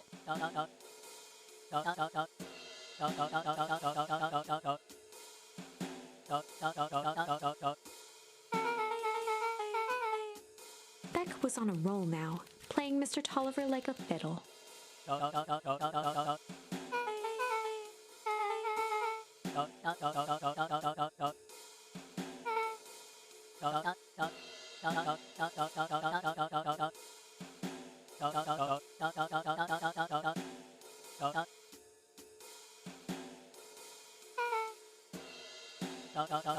Dude, I fucking love Beck. She is so good at this. Fuck. Oliver is just an idiot, too.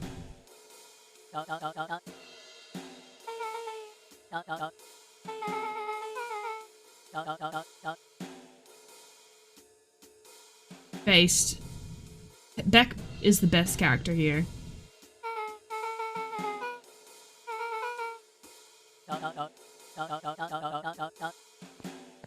Heading for the stairs, Mr. Tolliver hesitated and turned. She grinned and gave him a peppy wave. With a shrug, he continued up the stairs, whistling a jaunty tune. Oh my god! She really just played him like a fucking fiddle.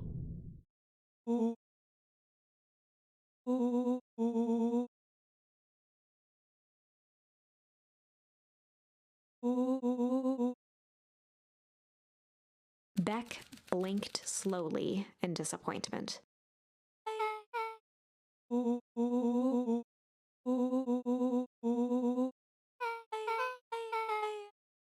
She turned to the table and began tearing small scraps of paper.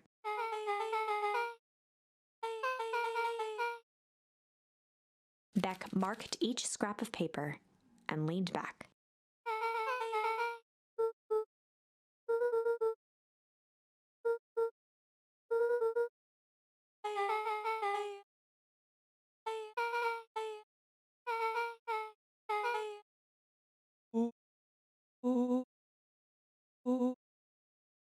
Luca and Beck looked at Rollo with amazement.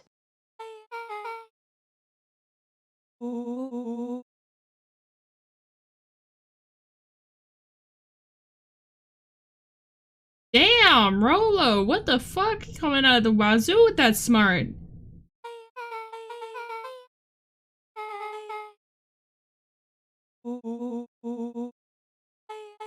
What a nerd. What a great nerd.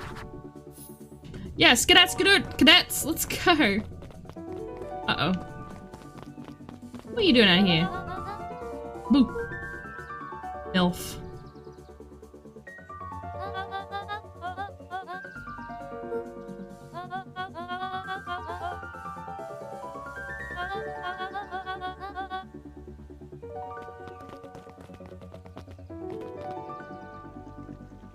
Oh my god.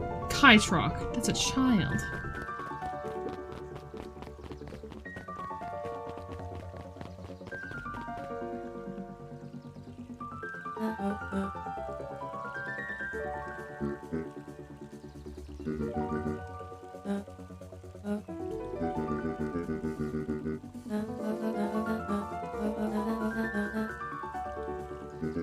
Gus looked around nervously.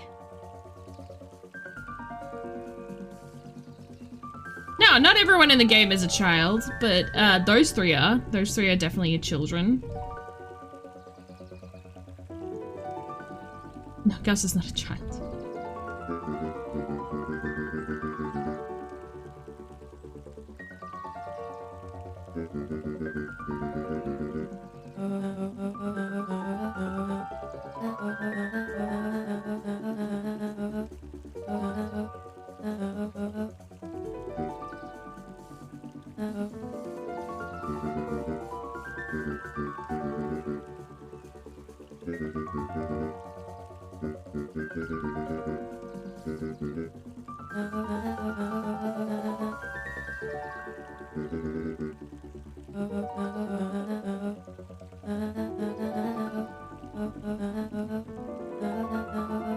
Eris's cry hung in the air.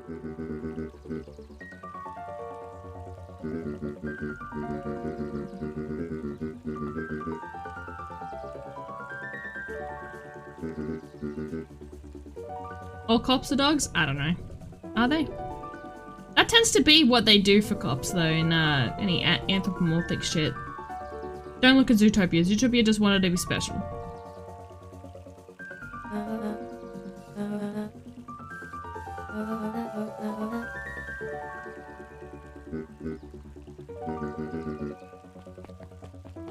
Damn, Sis is a bitch. But damn. Never mind, I'm not gonna say it.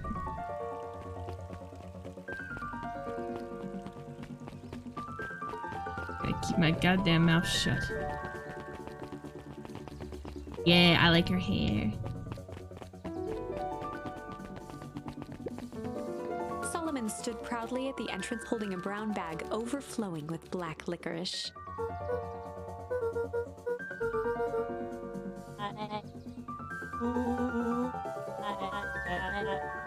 Solomon shoveled a surprising amount of licorice into his mouth. Nice.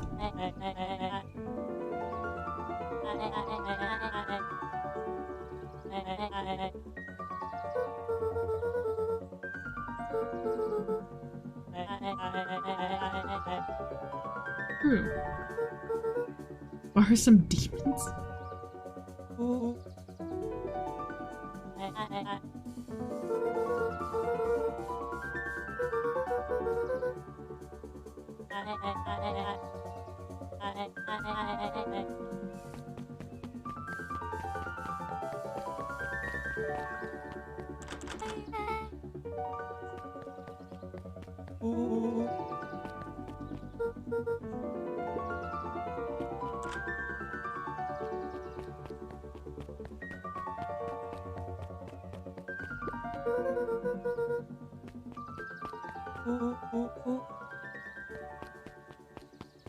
Beck cupped her hands on the glass to peek inside.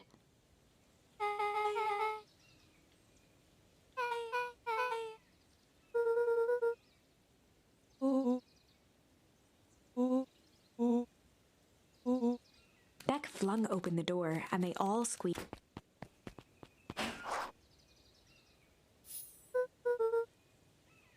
Luca cracked his knuckles and entered the letters into the keypad.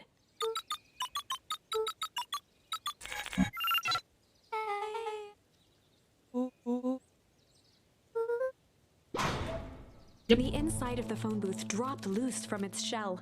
Without even the space to panic, they closed their eyes, held their breath, and accepted their fate.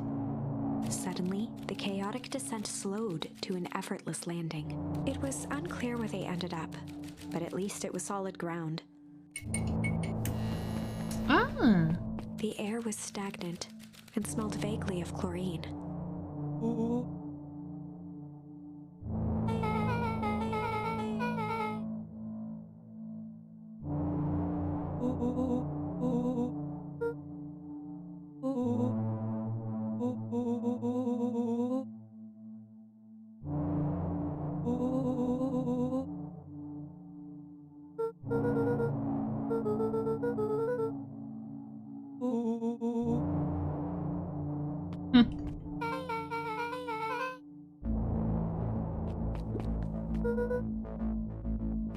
Ending Operations Alpha?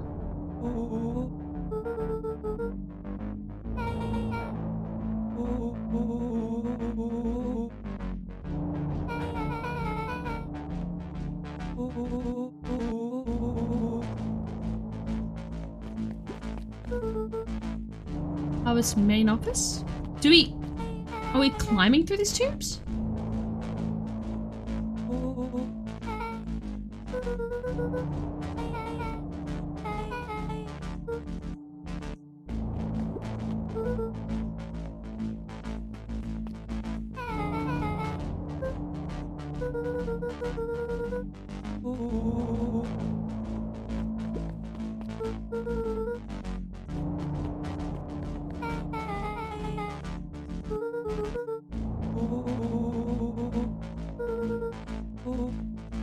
It's Nuncreed.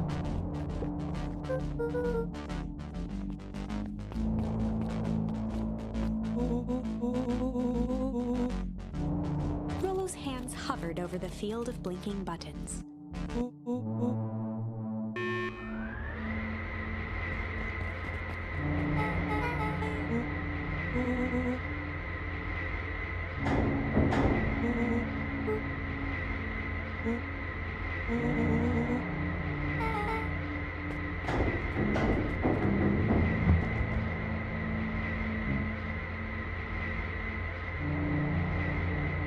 Indeed.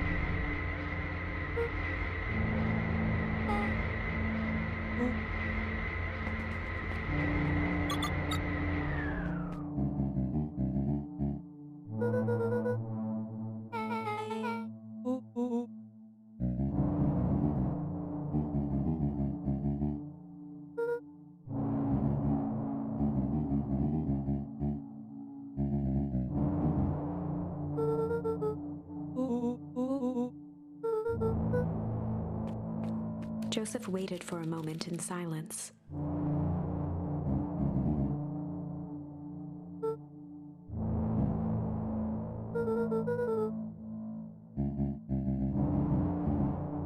He gestured toward the strange tubes.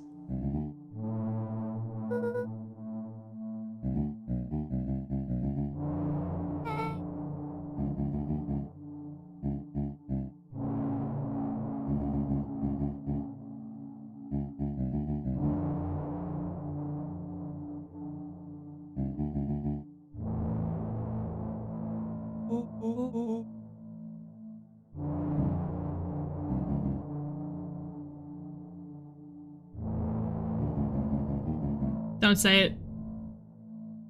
DJ, don't say it.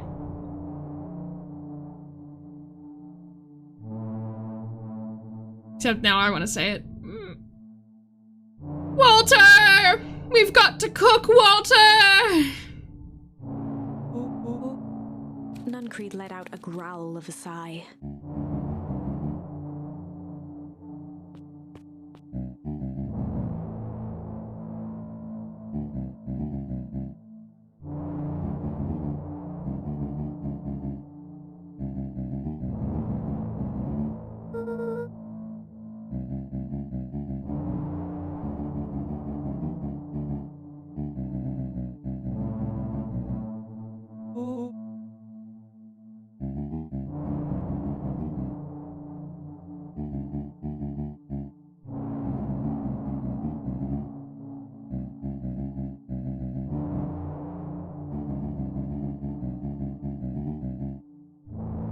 He shook his head wistfully.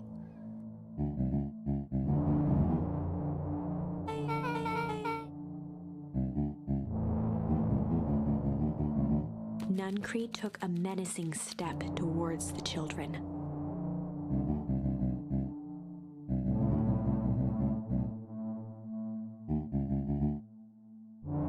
Luca began to laugh.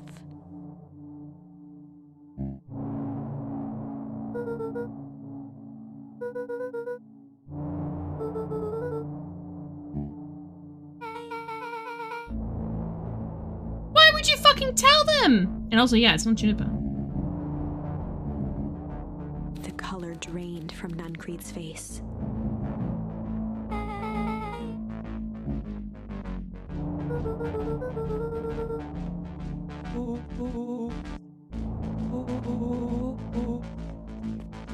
Nuncreed grabbed Luca by the shoulders. His eyes were frantic.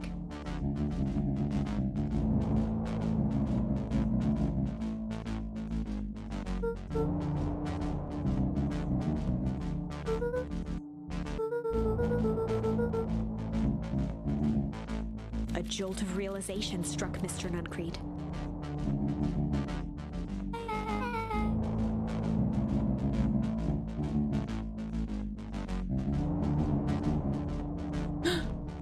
That's where the freeze comes from. Now we know.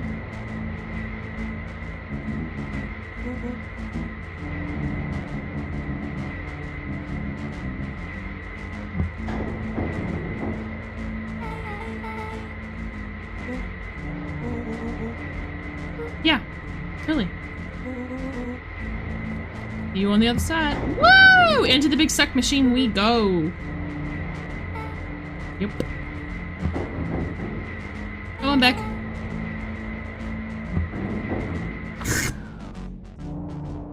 Chapter 8. The Cold, Hard Truth.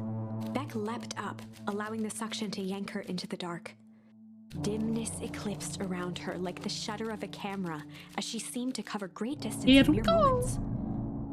Her only points of reference were glints of upcoming turns, which approached with frightening speed, only to carry her gracefully along. She heard the tinny, distant echoes of Rollo's glee. Once she stopped fighting against it, the ride was impossibly smooth. Then, all of a sudden, as if minutes had passed in an instant, light blazed into view. A burst of wintry air snuffed across her face, and she was flung out into the cold. I don't think she's my grandma. I think she's actually the mom of the main character. I think she's the mom who got, like, aged accidentally. And I think she's trying to put a stop to this because something about randomly aging shit is probably bad. But doing something about the source, the fountain cataclyses it. Make it go boom. And then it makes it like a snap freeze on the whole town.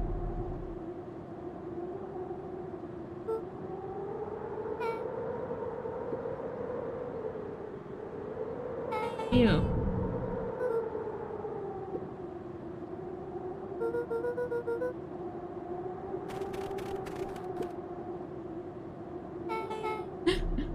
Fucking Rollo.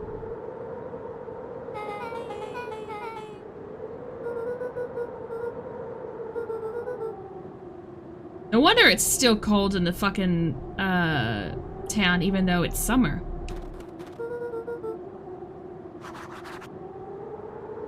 Kinda feel bad for Rollo. He in that short sleeve fucking...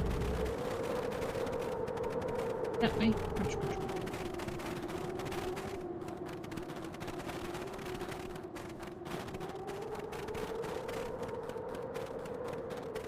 No? No? No? Okay.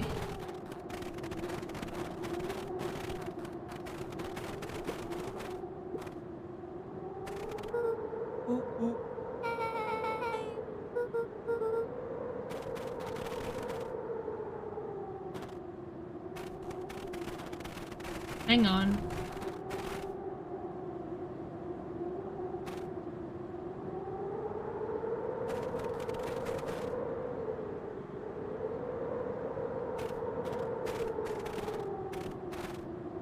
This is where my house is. This is where my house is meant to be. Hang on. And this is where the tree is meant to be. Is this fucking time travel?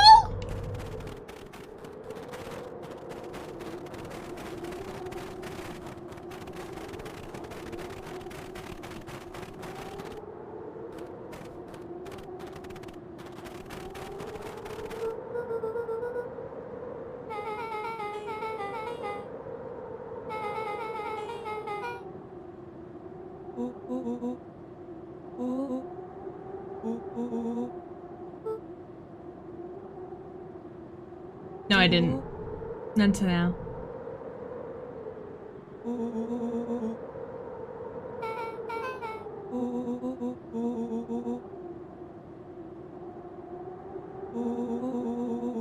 I just thought the chemicals they made were speeding up people's, like, genetic time or something. Not that there's a whole nother fucking, like, portals to other timelines, zone thing.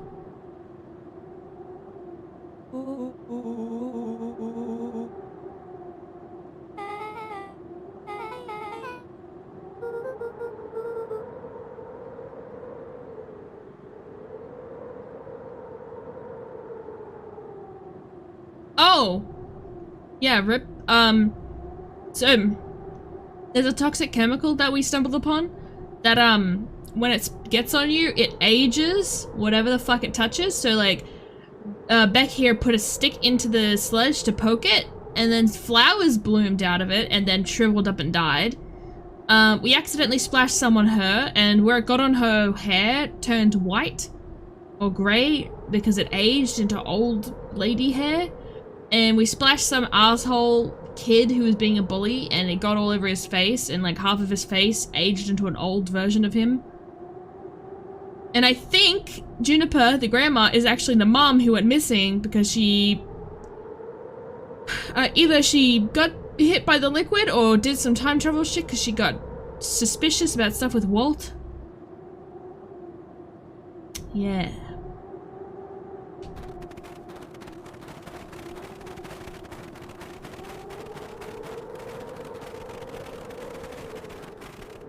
As they rounded the corner to the frozen town square, they spotted Mr. Nuncreed inching cautiously toward a pit at its center. Yep, there's Grandma.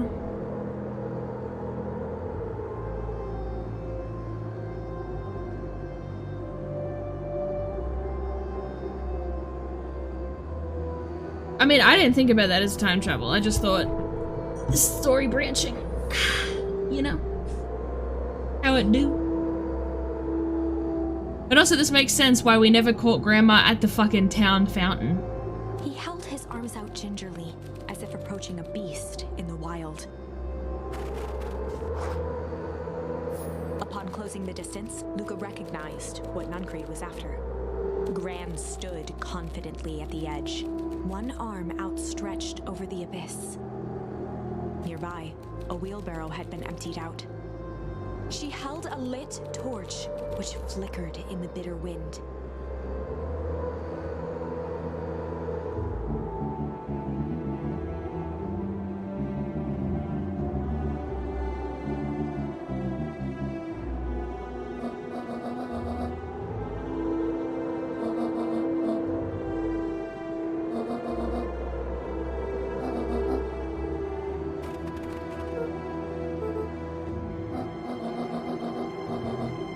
Mr. Nuncreed turned back toward the kids, desperate. Rollo and Beck held steadfast in awe. Luca approached closer. Mr. Nuncreed spun back toward Gran, his voice growing louder.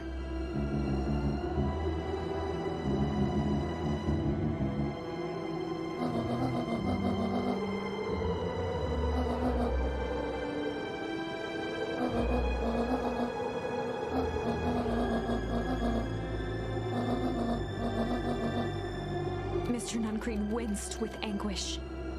His voice hardened.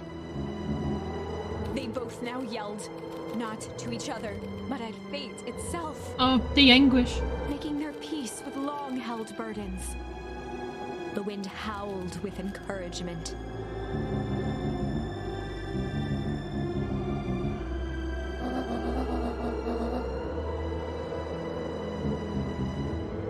They menaced at each other, both catching their breath.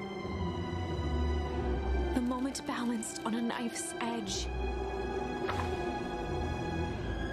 Amid a blur of emotions and memories, Luca's mind flooded. The wind calmed, as if to give him the stage. And in the stillness, he began to weep. It was all just too much. Falling to his knees, Luca whimpered softly. The tears crystallized as they hit the snow. Gran stared at Luca for a moment with warm sympathy, remembering why this was all necessary.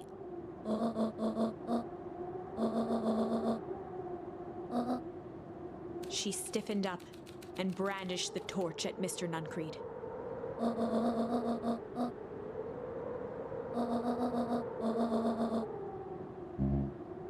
Ignoring his final plea, Gran flung the torch into the deep darkness.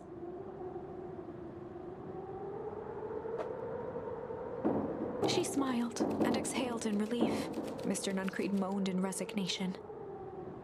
The torch echoed as it ricocheted down the hole, punctuated with a thunderous thud.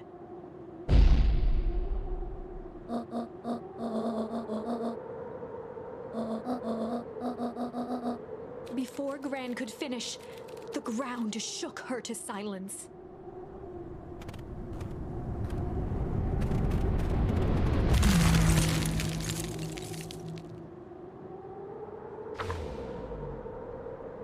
You fucked up, Gran. Only had time to spin around and run to Luca. Her attempt to shield him, an honorable but trifling act. Unflinching love, pitted against an unthinking horror. There was no contest. Her warm embrace froze in an instant. That is where they remain, fixed in place, forever.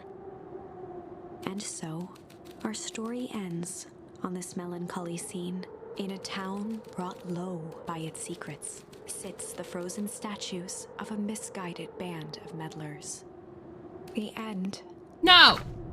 Well, that was dire. On the bright side, we finally figured out where all the ice is coming from.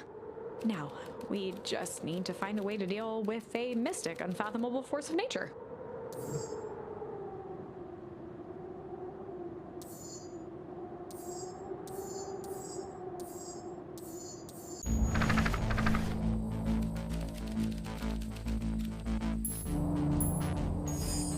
He drew himself up and decided to take the only option they had left. Flight. He squinted down the barrel of the mission control defense cannon, aiming it through an opening in the dense tree branches.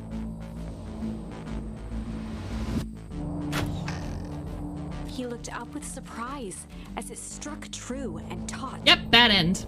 But it lets us know more information. So I like bad ends. They let me know a little bit more.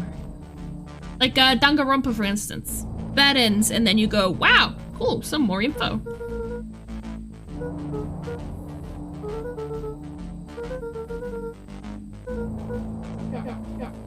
Ah, here's the kid who got hit by that fucking aging shit.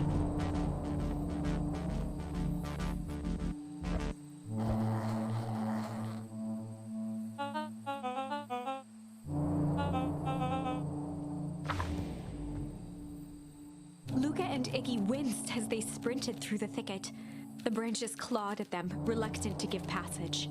After what felt like a marathon, Luca stopped in his tracks as they reached the clearing. What the? That was all he was able to say before Iggy slammed into his back. The boys tumbled down a steep decline and crashed with a wheezing thud on a surface as hard as ice. In fact, it was ice.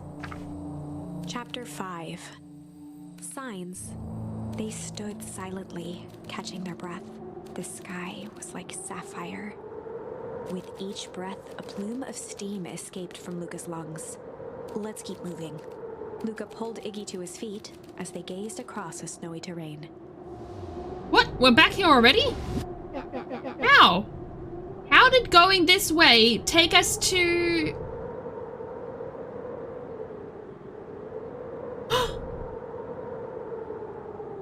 What if... Hang on. Hang the fuck on. No timey bullshit. None of that. It isn't that. It's, for a week, they said that when these guys first showed up, they had everybody in the town leave and move away for a week to another town. What if what they did is they made a copy of the town and just moved it over to one side? And so this place had some weird frozen timey-wimey bullshit, but we are in a fucking replica of our town. Because they didn't go through the tubes. I thought the tubes were like a portal, but these guys literally just ziplined. And so they ziplined over to this area. It could. Maybe.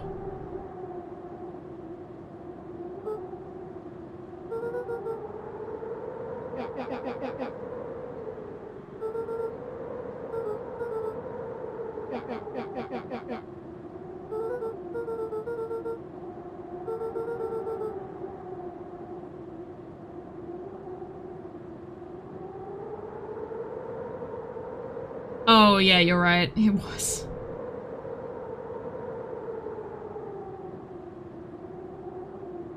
Yeah, I understand missing that, like, as a mistake thing. I would have done the same thing. I would have, like, flipped it and then been like, fuck.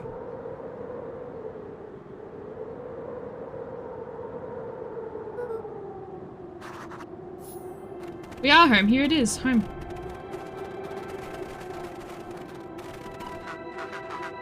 Luca had almost forgotten the walkie-talkie he was carrying.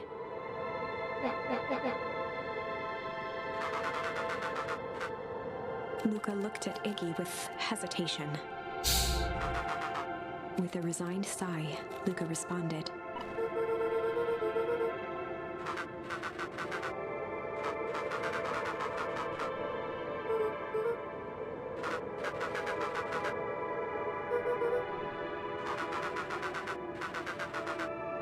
Luca winced, Knew it. shoving the walkie-talkie back into his pocket.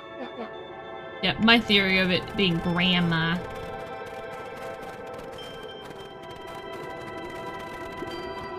A disc of smooth metal was lightly covered in snow. Two faint seams were visible along the surface. Yeah, we can't lift that.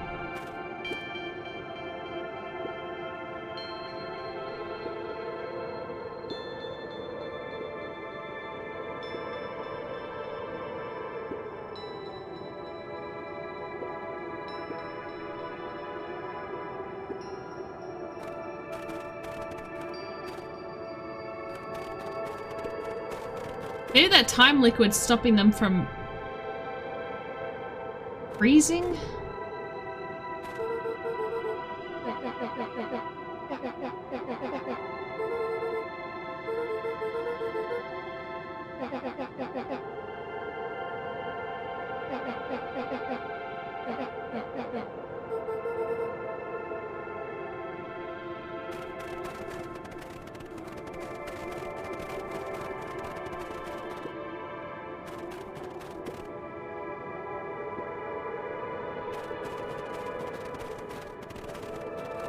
Chuck what stuff? Snow?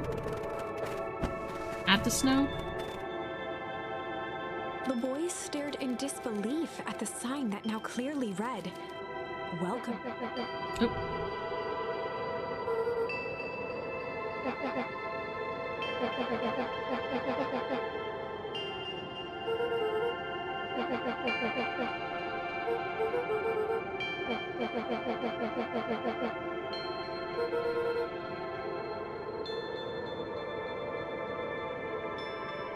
Yeah.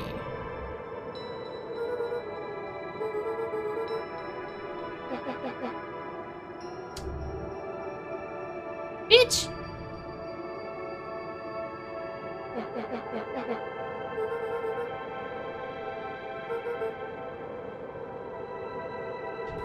Nah, you think I could keep that shit secret? I would have said it by now. I would have been like, haha, just kidding guys, I've played this game before.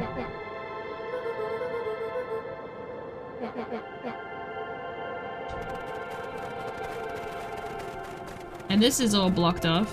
The fencing glistened, each chain link encapsulated with a translucent layer of ice.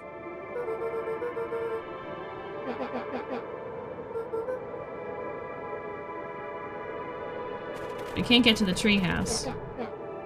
Looking down at the frozen stream, Luca could faintly see a school of minnows encased in the ice.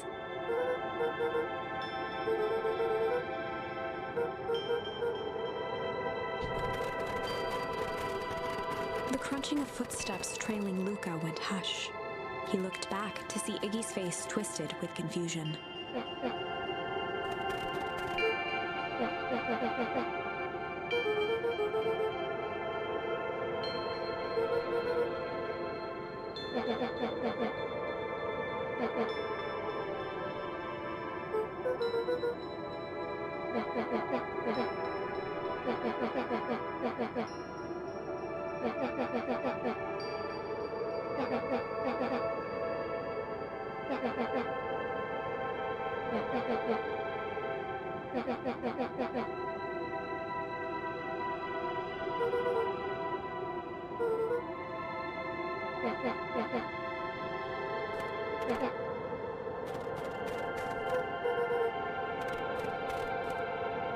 Luca peered upward at the darkening sky.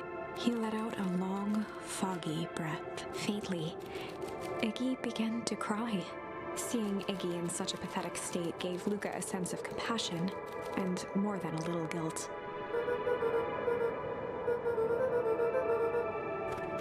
Luca allowed himself to collapse next to Iggy. The boys huddled together for warmth and comfort. If not for exhaustion, their minds would be racing, trying to make sense of the events of the day. As it was, all they had energy for was to sit in silence, numb.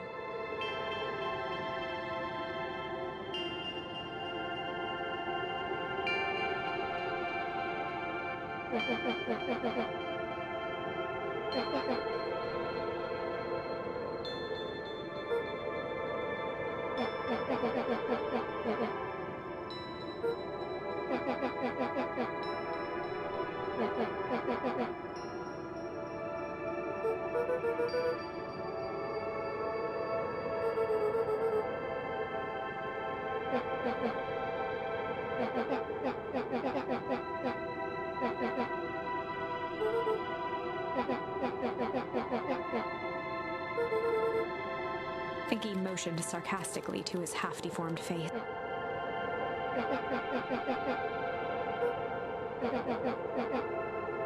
Yes, you fucking were. You were being a horse's ass, you little bastard.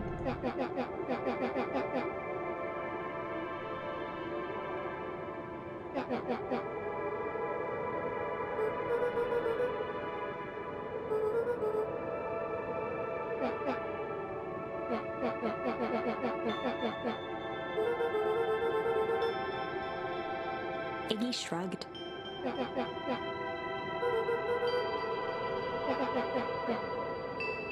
Okay, Iggy, I don't give a shit. You wouldn't understand about feeling empty. Bitch, his parents are fucking gone! What do you mean? Yeah, and you've got that girl that goes, yup. Isn't that your mate? Iggy now wept openly. He crying. Beats.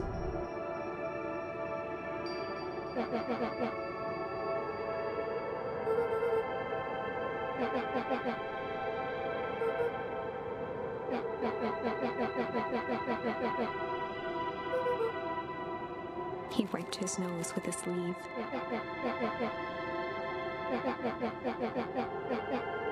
Luca gave a warm chuckle. Iggy cleared his throat as he wiped his eyes.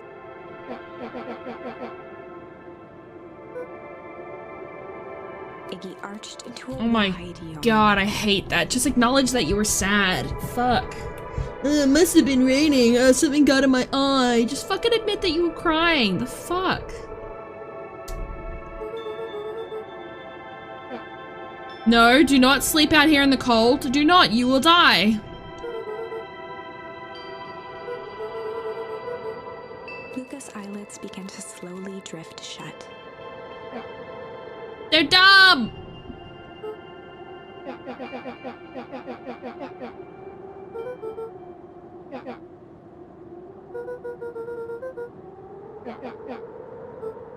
That's all Luca could whisper before succumbing to sleep.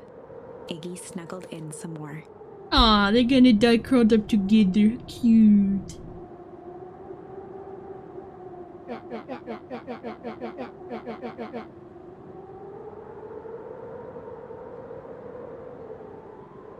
The house smelled of warm bread. Luca was playing with toy blocks on the living room rug. He looked up to see his parents on the couch.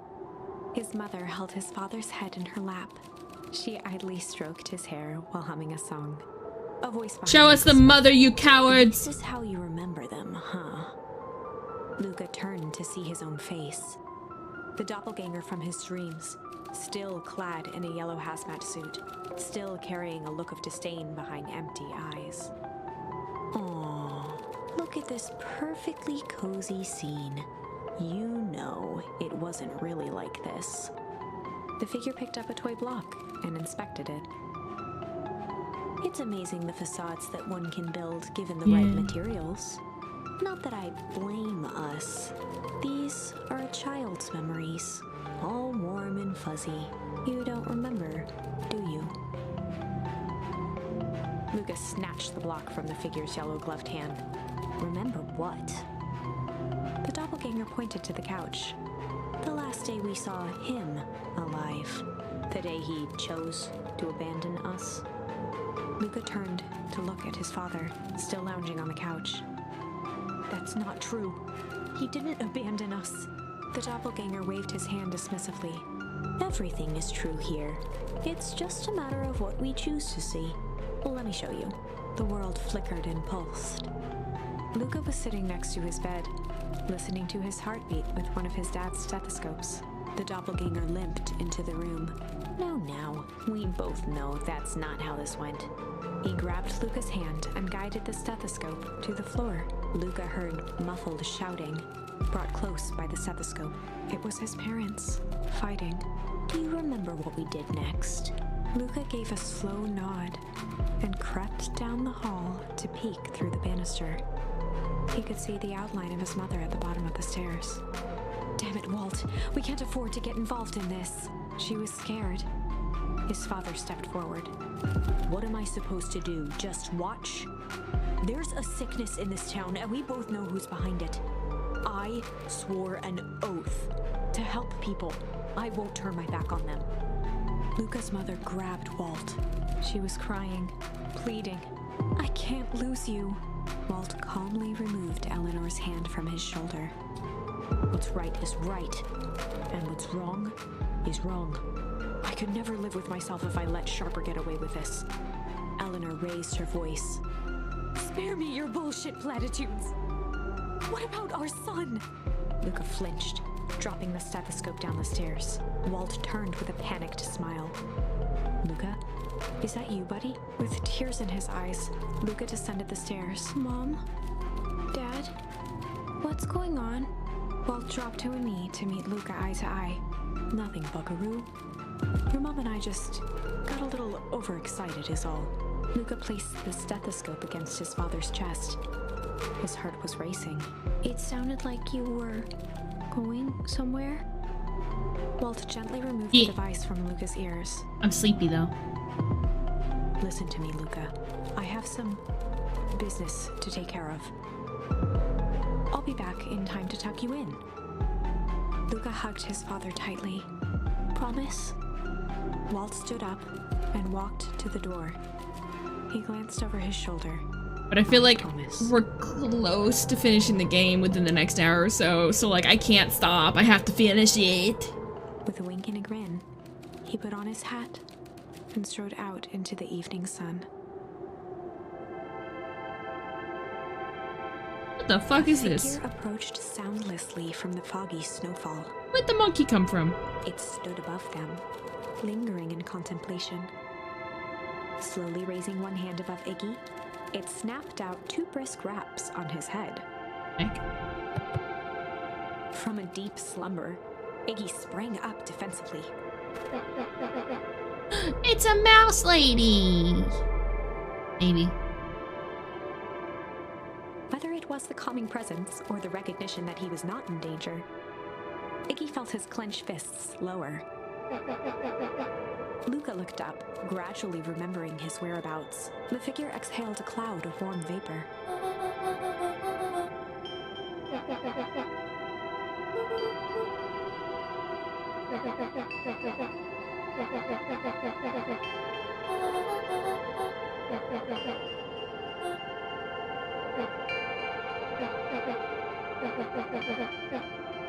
When it came to complete strangers, Iggy had trouble cobbling together an insult.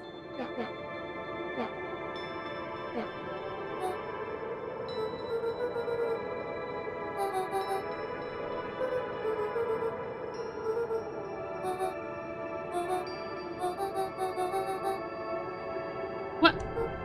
It is timey-wimey shit. Iggy huffed with gratification. Nat began to turn away indifferently.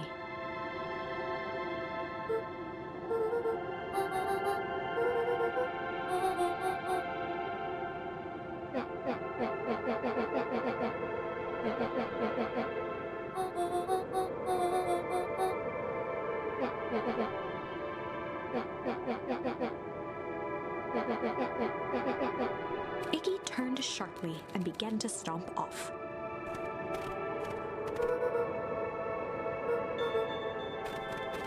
Realizing he'd worn their patience then, Nat relented. Oh, he.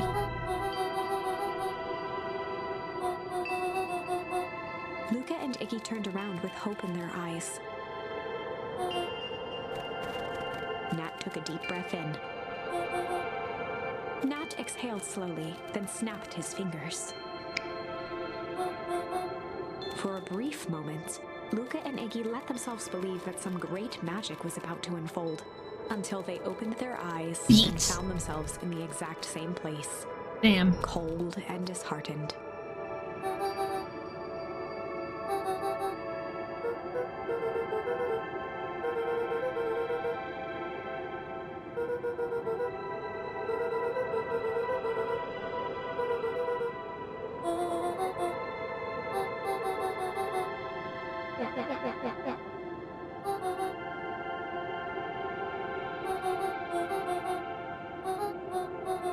Oh.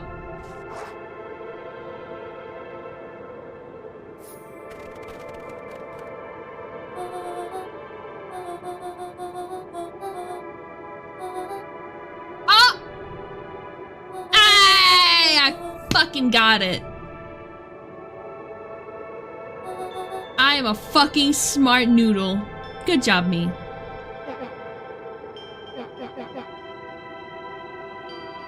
Burrow. Burrow.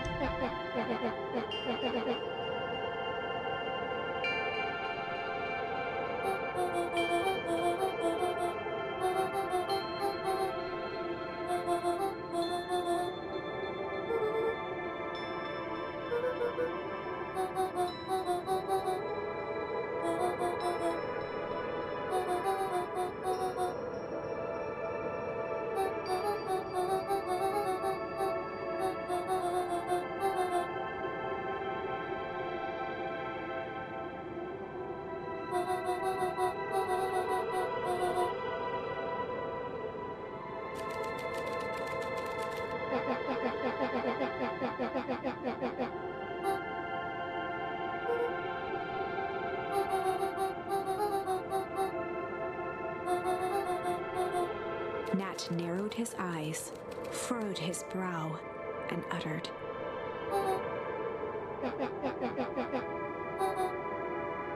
Luca began to laugh uncomfortably. He looked down at his feet. His eyes started back and forth in contemplation. With a sudden pain, a thought struck him. He sprinted off into the pale distance. As Iggy turned to follow, Nat called out,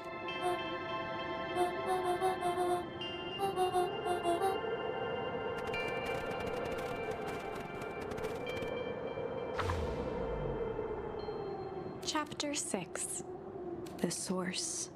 Nat expressed his sympathy with a shrug and sauntered off as unassumingly as he'd arrived. He'd given Luca and Iggy what they needed, and nothing more. As Luca sprinted across the snow, the events of the past few days became clearer, pieces to a larger puzzle. Rollo said he was underground somewhere, captured. Mr. Kerr tried to cover it up with lies. The clipboards were hell-bent on capturing Iggy. It all seemed to point to perennial harvest. But right now, there was one thing that Luca needed to know. Oh god, yeah, his dad's grave. Luca stopped dead in his tracks. But how do they replicate all the plant life? How do you replicate that without... The tree was gone, uprooted and moved, leaving a raw gash in the earth. He dropped to his knees and dug wildly at the cold snow. Yeah, is your dad in there? Is your dad's body still in there? Something hard. A headstone. Okay, listen, smartass. The whole fucking forest, though. Every fucking blade of grass, all the rocks, everything is the same, cut to the same fucking thing without looking like... Oh! The wild nature! How do they replicate the wild nature?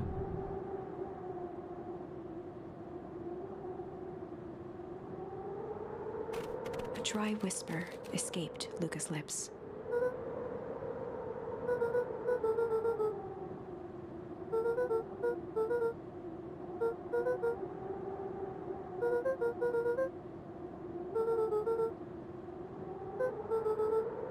There was no reply, just snow-covered silence.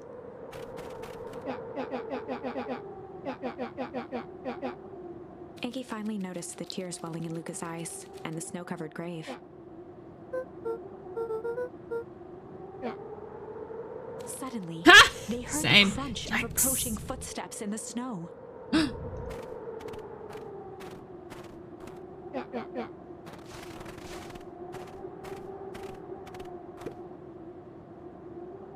Oh, there's slightly different tones of the yellow.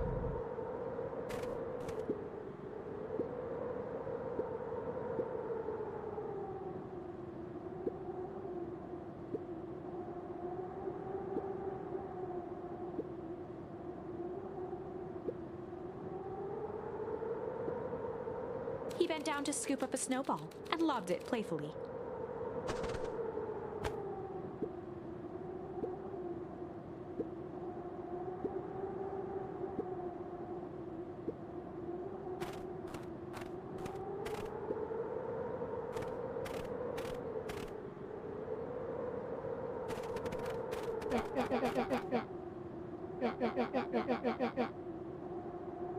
Luca stuttered through heaving sobs. Aww.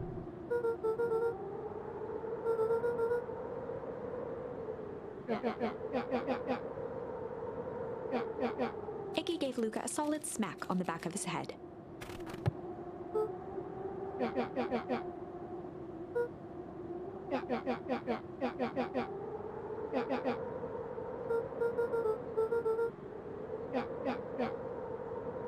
Fuck you, Iggy.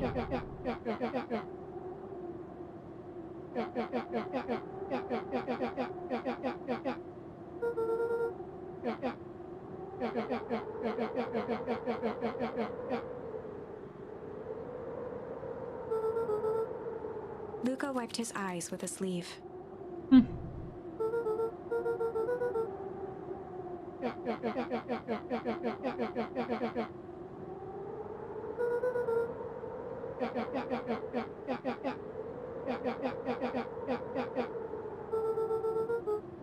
Iggy flashed a mischievous smile and cracked his knuckles.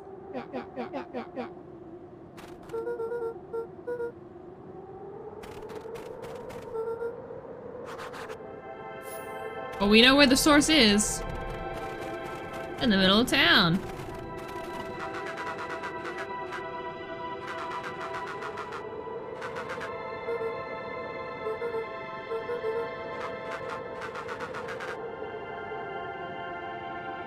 Iggy and Luca shared a skeptical look. I want bacon too.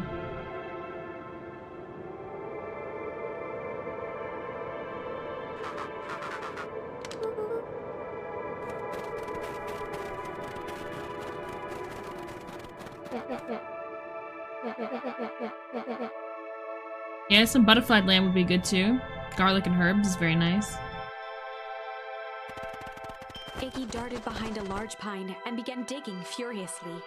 He emerged holding a shoebox with a crude skull painted on its lid. I think maybe no. He's like a cat thing.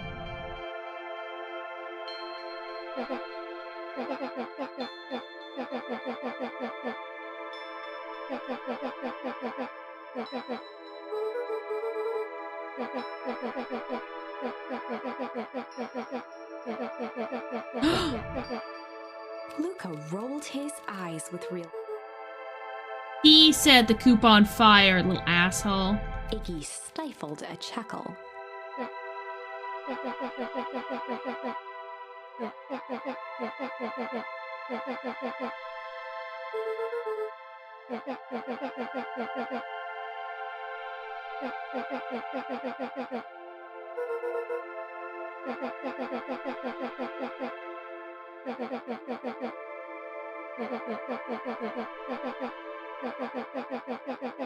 Iggy triumphantly raised the shoebox.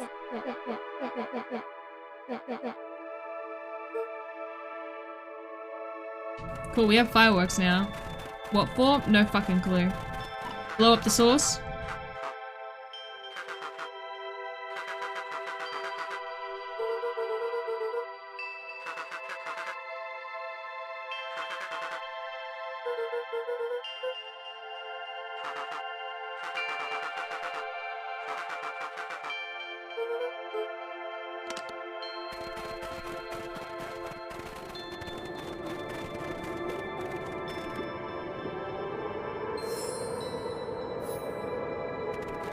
What?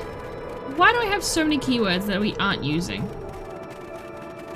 Alright, looks like... Ooh, can I go up this way? Back in the cafeteria? Cafe, I mean?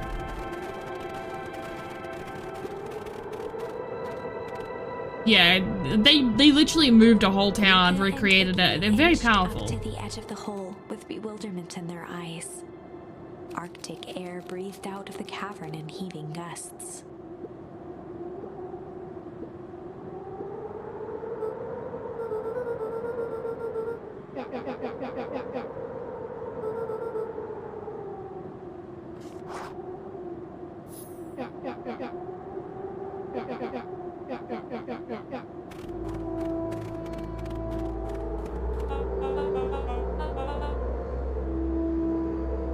How are you still staying so warm in that tiny fucking thin ass clothing?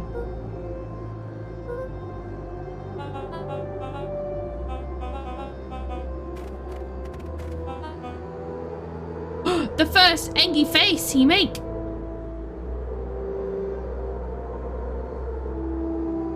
Yeah, but he's a hyena. His fur is not built for the cold. His fur is 100% built for being in the fucking savannah. Oh yeah, we kind of predicted he was the bad guy because he works for the company that's like suddenly showed up out of it anyway. Yes, in this universe. Like, I'm fine with Luca. Luca's fine. He is a deer. His body is fur. This one is built for winter.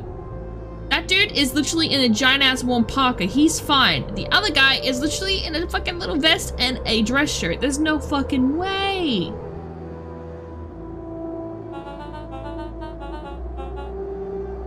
Mr. Kerr gazed down the abyss in contemplation. Yeah, he's dead ass saying it's fucking cold. Yeah, of course.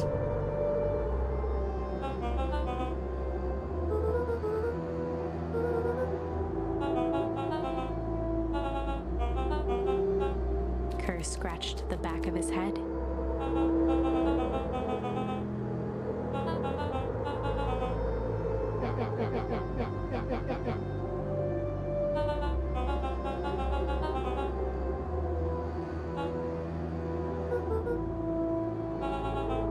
His face contorted into a saccharine grin.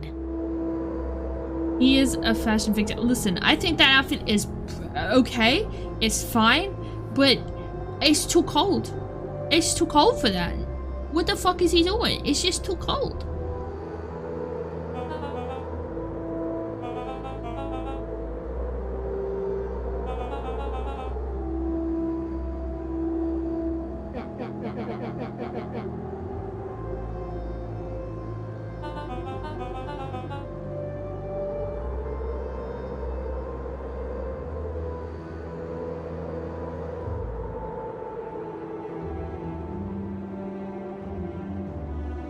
Wait, clean?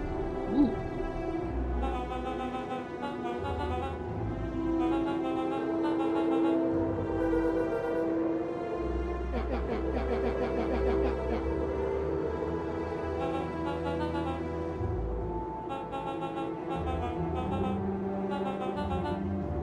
Kerr snapped his fingers.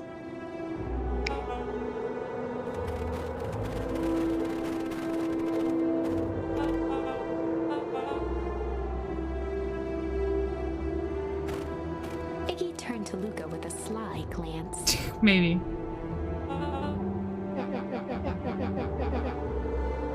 Iggy waved the box into the air, threatening to drop it down the hole.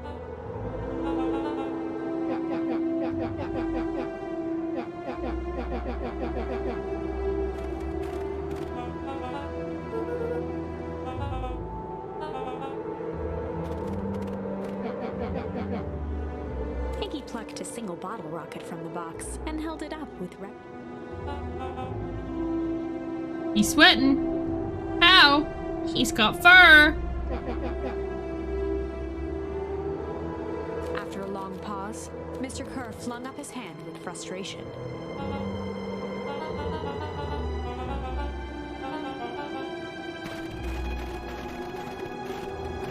Mr. Kerr sighed into the frigid air. With a nonchalant flick, Iggy Oh my tossed God. the firework into the hole. Iggy, you killed us.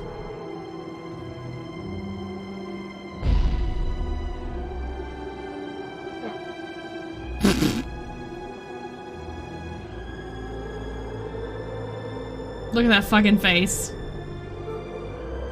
With a growl, Kerr leapt at Iggy. Iggy tried to twist away, but in the struggle they both tumbled over the side. Luca dove forward, bracing Iggy's hand just before it slipped. His grip was made precarious by the cold, wet snow. He could see Kerr further down, clinging to Iggy's coat. Oh my God, look at the tears.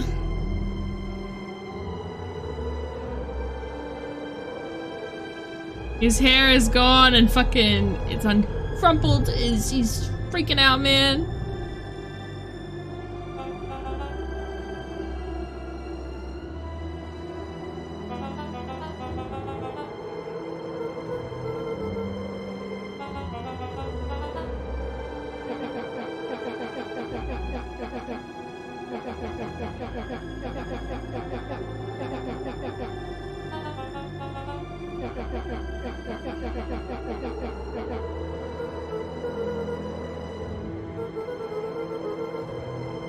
Mr. Kerr gasped with insult.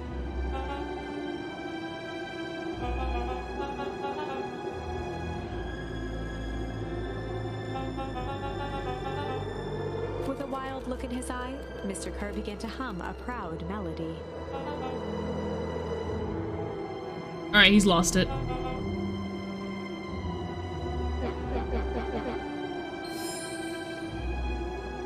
Why did we get from such a weird situation? His voice began to crack.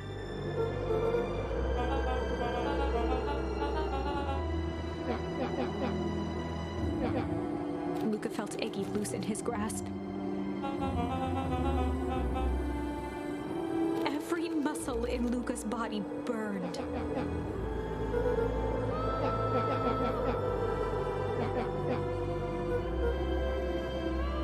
Luca felt his hand slipping.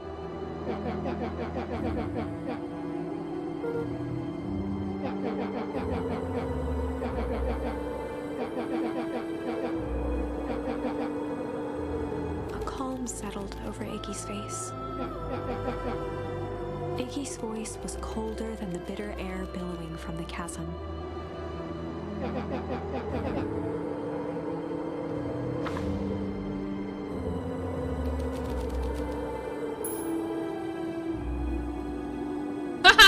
Yeah. Refuse! Luca had no choice but to refuse Iggy's request. He tightened his grip and reached for the walkie-talkie in his pocket. A wild delight crept onto Mr. Kerr's face. That's a good lad. Now, radio for help.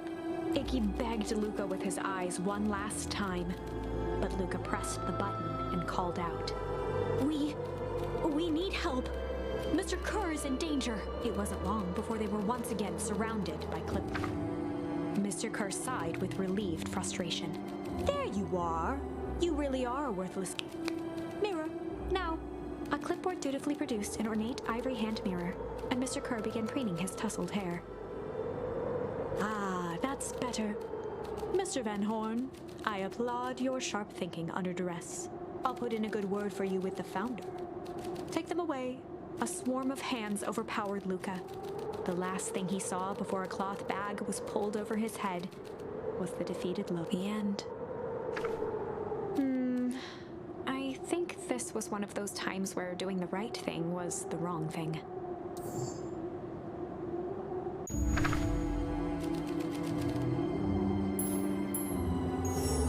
Luca had no choice but to accept Iggy's request. With a quiet blink, Luca watched a teardrop sail down into the howling void. As his fingers slowly gave up, he met eyes with Iggy.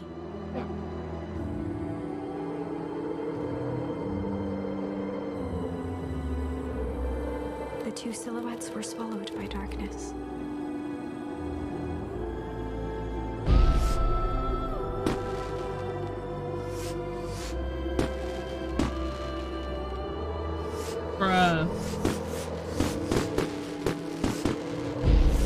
Bro, that's a little fucked.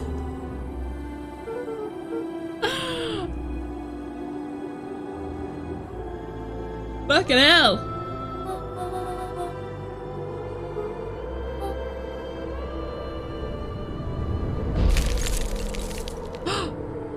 Oh.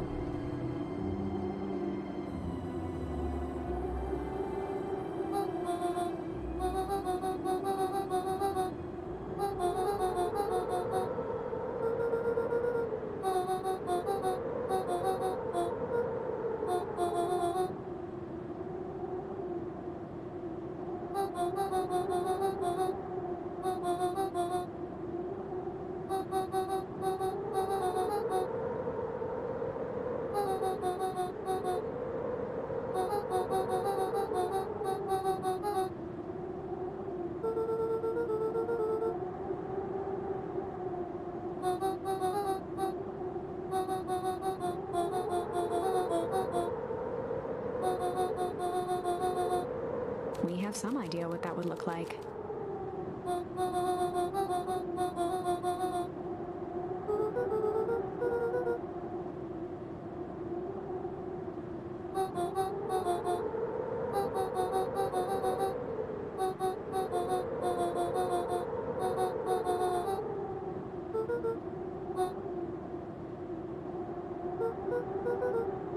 A fierce twinkle flashed in Nat's eyes.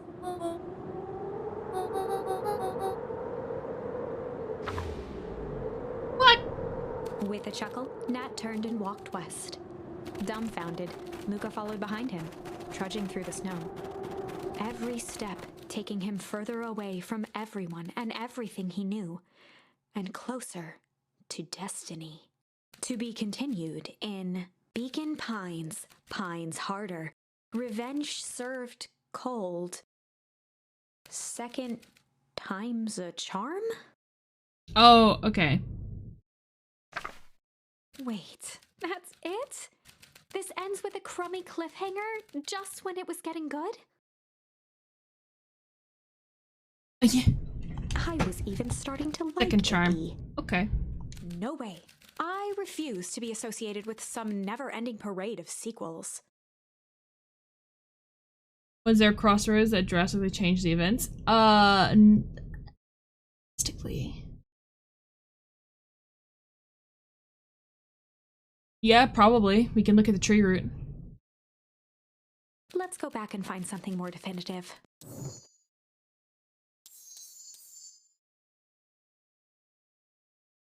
So, yeah, here it is. Having Rolo go with you to the warehouse changed what happened. Changed how it happened.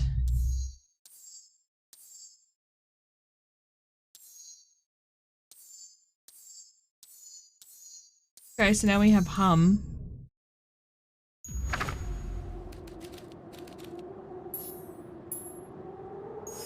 And in the stillness, he began. No, we just got Hum. Oh, yeah. After the death of his father, Luca had trouble sleeping. Each night, his mother would sit at the foot of his bed and hum a gentle melody. It was the only thing that could calm his mind. Yeah. The only thing that, however briefly, could make it all seem okay. That melody pervaded every memory Luca had of his mother. Shivering in the raw snow, he began to hum it out loud.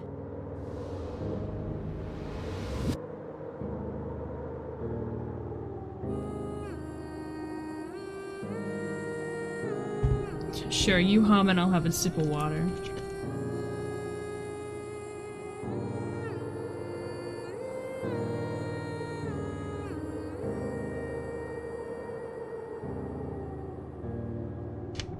Gran lowered the torch, listening closely.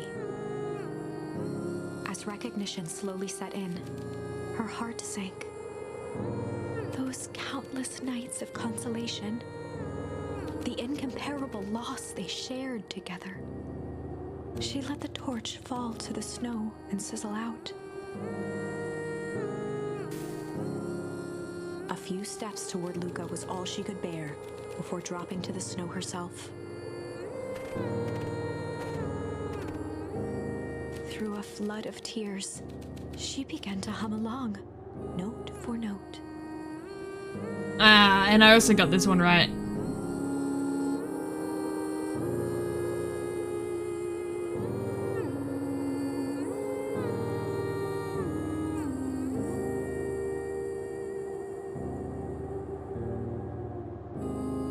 Luca lifted his head in astonishment. The last time he heard that melody was the last night he saw his mother.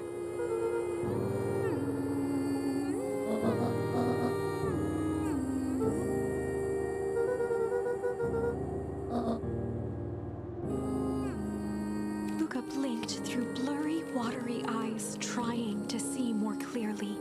He could just make out the impression of a familiar face. He peered across the snowscape at the woman on her knees.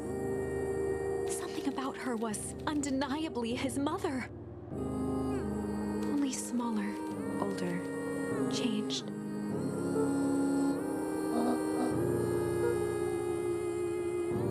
Oh no.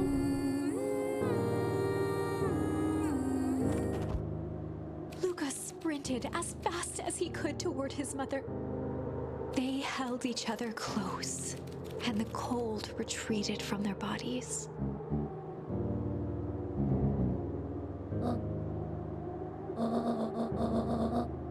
Eleanor looked down at Luca, tightening her embrace in an appeal for forgiveness.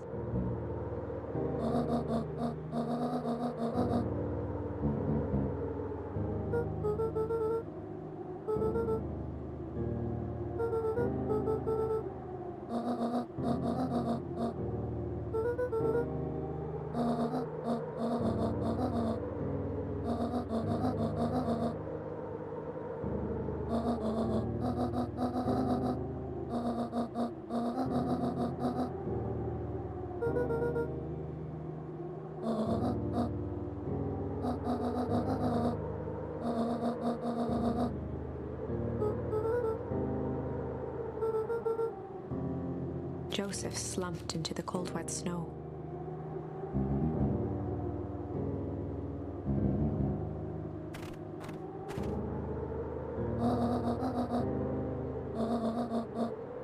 For the first time in a long time, her voice felt like her own again.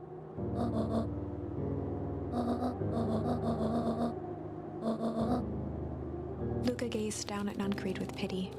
He looked small. Joseph stared into the snow as if searching it for answers.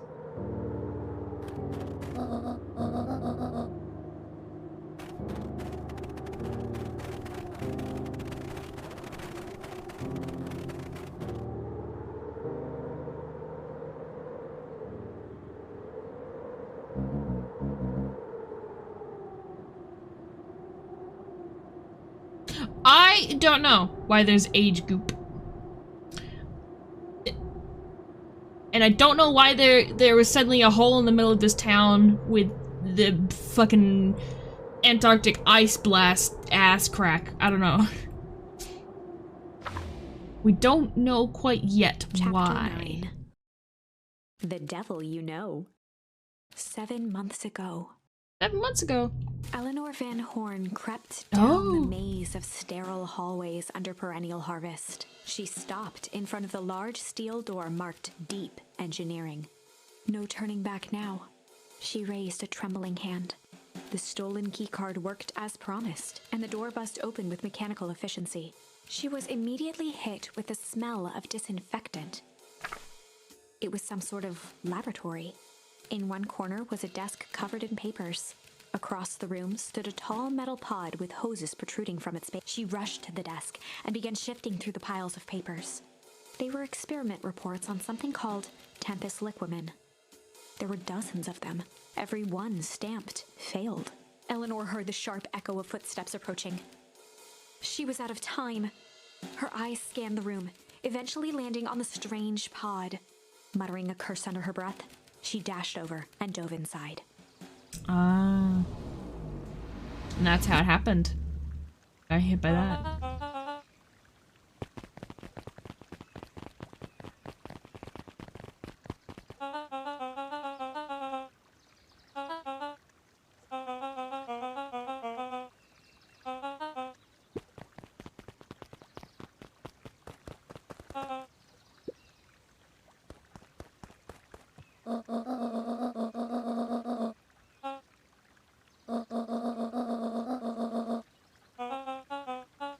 Mr. Kerr addressed the crowd with a sarcastic tone.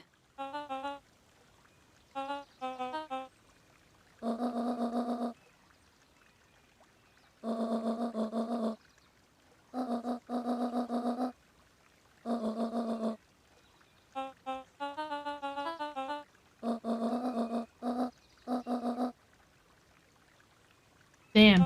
Granny's kind of hot.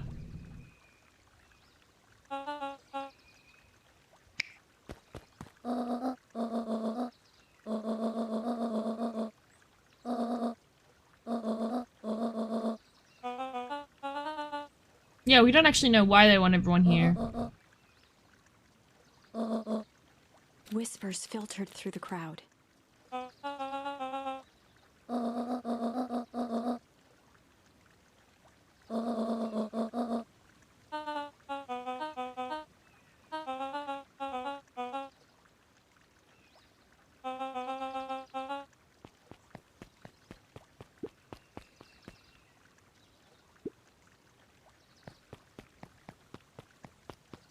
Everyone's here for a fucking festival, just have a good time, and now they're just like, conspiracy uncovered! I'd just be like sipping on lemonade, eating a corn dog, being like, whoa, what the fuck's happening here?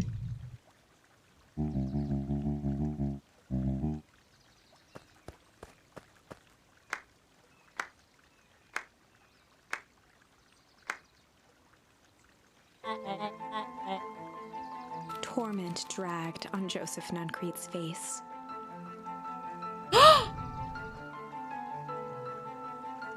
That's the founder!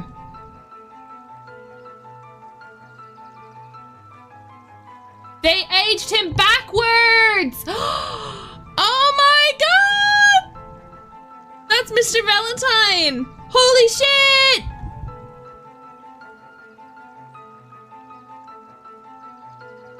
Why didn't I realize he had such a fucking old ass... The founder of like... What's his name? Starper? They have like a statue to him. He died 6 years ago. Quote unquote. No. What they did is... Because he loves licorice. This dude eats licorice. He talks very old and timey-wimey. The people... His daughter is very like hound doggy, trying to keep him safe, trying to keep an eye on him and buzzing around him. This is a fucking founder. He aged himself backwards. Is this a ploy for immortality? Is this what this is?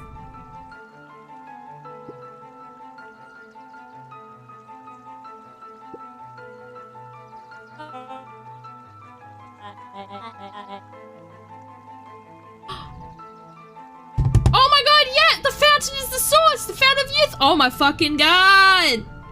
The fountain of youth! What the fuck? And all that goop was just byproduct trying to get it right.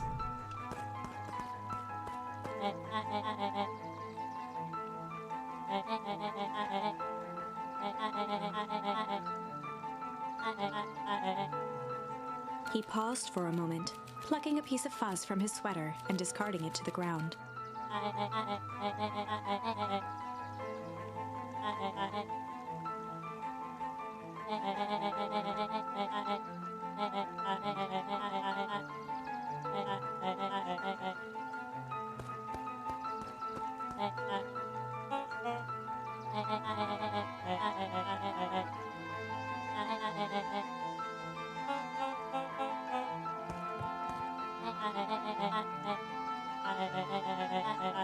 Kerr gave a bow of deference. Gasps rippled through the crowd.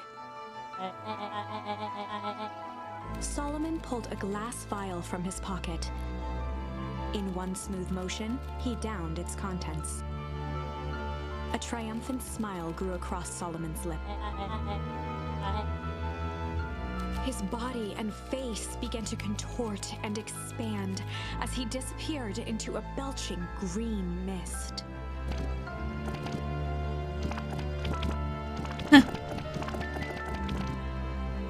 hushed horror gripped the crowd. Is this Scooby-Doo? What is this? This is a story about change.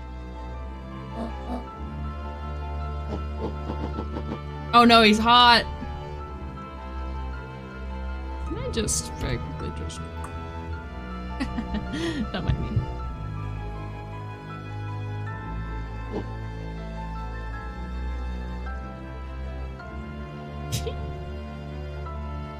I don't give a shit. Sharper examined his new hands.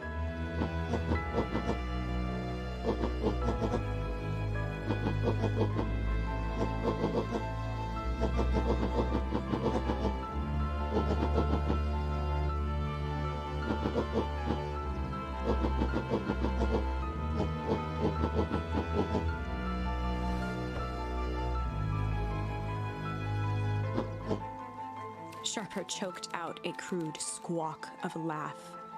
Frustrated grumbles sprinkled through the crowd. Also, his ear tail was on the other ear. They really didn't fucking... They didn't know which side they wanted him to sit on, did they?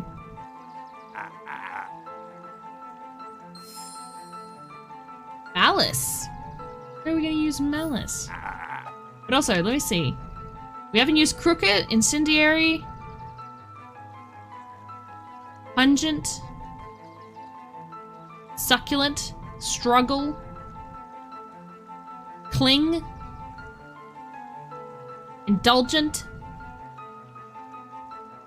pull,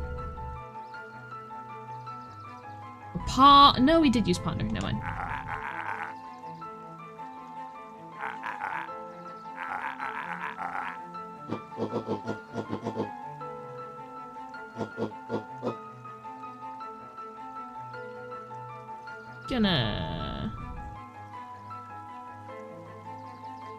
William Kerr gave a subtle nod to the clipboards. Maybe we don't use all the badges.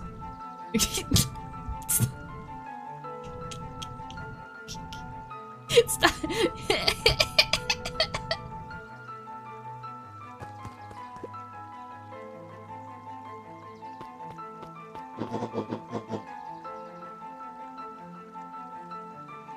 A helpless quiet settled over the crowd. How?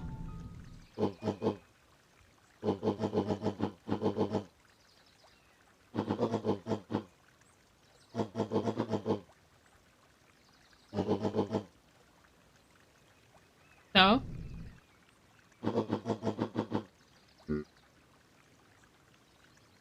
Oh, he looks so happy. Also.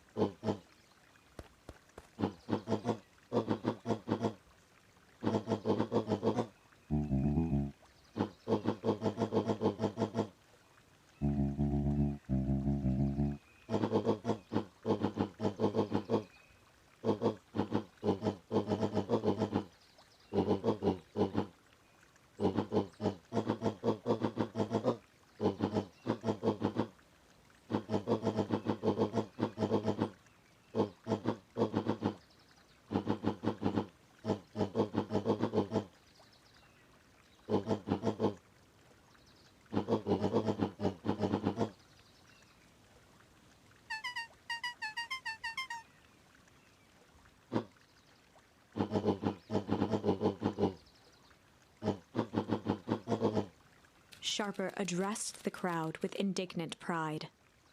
He'd planned this moment for so long that now, at the deed's fruition, it almost felt frivolous.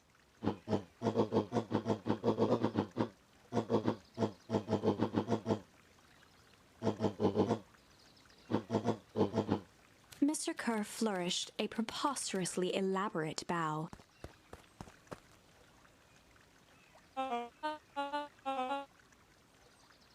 Thespian?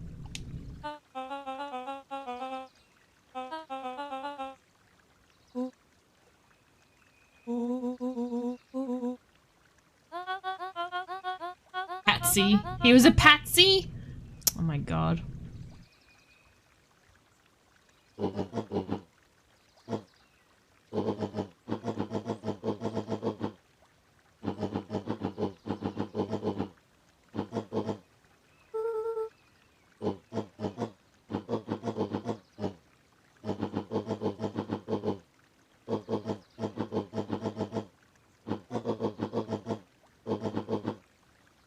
So we go back in time and we kill him as a child.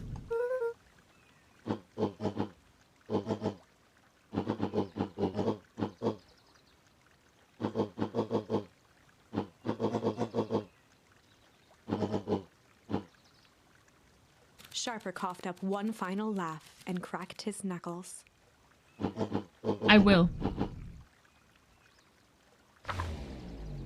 Just because they're evil doesn't mean I can't bone them. Sharper set about remaking the town in his own image.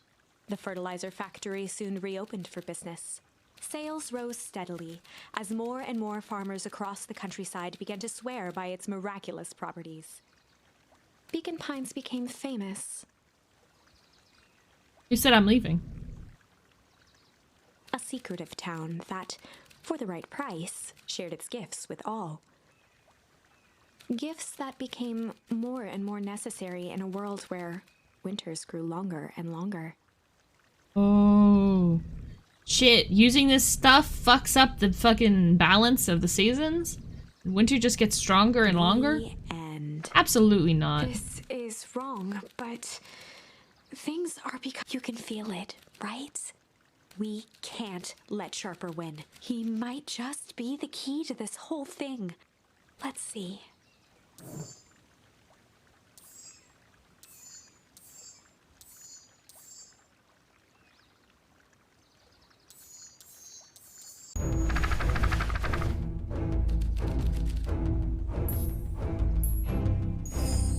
There was a malice lurking behind those eyes, like a trap ready to spring. Luca felt the weight of Nuncrete's hand on his shoulder. Something wasn't right. He didn't know why, but something was telling Luca to get out of there.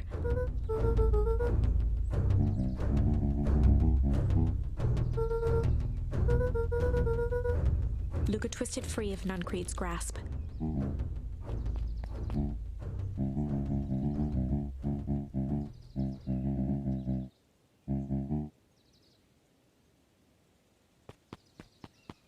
Nope.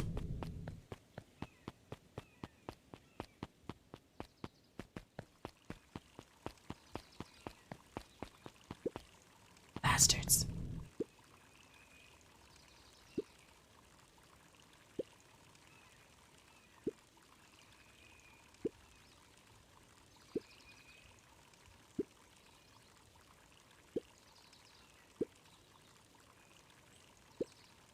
The two scurried off, eagerly formulating a plan.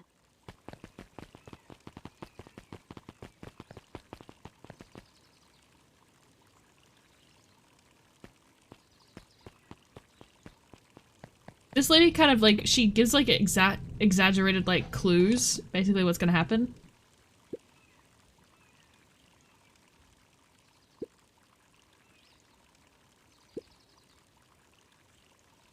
Yep.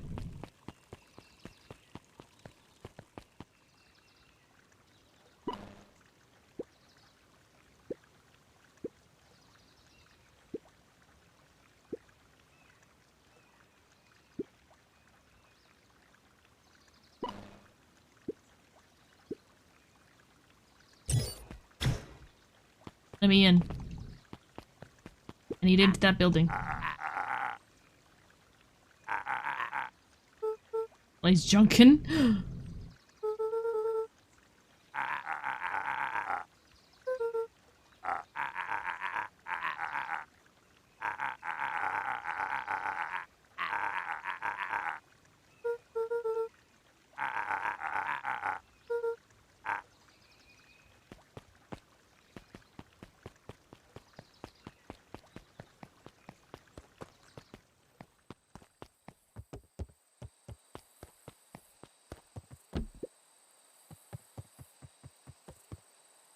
He aired a long holler into the woods.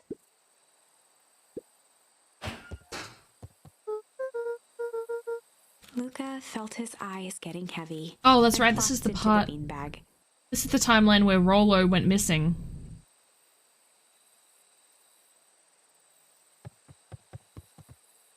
He conceded to its lumpy embrace.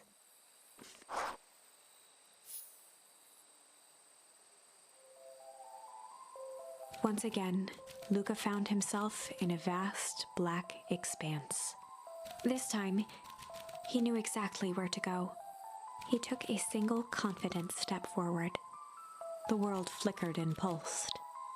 He found himself standing in front of the frigid air of a blazing campfire. The source. He plopped down cross-legged and gazed into the cold flame, waiting. Soon enough, the fire began to die out, popping sporadically, until all that was left was a single ember. Lucas stood up and dusted himself off. He plucked the glowing ember from the cold ash, examined it, and slid it into his pocket. A keepsake. The voice of his father spoke behind him. "You made me proud, Buckaroo." Luca turned to face him. "Dad, what is this place?" A warm grin grew across his father's face. "A place where everything that has been and everything that could be all wait together." Luca found himself staring at his father's face, trying as hard as he could to memorize every single detail. Wait? For what? Another voice spoke out as Luca's doppelganger stepped forward. So, all this time traveling, Luca isn't actually aware of it. So we're just going down a path. Luca is just going as if it's everyday life. We, the viewer, know of all this extra shit, but he doesn't know just yet. He only knows about it in the actual moment where something happens.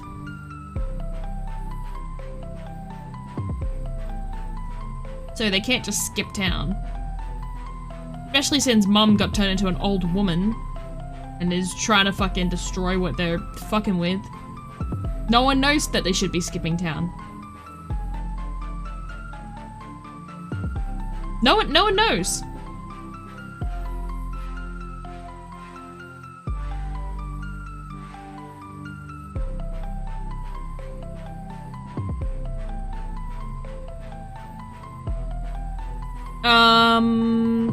He said something about knowing everyone's greatest fears and weaknesses because of all the surveys that they were answering to.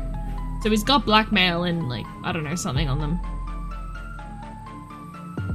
That's up to you. Without knowing why, Luca began to weep. Is any of this real?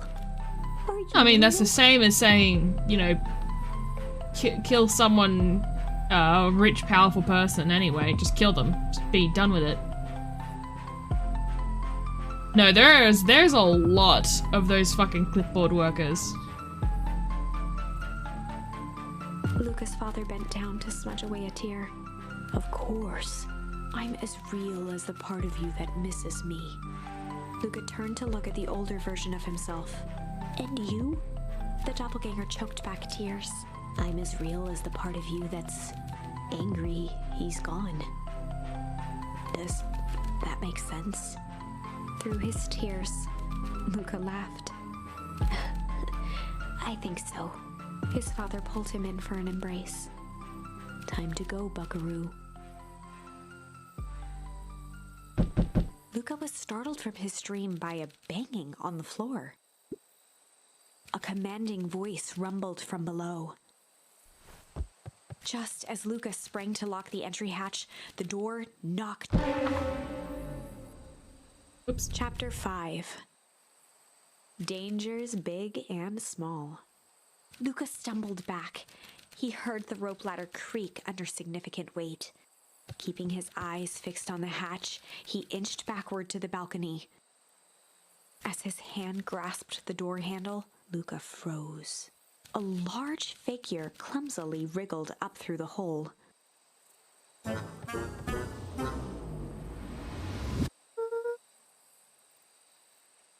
That is... Oh my god, hang on. Is that Daddy Rollo? Rollo's daddy?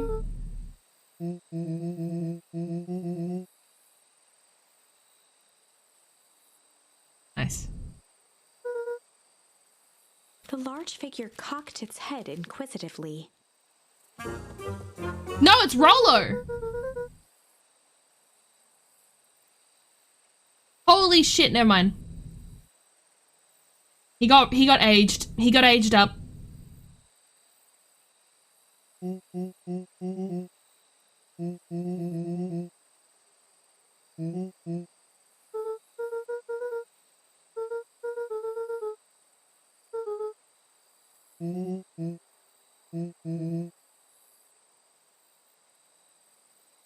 Fuck you, DJ. Shut up.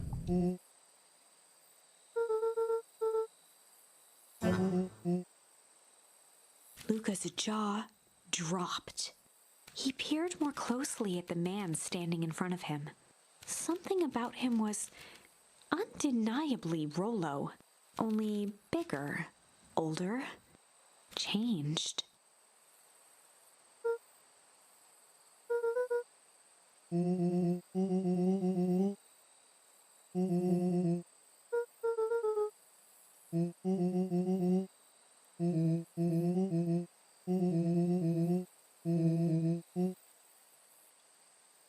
Rollo proudly presented his hands to Luca.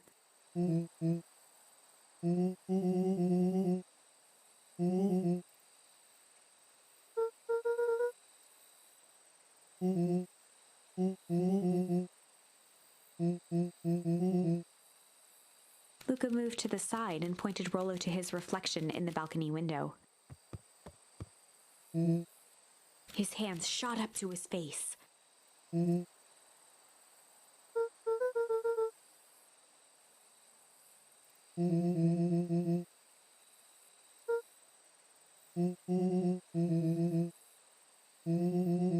Licorice, of course.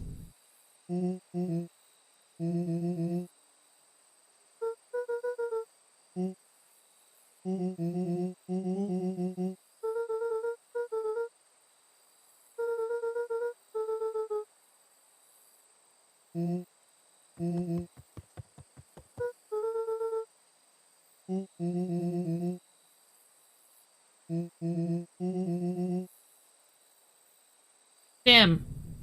I think that's actually the worst way to be. A child in an adult's body. Because, like, now they've been put into the spot of a responsible adult with the mind of a child. They're fucked. But a responsible adult in the body of a child, they have all those years to make up for, to do all kinds of shit behind the scenes and then grow into an adult and have so much done.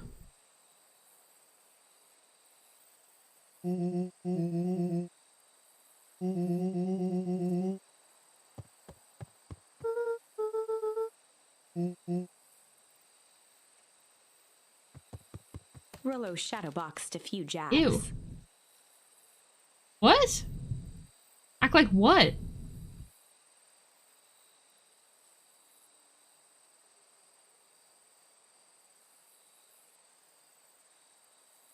That act like a child?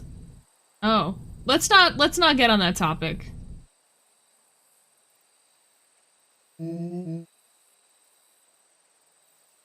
Let's not do that. Let's not. Oh, she dyed her hair blue. With a yelp, Rollo dove behind Luca.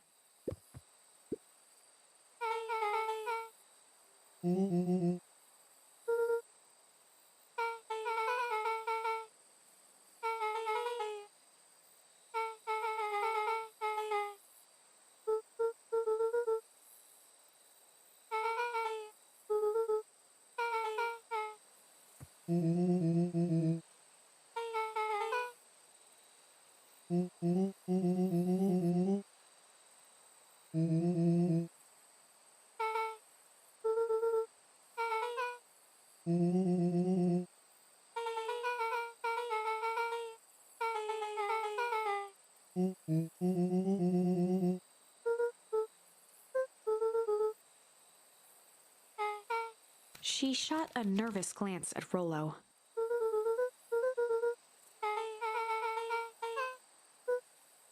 Beck's eyes narrowed.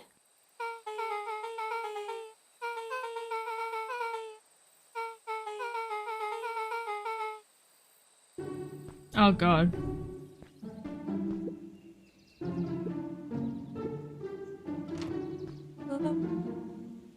Haha, the mom's hot.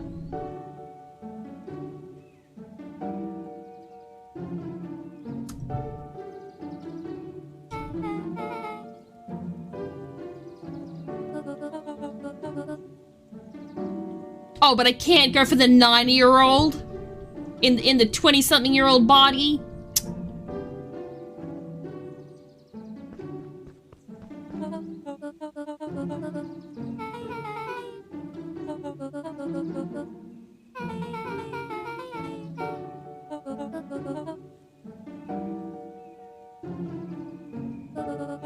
Oh, so it's a morality thing. Ilona tried to put on a smile.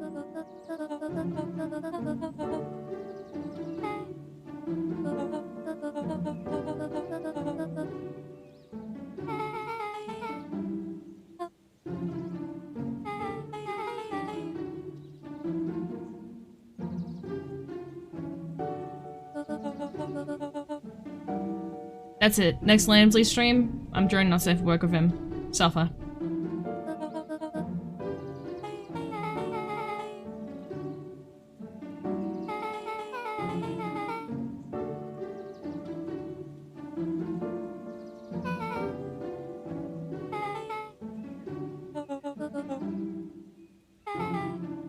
The mom has such tiny little hands.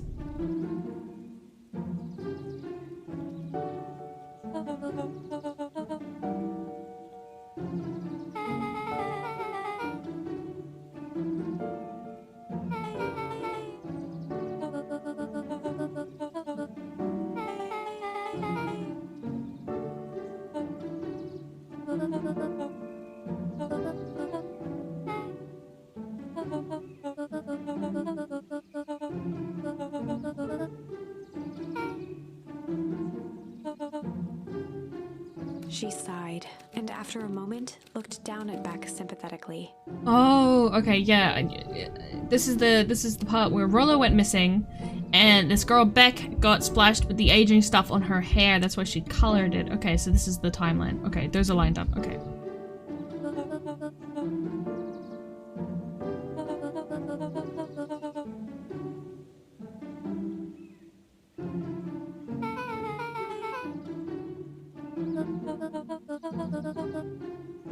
She flashed a sly grin and tousled Beck's hair.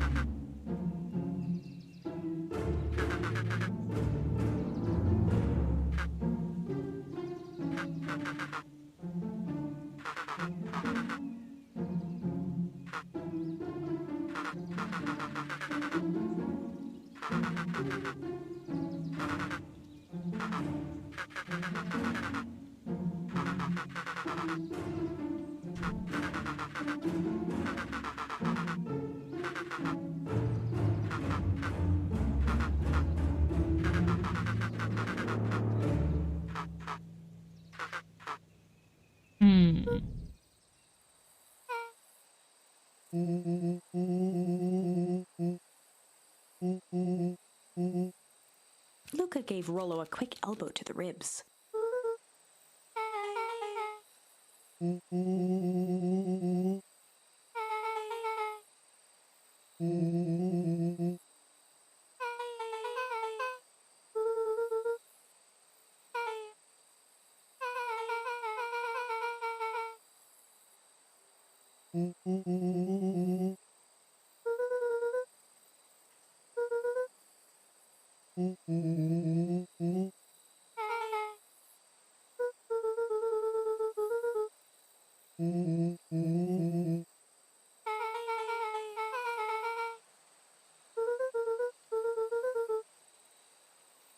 Beck flicked a large sheet of paper out of her pocket and slammed it on the floor.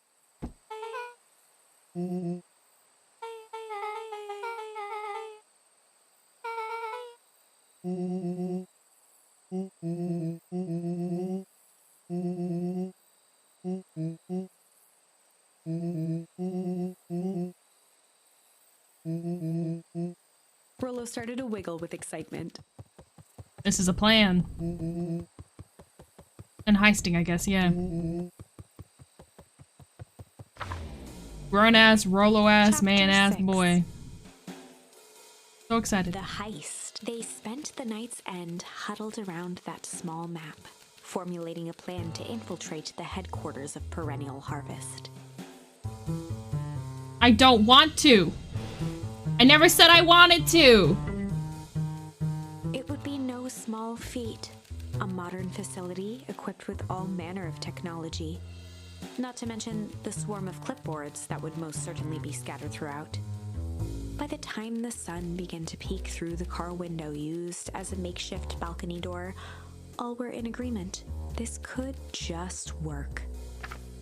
The final day before the festival would be used to prepare. They'd need to pool every resource at their disposal, pull every favor with a thread. Even enlist some unsavory characters around town with important tasks only they were suited for. Luckily, there was enough ill will and mistrust toward Perennial Harvest that alliances could be found at a bargain. Luca, Beck, and Rollo rubbed their eyes as they exited the treehouse. They hadn't slept at all that night. There was no time. The festival was to begin in one day, and they each had their assignments.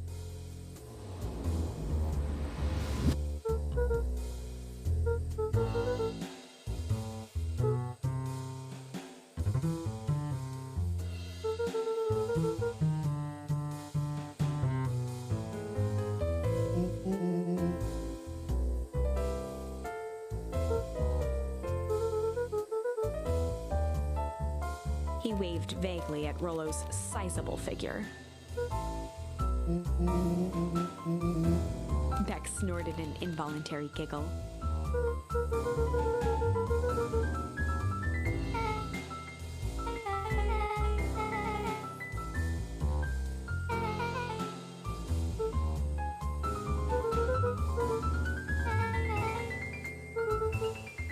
each looked at each other with sleepy confidence and nodded.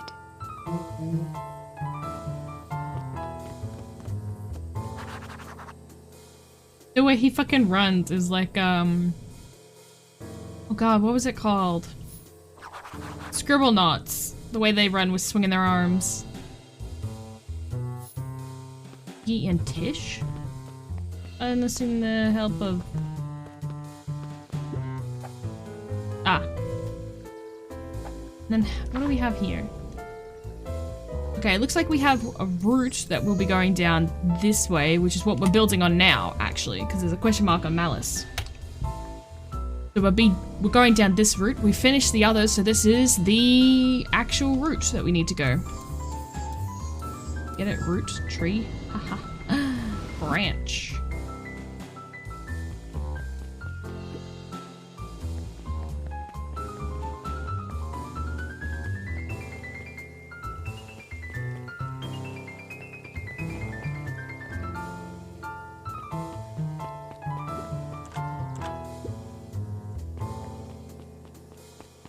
Where if I was Iggy and Tish,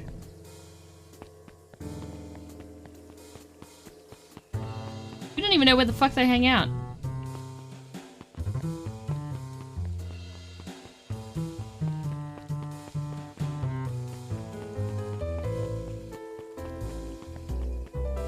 Oh, here's George. Or Jeff.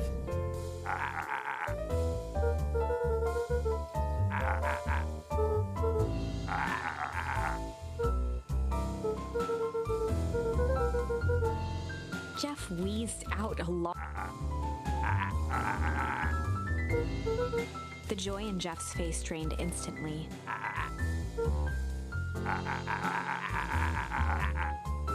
Looking into the sullen eyes of his would-be accomplice, Luca blurted out the first word that came to mind.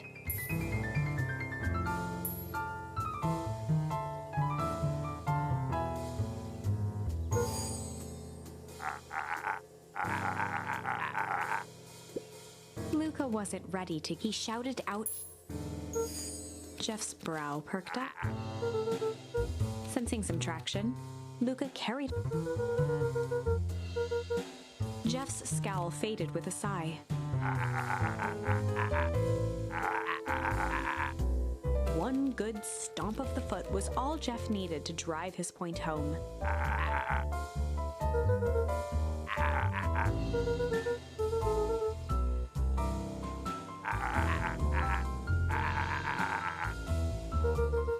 Luca offered out his open hand to seal the deal. With a firm and dusty grip, Jeff reciprocated. Okay. Calling him a coward was the right way.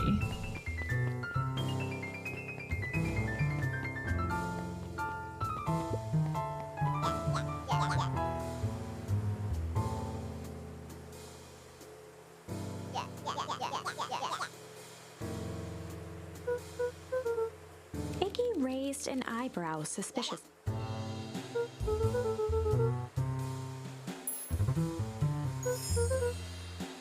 Iggy gave a reluctant shrug.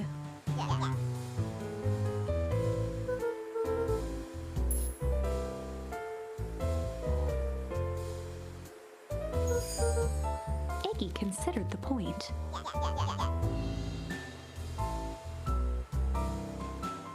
Well, this one's Iggy, the one with the fucked up eye. This is the timeline where he didn't get a fucked up face. Let me just crunch down a little bit. And that's Tish. She literally only shows up with Iggy, so I have no fucking clue what her deal is.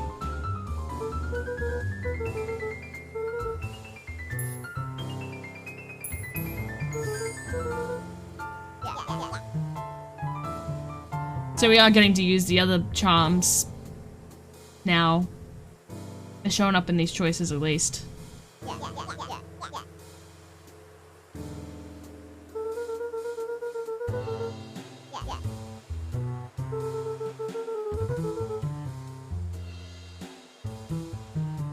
A wild-eyed grin spread across Iggy's face.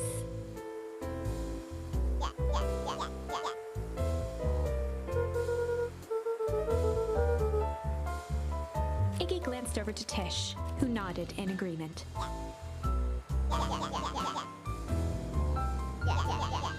With a quick nod, Luca was off. Well, cool. I paid enough attention to understand what he wants to hear.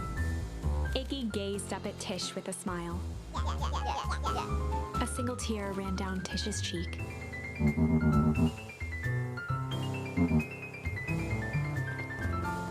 She's speaking more than just saying yup. Oh my god. 7. Into the hive. A good heist Thank you. requires preparation. And thorough preparation takes time. Something they had precious little of. So far, everything was in order. Jeff, Iggy, and Tish all agreed to do their part. Beck radioed Luca that night with a simple and covert message. We are locked and loaded on my end. And Rollo, after a lengthy confession, managed to persuade Roxy and Fitz to help. He stowed away in mission control for the night to avoid attracting attention. Rollo, being uniquely suited for the role, would be the first to breach Perennial Harvest. The outfit provided by Jeff wasn't perfect, but a convincing disguise is 10% wardrobe, 90% confidence. Rollo took a few vigorous breaths and shook out his arms. He put on a mustache.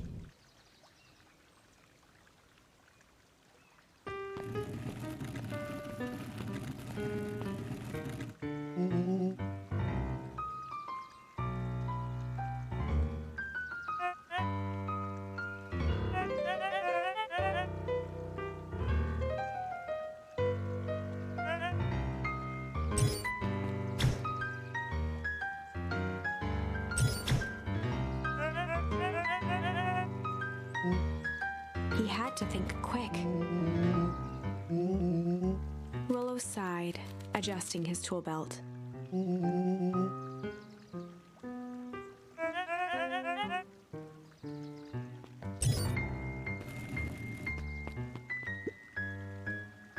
With a stroke of his mustache, Rollo proceeded into the Perennial Harvest headquarters.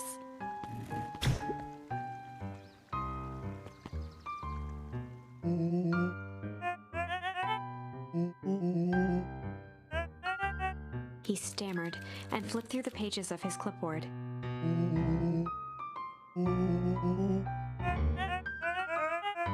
Rollo interrupted with urgency in his...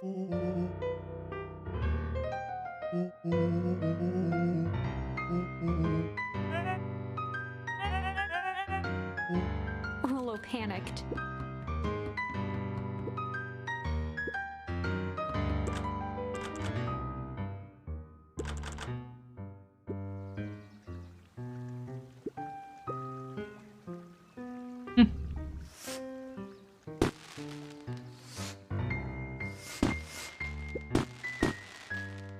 The distraction was enough for Rollo to regain his confidence. The clipboard fumbled around in a frenzy.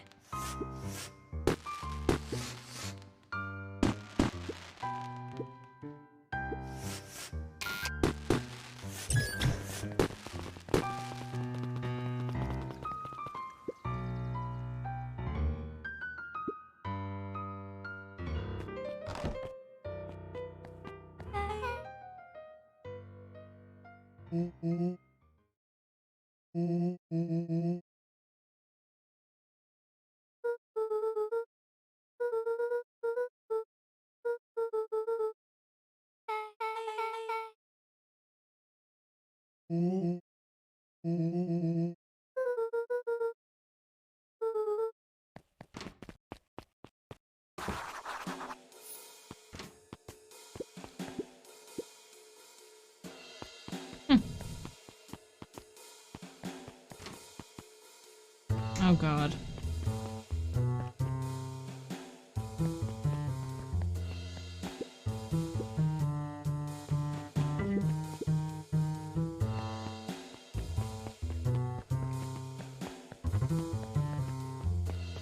Oh my god. I'm gonna suffer.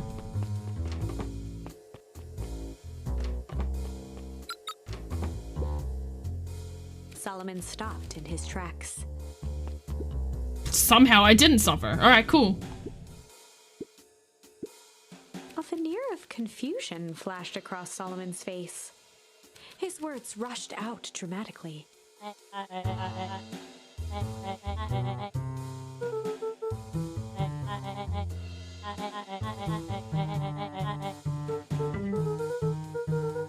Solomon's facade briefly faltered.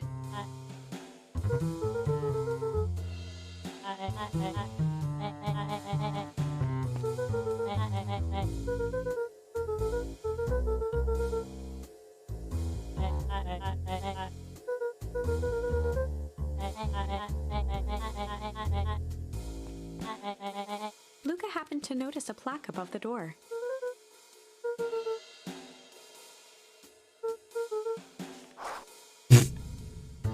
Sucks to suck, Solomon. Also, the ear is broken on the wrong side! Ah! These little bastards. You don't just flip the fucking thing without... All you guys had to do is, like, re-import the ear.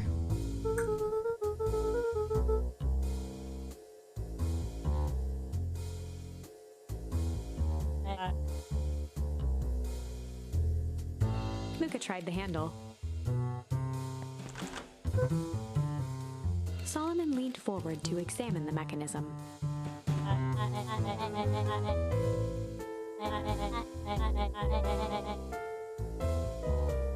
Luca smiled and looked at his watch.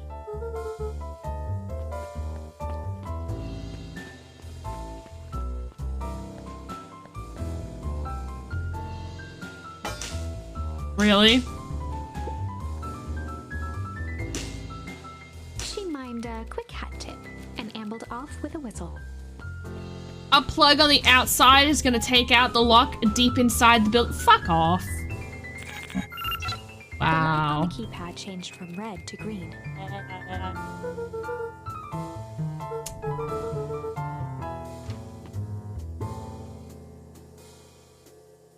That tiny no, that was an extension power slot, right?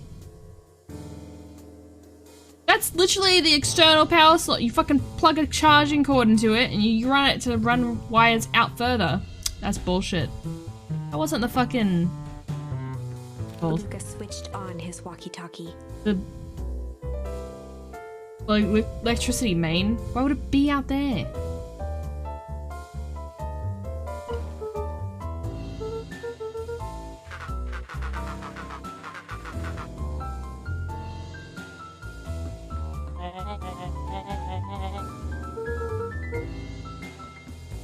On the computer screen, a green cursor blinked in a password field. Luca pecked out his best guess: underground secrets. The screen blinked to life. Columns of green numbers glowed on a black... I love it, we're just in front of the main bad guy. We're just getting through all his shit. Oh, this is lovely.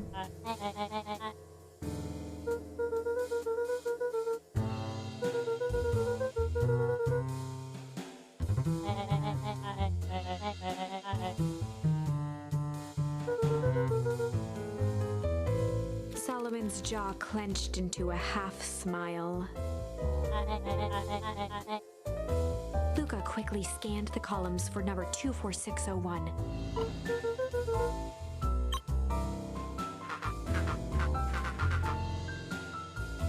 Oh, he's got a painting up of his family, and he's got dots in his son's side only. That sucks.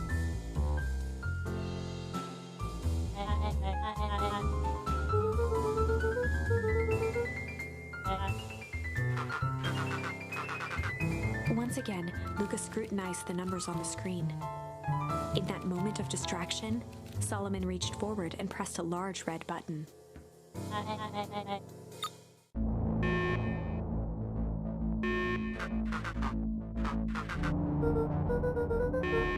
He quickly skimmed the screen with his finger.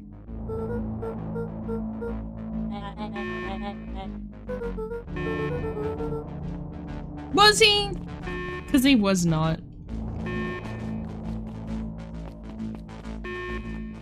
Wait, do they have clipboards or guns?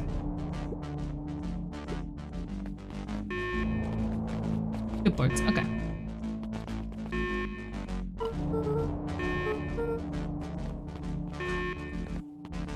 Mr. Kerr approached with a sneer and spoke into his walkie-talkie. With self-satisfaction, he called into the hallway.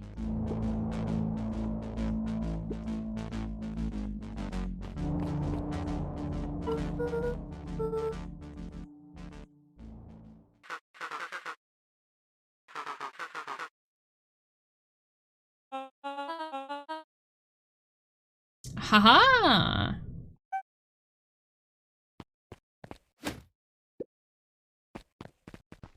Yeet, bye.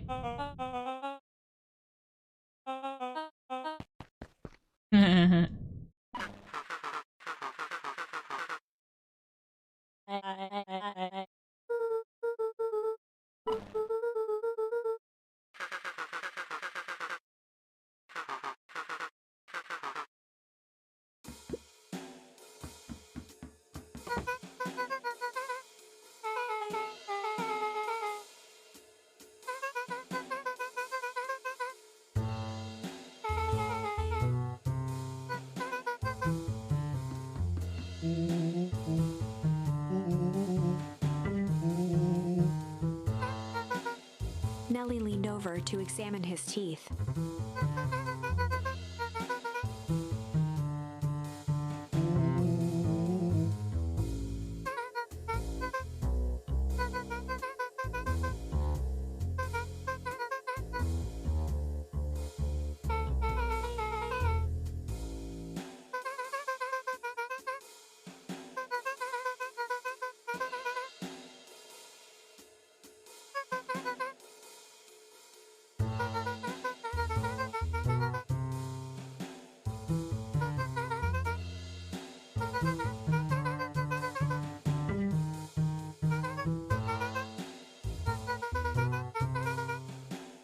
Damn.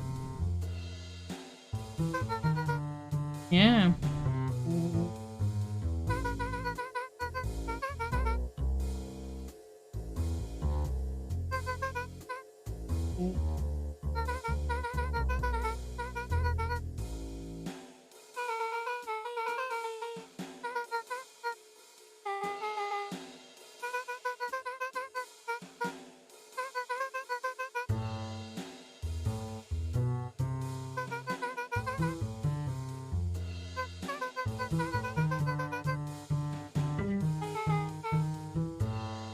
Nellie sighed.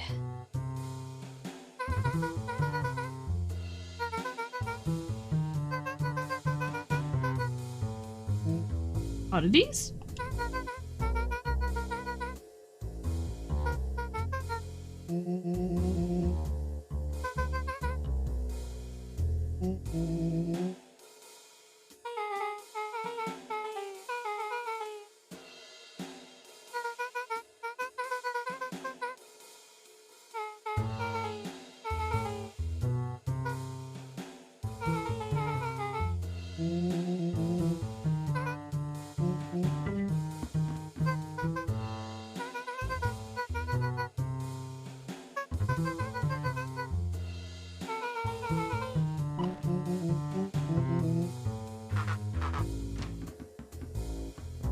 Drama.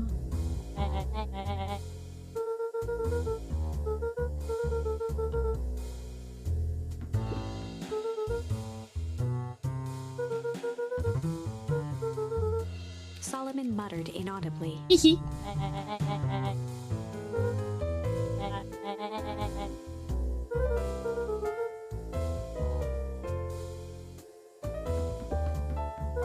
He's very fucking T-posed in the corner situation. Like, he can't do anything.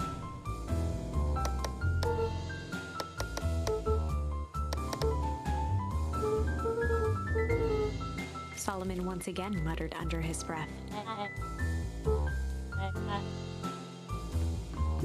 Luca tugged on each of the cabinets.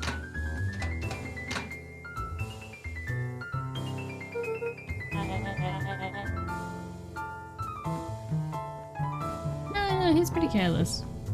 But actually, let's check the coat rack real quick. No? No? Okay.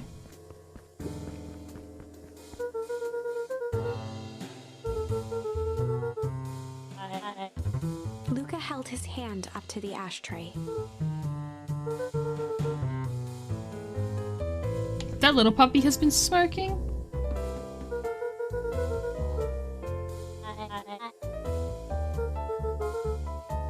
Honestly, it's this little fucking... Sniff him. He probably smells of cigarettes. With a subtle, quivering lip, a smile crawled across Solomon's face. They heard the trampling of frantic footsteps from the hallway.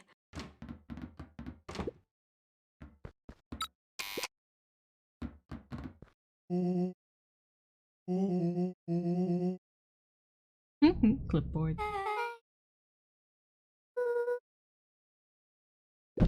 Yep.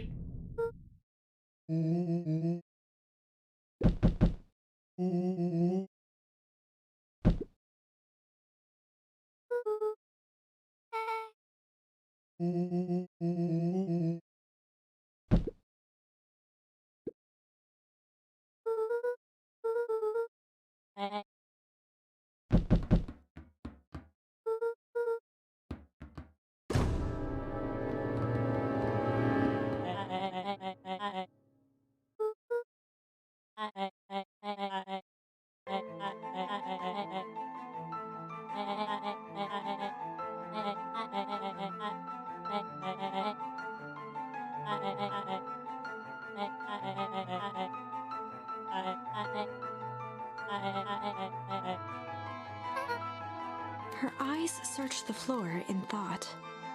Solomon watched eagerly, waiting for the flicker of epiphany. With a sickened look, she peered into his soul.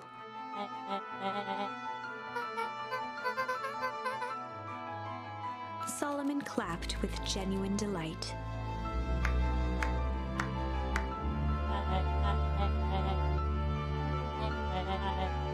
Solomon glanced down, examining his youthful form.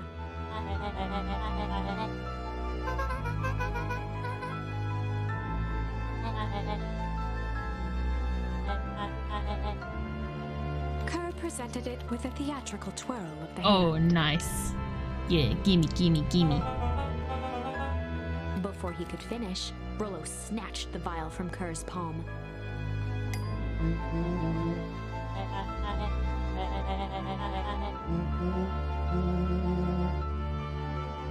Rollo casually tossed the vial to Luca.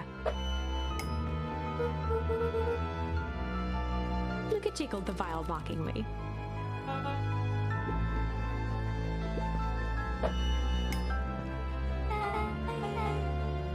She held it tightly behind her back. Solomon sighed, speaking in crisp, measured syllables. I kind of wanted Luca to drink it. I want him to grow up. I'll be like, damn, that's a young ass man now. Not really, but I want to see what the designs would be. Like, would Beck still have the blue hair, or would that have grown out?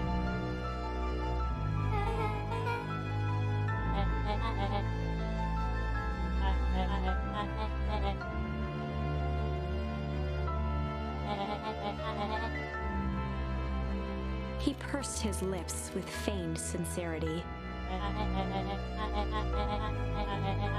A deep uncertainty washed over Beck.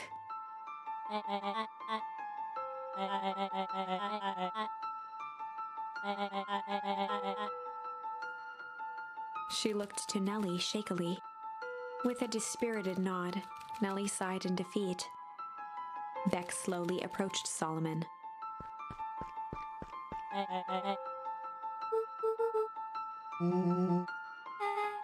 With apprehension, Beck concealed. Solomon pocketed the vial and brushed off his shoulder with a sharp flick.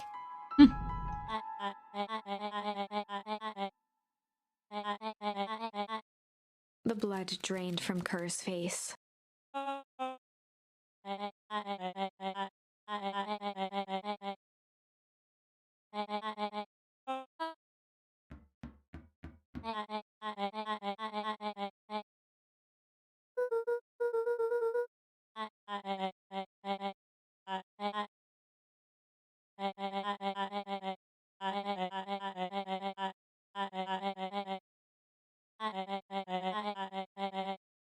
Solomon shook his head with gratification.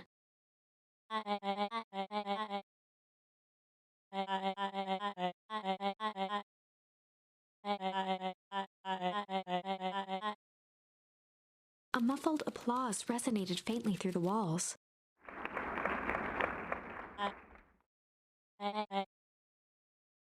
Damn.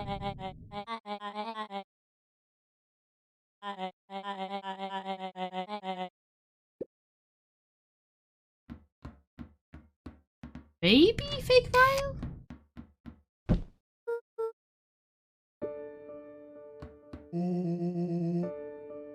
Expected not.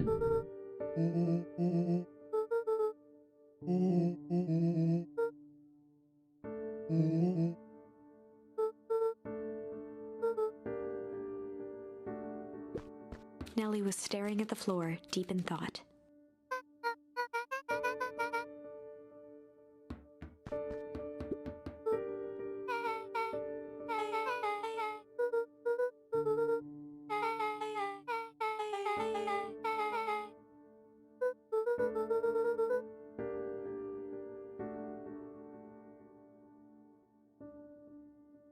Did that just say time wounds or heals?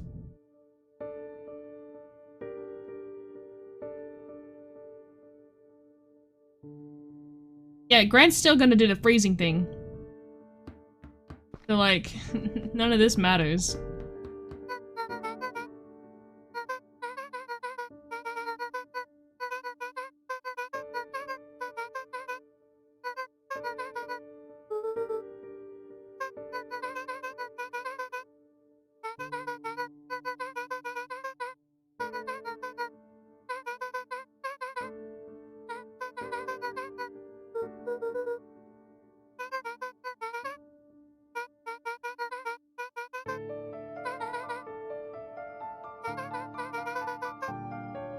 The color dropped from Luca's face.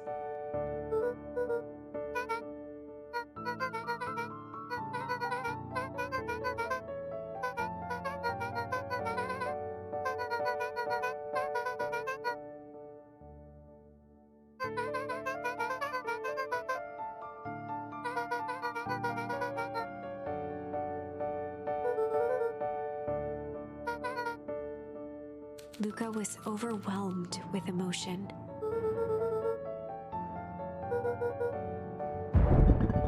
A sudden explosion sounded from the hall. Mama's coming. She gonna save us. Chapter 8. Comeuppance. Ears still ringing, Gran picked herself up off the ground. Through the dust and smoke, she looked over to see Mrs. Fratelli helping Hiram Tolliver to his feet. She'd had to beg, borrow, and steal to acquire those explosives. How many nights had she spent visualizing how she'd use them to make things right? And now, her one shot at destroying the source, that damned hole that swallowed so much of her life, was gone.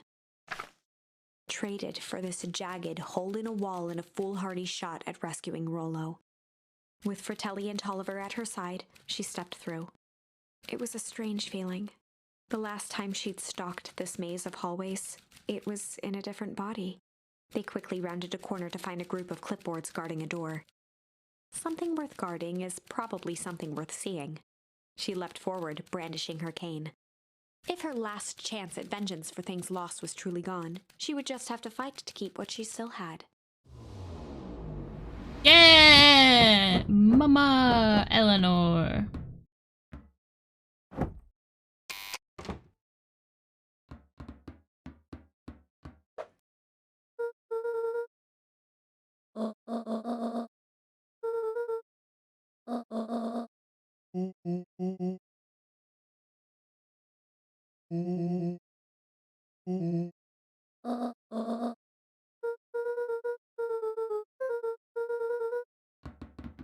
They made their way out from deep within Perennial Harvest, just as Solomon finished up his speech.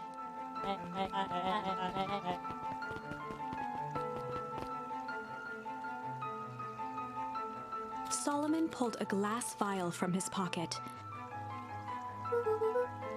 In one smooth motion, he downed its contents. A triumphant smile grew across Solomon's lips. Oh! Look, I'm part of the gang.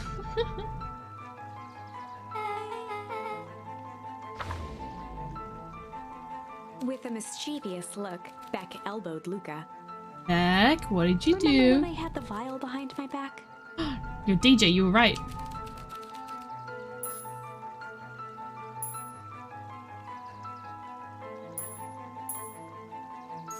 Change? I might have tweaked his wonder potion with a little change.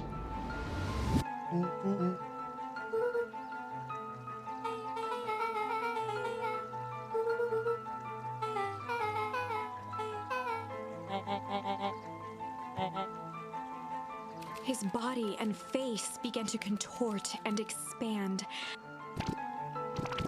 Yeah, this is fucking Scooby-Doo Mystery Island bullshit right now. Look at that. He's a baby now.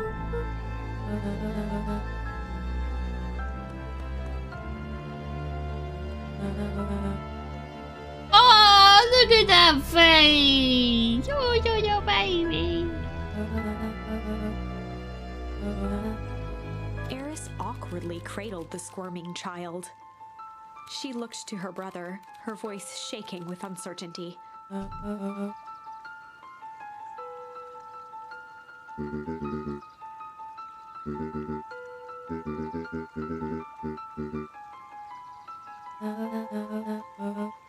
She looked back down at the infant with equal parts kindness and terror in her eyes. With a shake of her head, Eris addressed the crowd with a stern scowl.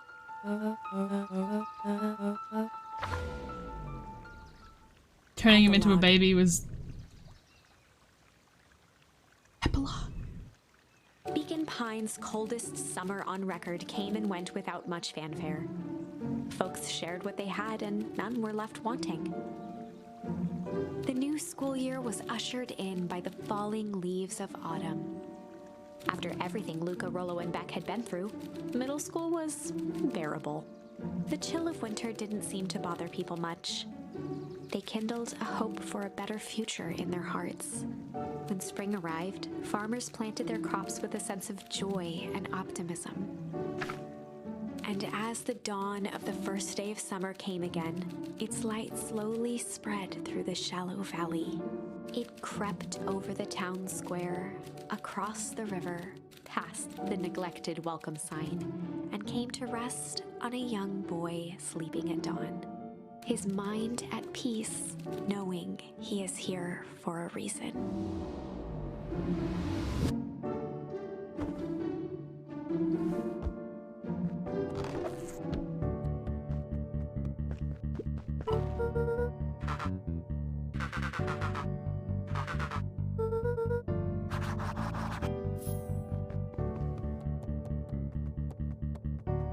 Over time, Eleanor began moving Walt's old things out of the closet and into storage.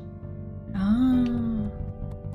Eleanor had moved back into her bedroom, and now that she wasn't sneaking out late, she even slept there most nights. Okay. Mama! You're old as fuck. You're gonna die before I'm a teen. Oh fuck, that sucks. Oh god! Realizing that as I was saying it is a little, fuck.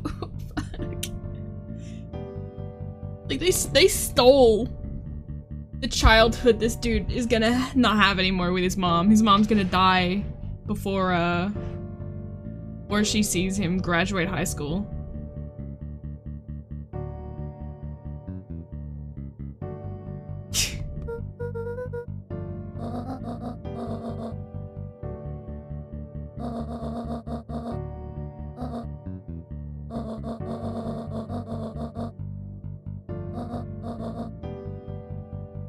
Alright, Mom.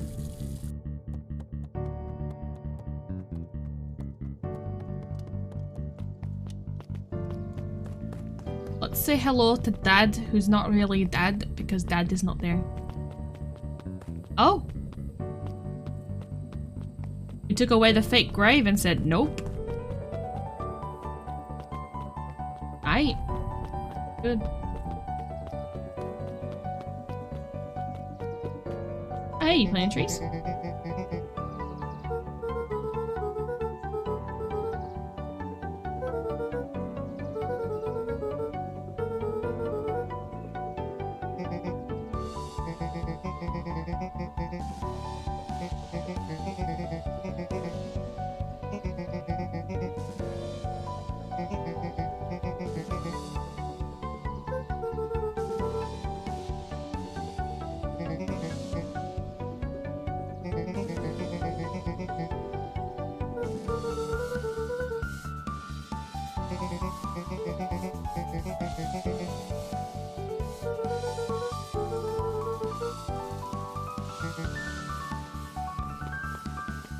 Can I ever go down this way? Will you ever let me? Eh.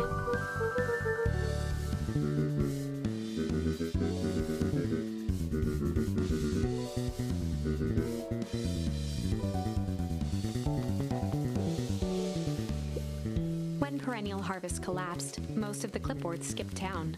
But some stuck around and dedicated themselves to making things right.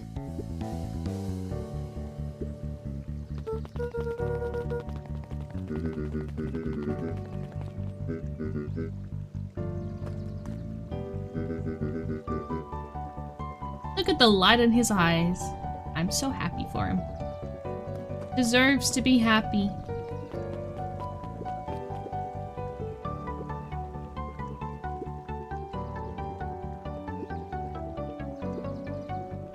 Slow and dirty harvest, hell yeah.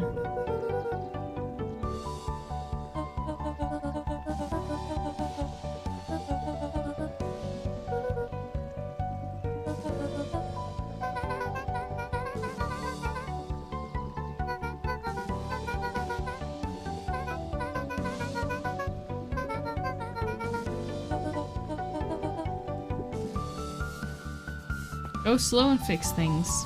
Sure. How's the little bundle of joy?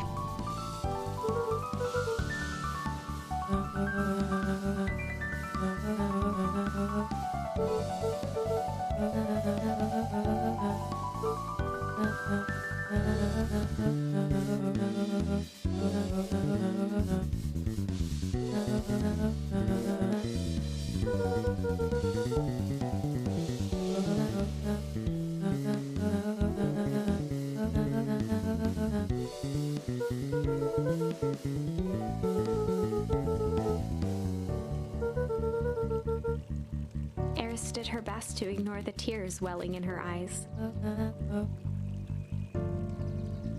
Aww, so lovely. Do I care about anybody else?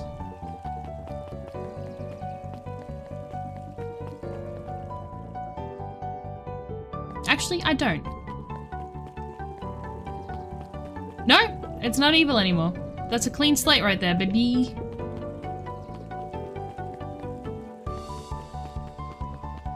Care about no one else in this fucking town. Fuck that. Maybe this dog.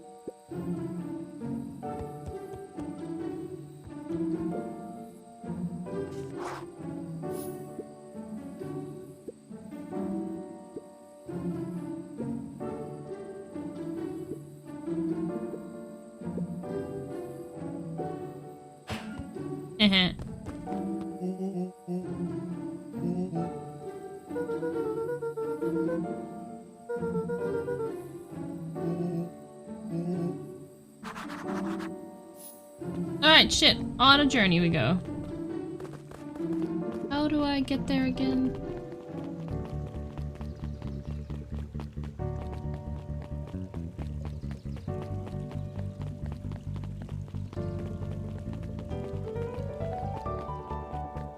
That's a lot of rabbits. Wild ride? Oh my god. Sounds fun. With perennial harvest gone, the transportation Shit.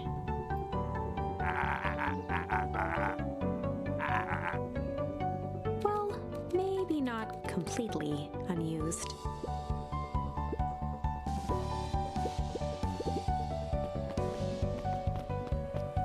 Bugs back?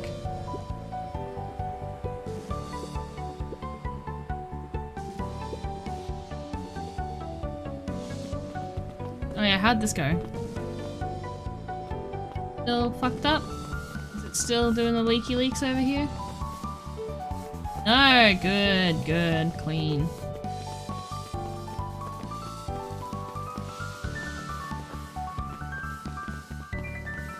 Heck.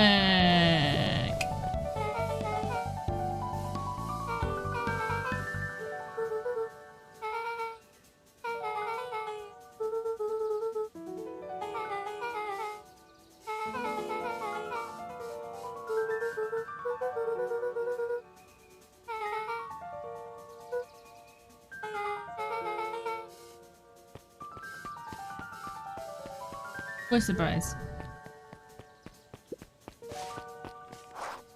Oh my god.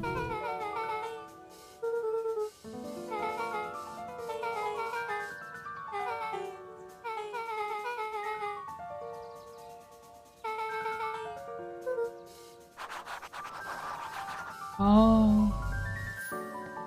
Oh. Oh. Oh, that's what we're doing? Oh.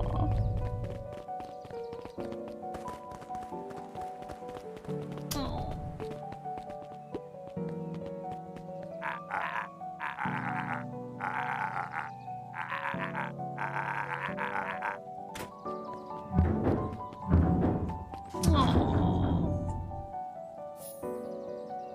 Yeet.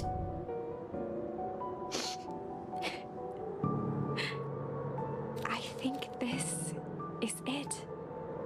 The end I've been waiting for. Honestly, I'd begun to lose hope of ever finding it. But then you came along. I don't know exactly how to thank you. It's hard to explain how much this means to me. It's funny, now that our time together is finally ending. I'm at a loss for words. Let's just watch the end together.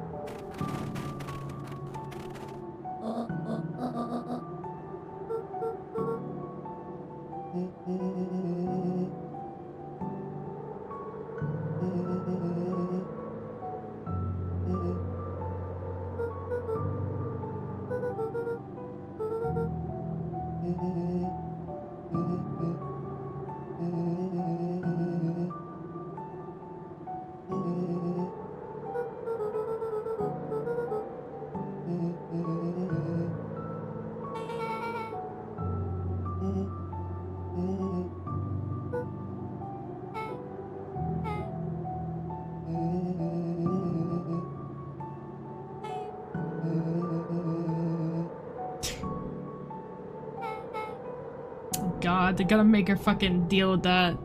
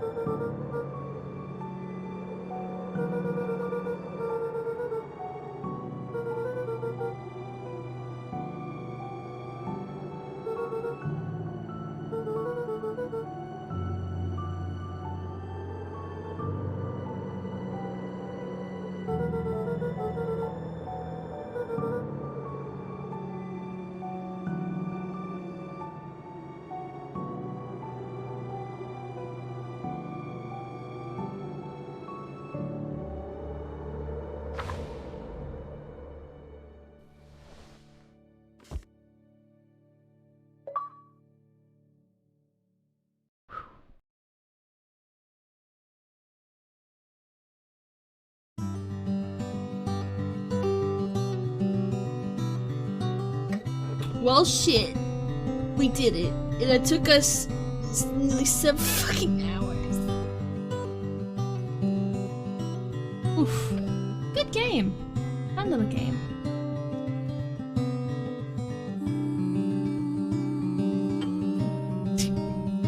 Yay.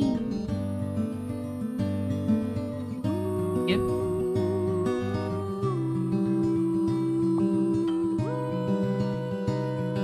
Oh, I never once had to open the menu.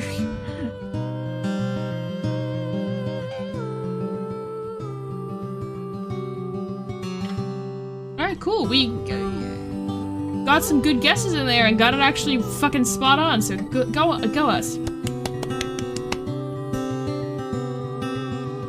Good shit. You're very cute. Very nice. I'd like to say I suggest you guys play it, but I think you guys already know how it ends and how it goes, so no point. But still, fun game, very cute.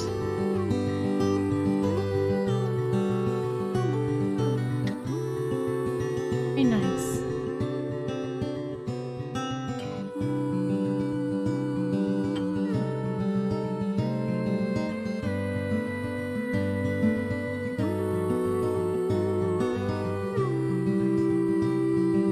Oh my god, yes! Oh, I wish I could do that. I wish I could do that with so many songs, like, so many games, movies, songs, experiences. Oh, get to relive that shit over again.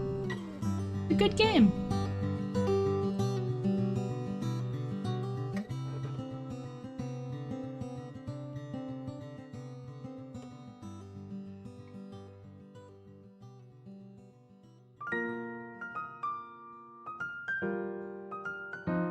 I wonder if there's anything like at the end though. I kinda want to know if there's like any extras,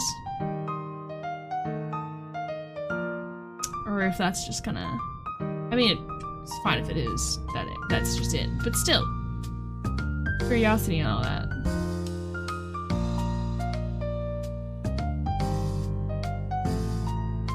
Jesus, that's a lot of fucking people.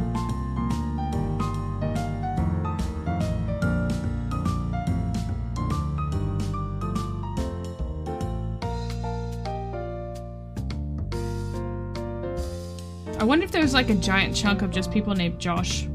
There always tends to be.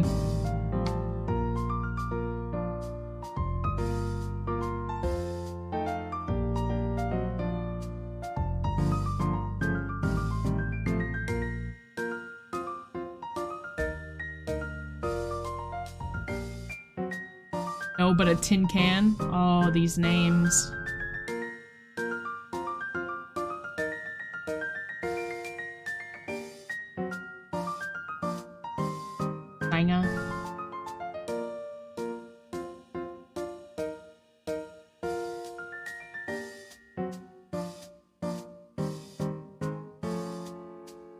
Jesus Christ, so many people, please. Speed.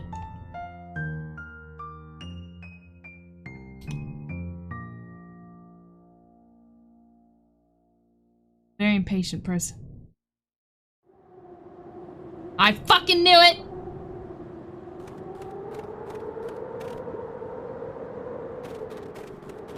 No, please, no! No!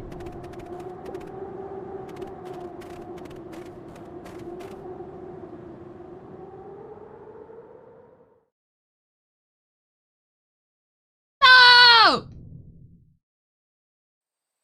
God damn it. God fucking damn it. Yes.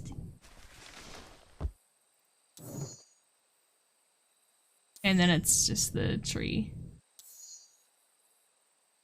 Oh, and I never did the malice or junk. Ah, we don't need those.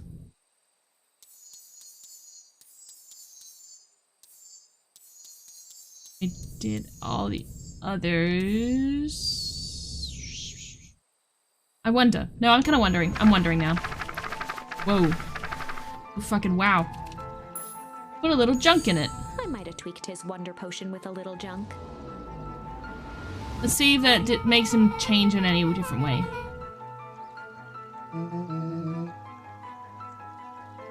Raven! They're on sale? Oh shit, nice. Oh god, it's still got the old version. Oh no, it's still got all the fucking explosions. But there's no noise, so you don't have to hear camel by camel over and over again. Thank you, Raven. But I'll kill you.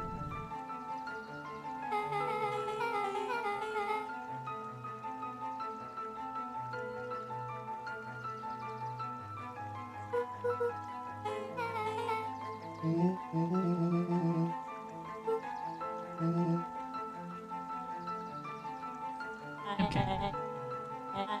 His body and face. Alright, let's see what happens. Having cigar ash in it? What did it do? Made him dark. Made of smoke? Right into his daughter's face! Holy shit! As the last of what was once Sharper Valentine wafted into the air, the crowd began to disperse, still numb from what they had just observed. Sharper Valentine was gone for good. His end would be a new beginning for Beacon Pines, a new chance to let go of the things they had lost and grab hold of a new future. The end. Well, I'd be lying if I said that wasn't a bit gratifying. A bit. If that feels to you like a good note to end on, I won't stand in your way. Oh my god. I might have tweaked his wonder potion with a little malice.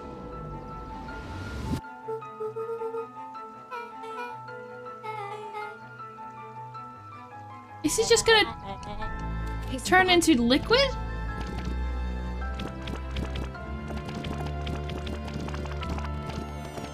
Oh.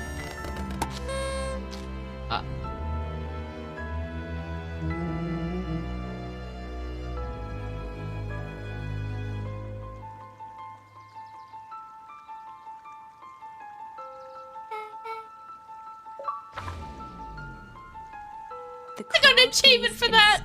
Watch him hop up into confetti. Oh my god. The quiet was broken when William Kerr sprinted off stage and into the distance. He was never seen around Beacon Pines, or anywhere else for that matter, again. Watching the silhouette of Kerr disappear over the horizon, Luca began to laugh. First, a low chuckle that became uncontrolled, heaving laughter. Through his tears, he was vaguely aware that the crowd had begun to laugh with him. Oh my god. Sparta. The end. The end. That was unexpected. Perhaps a bit of an absurd ending for my taste, but yeah, who am I to say? I'm only writing the damn thing. Ah shit. Well, that's all of it. That's all choices. That's all ends. Ugh. And that's one fucking angry cat. Or annoying. No cat pics. Mine.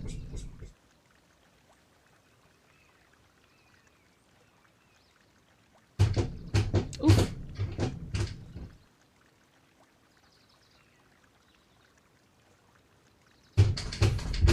What is she doing?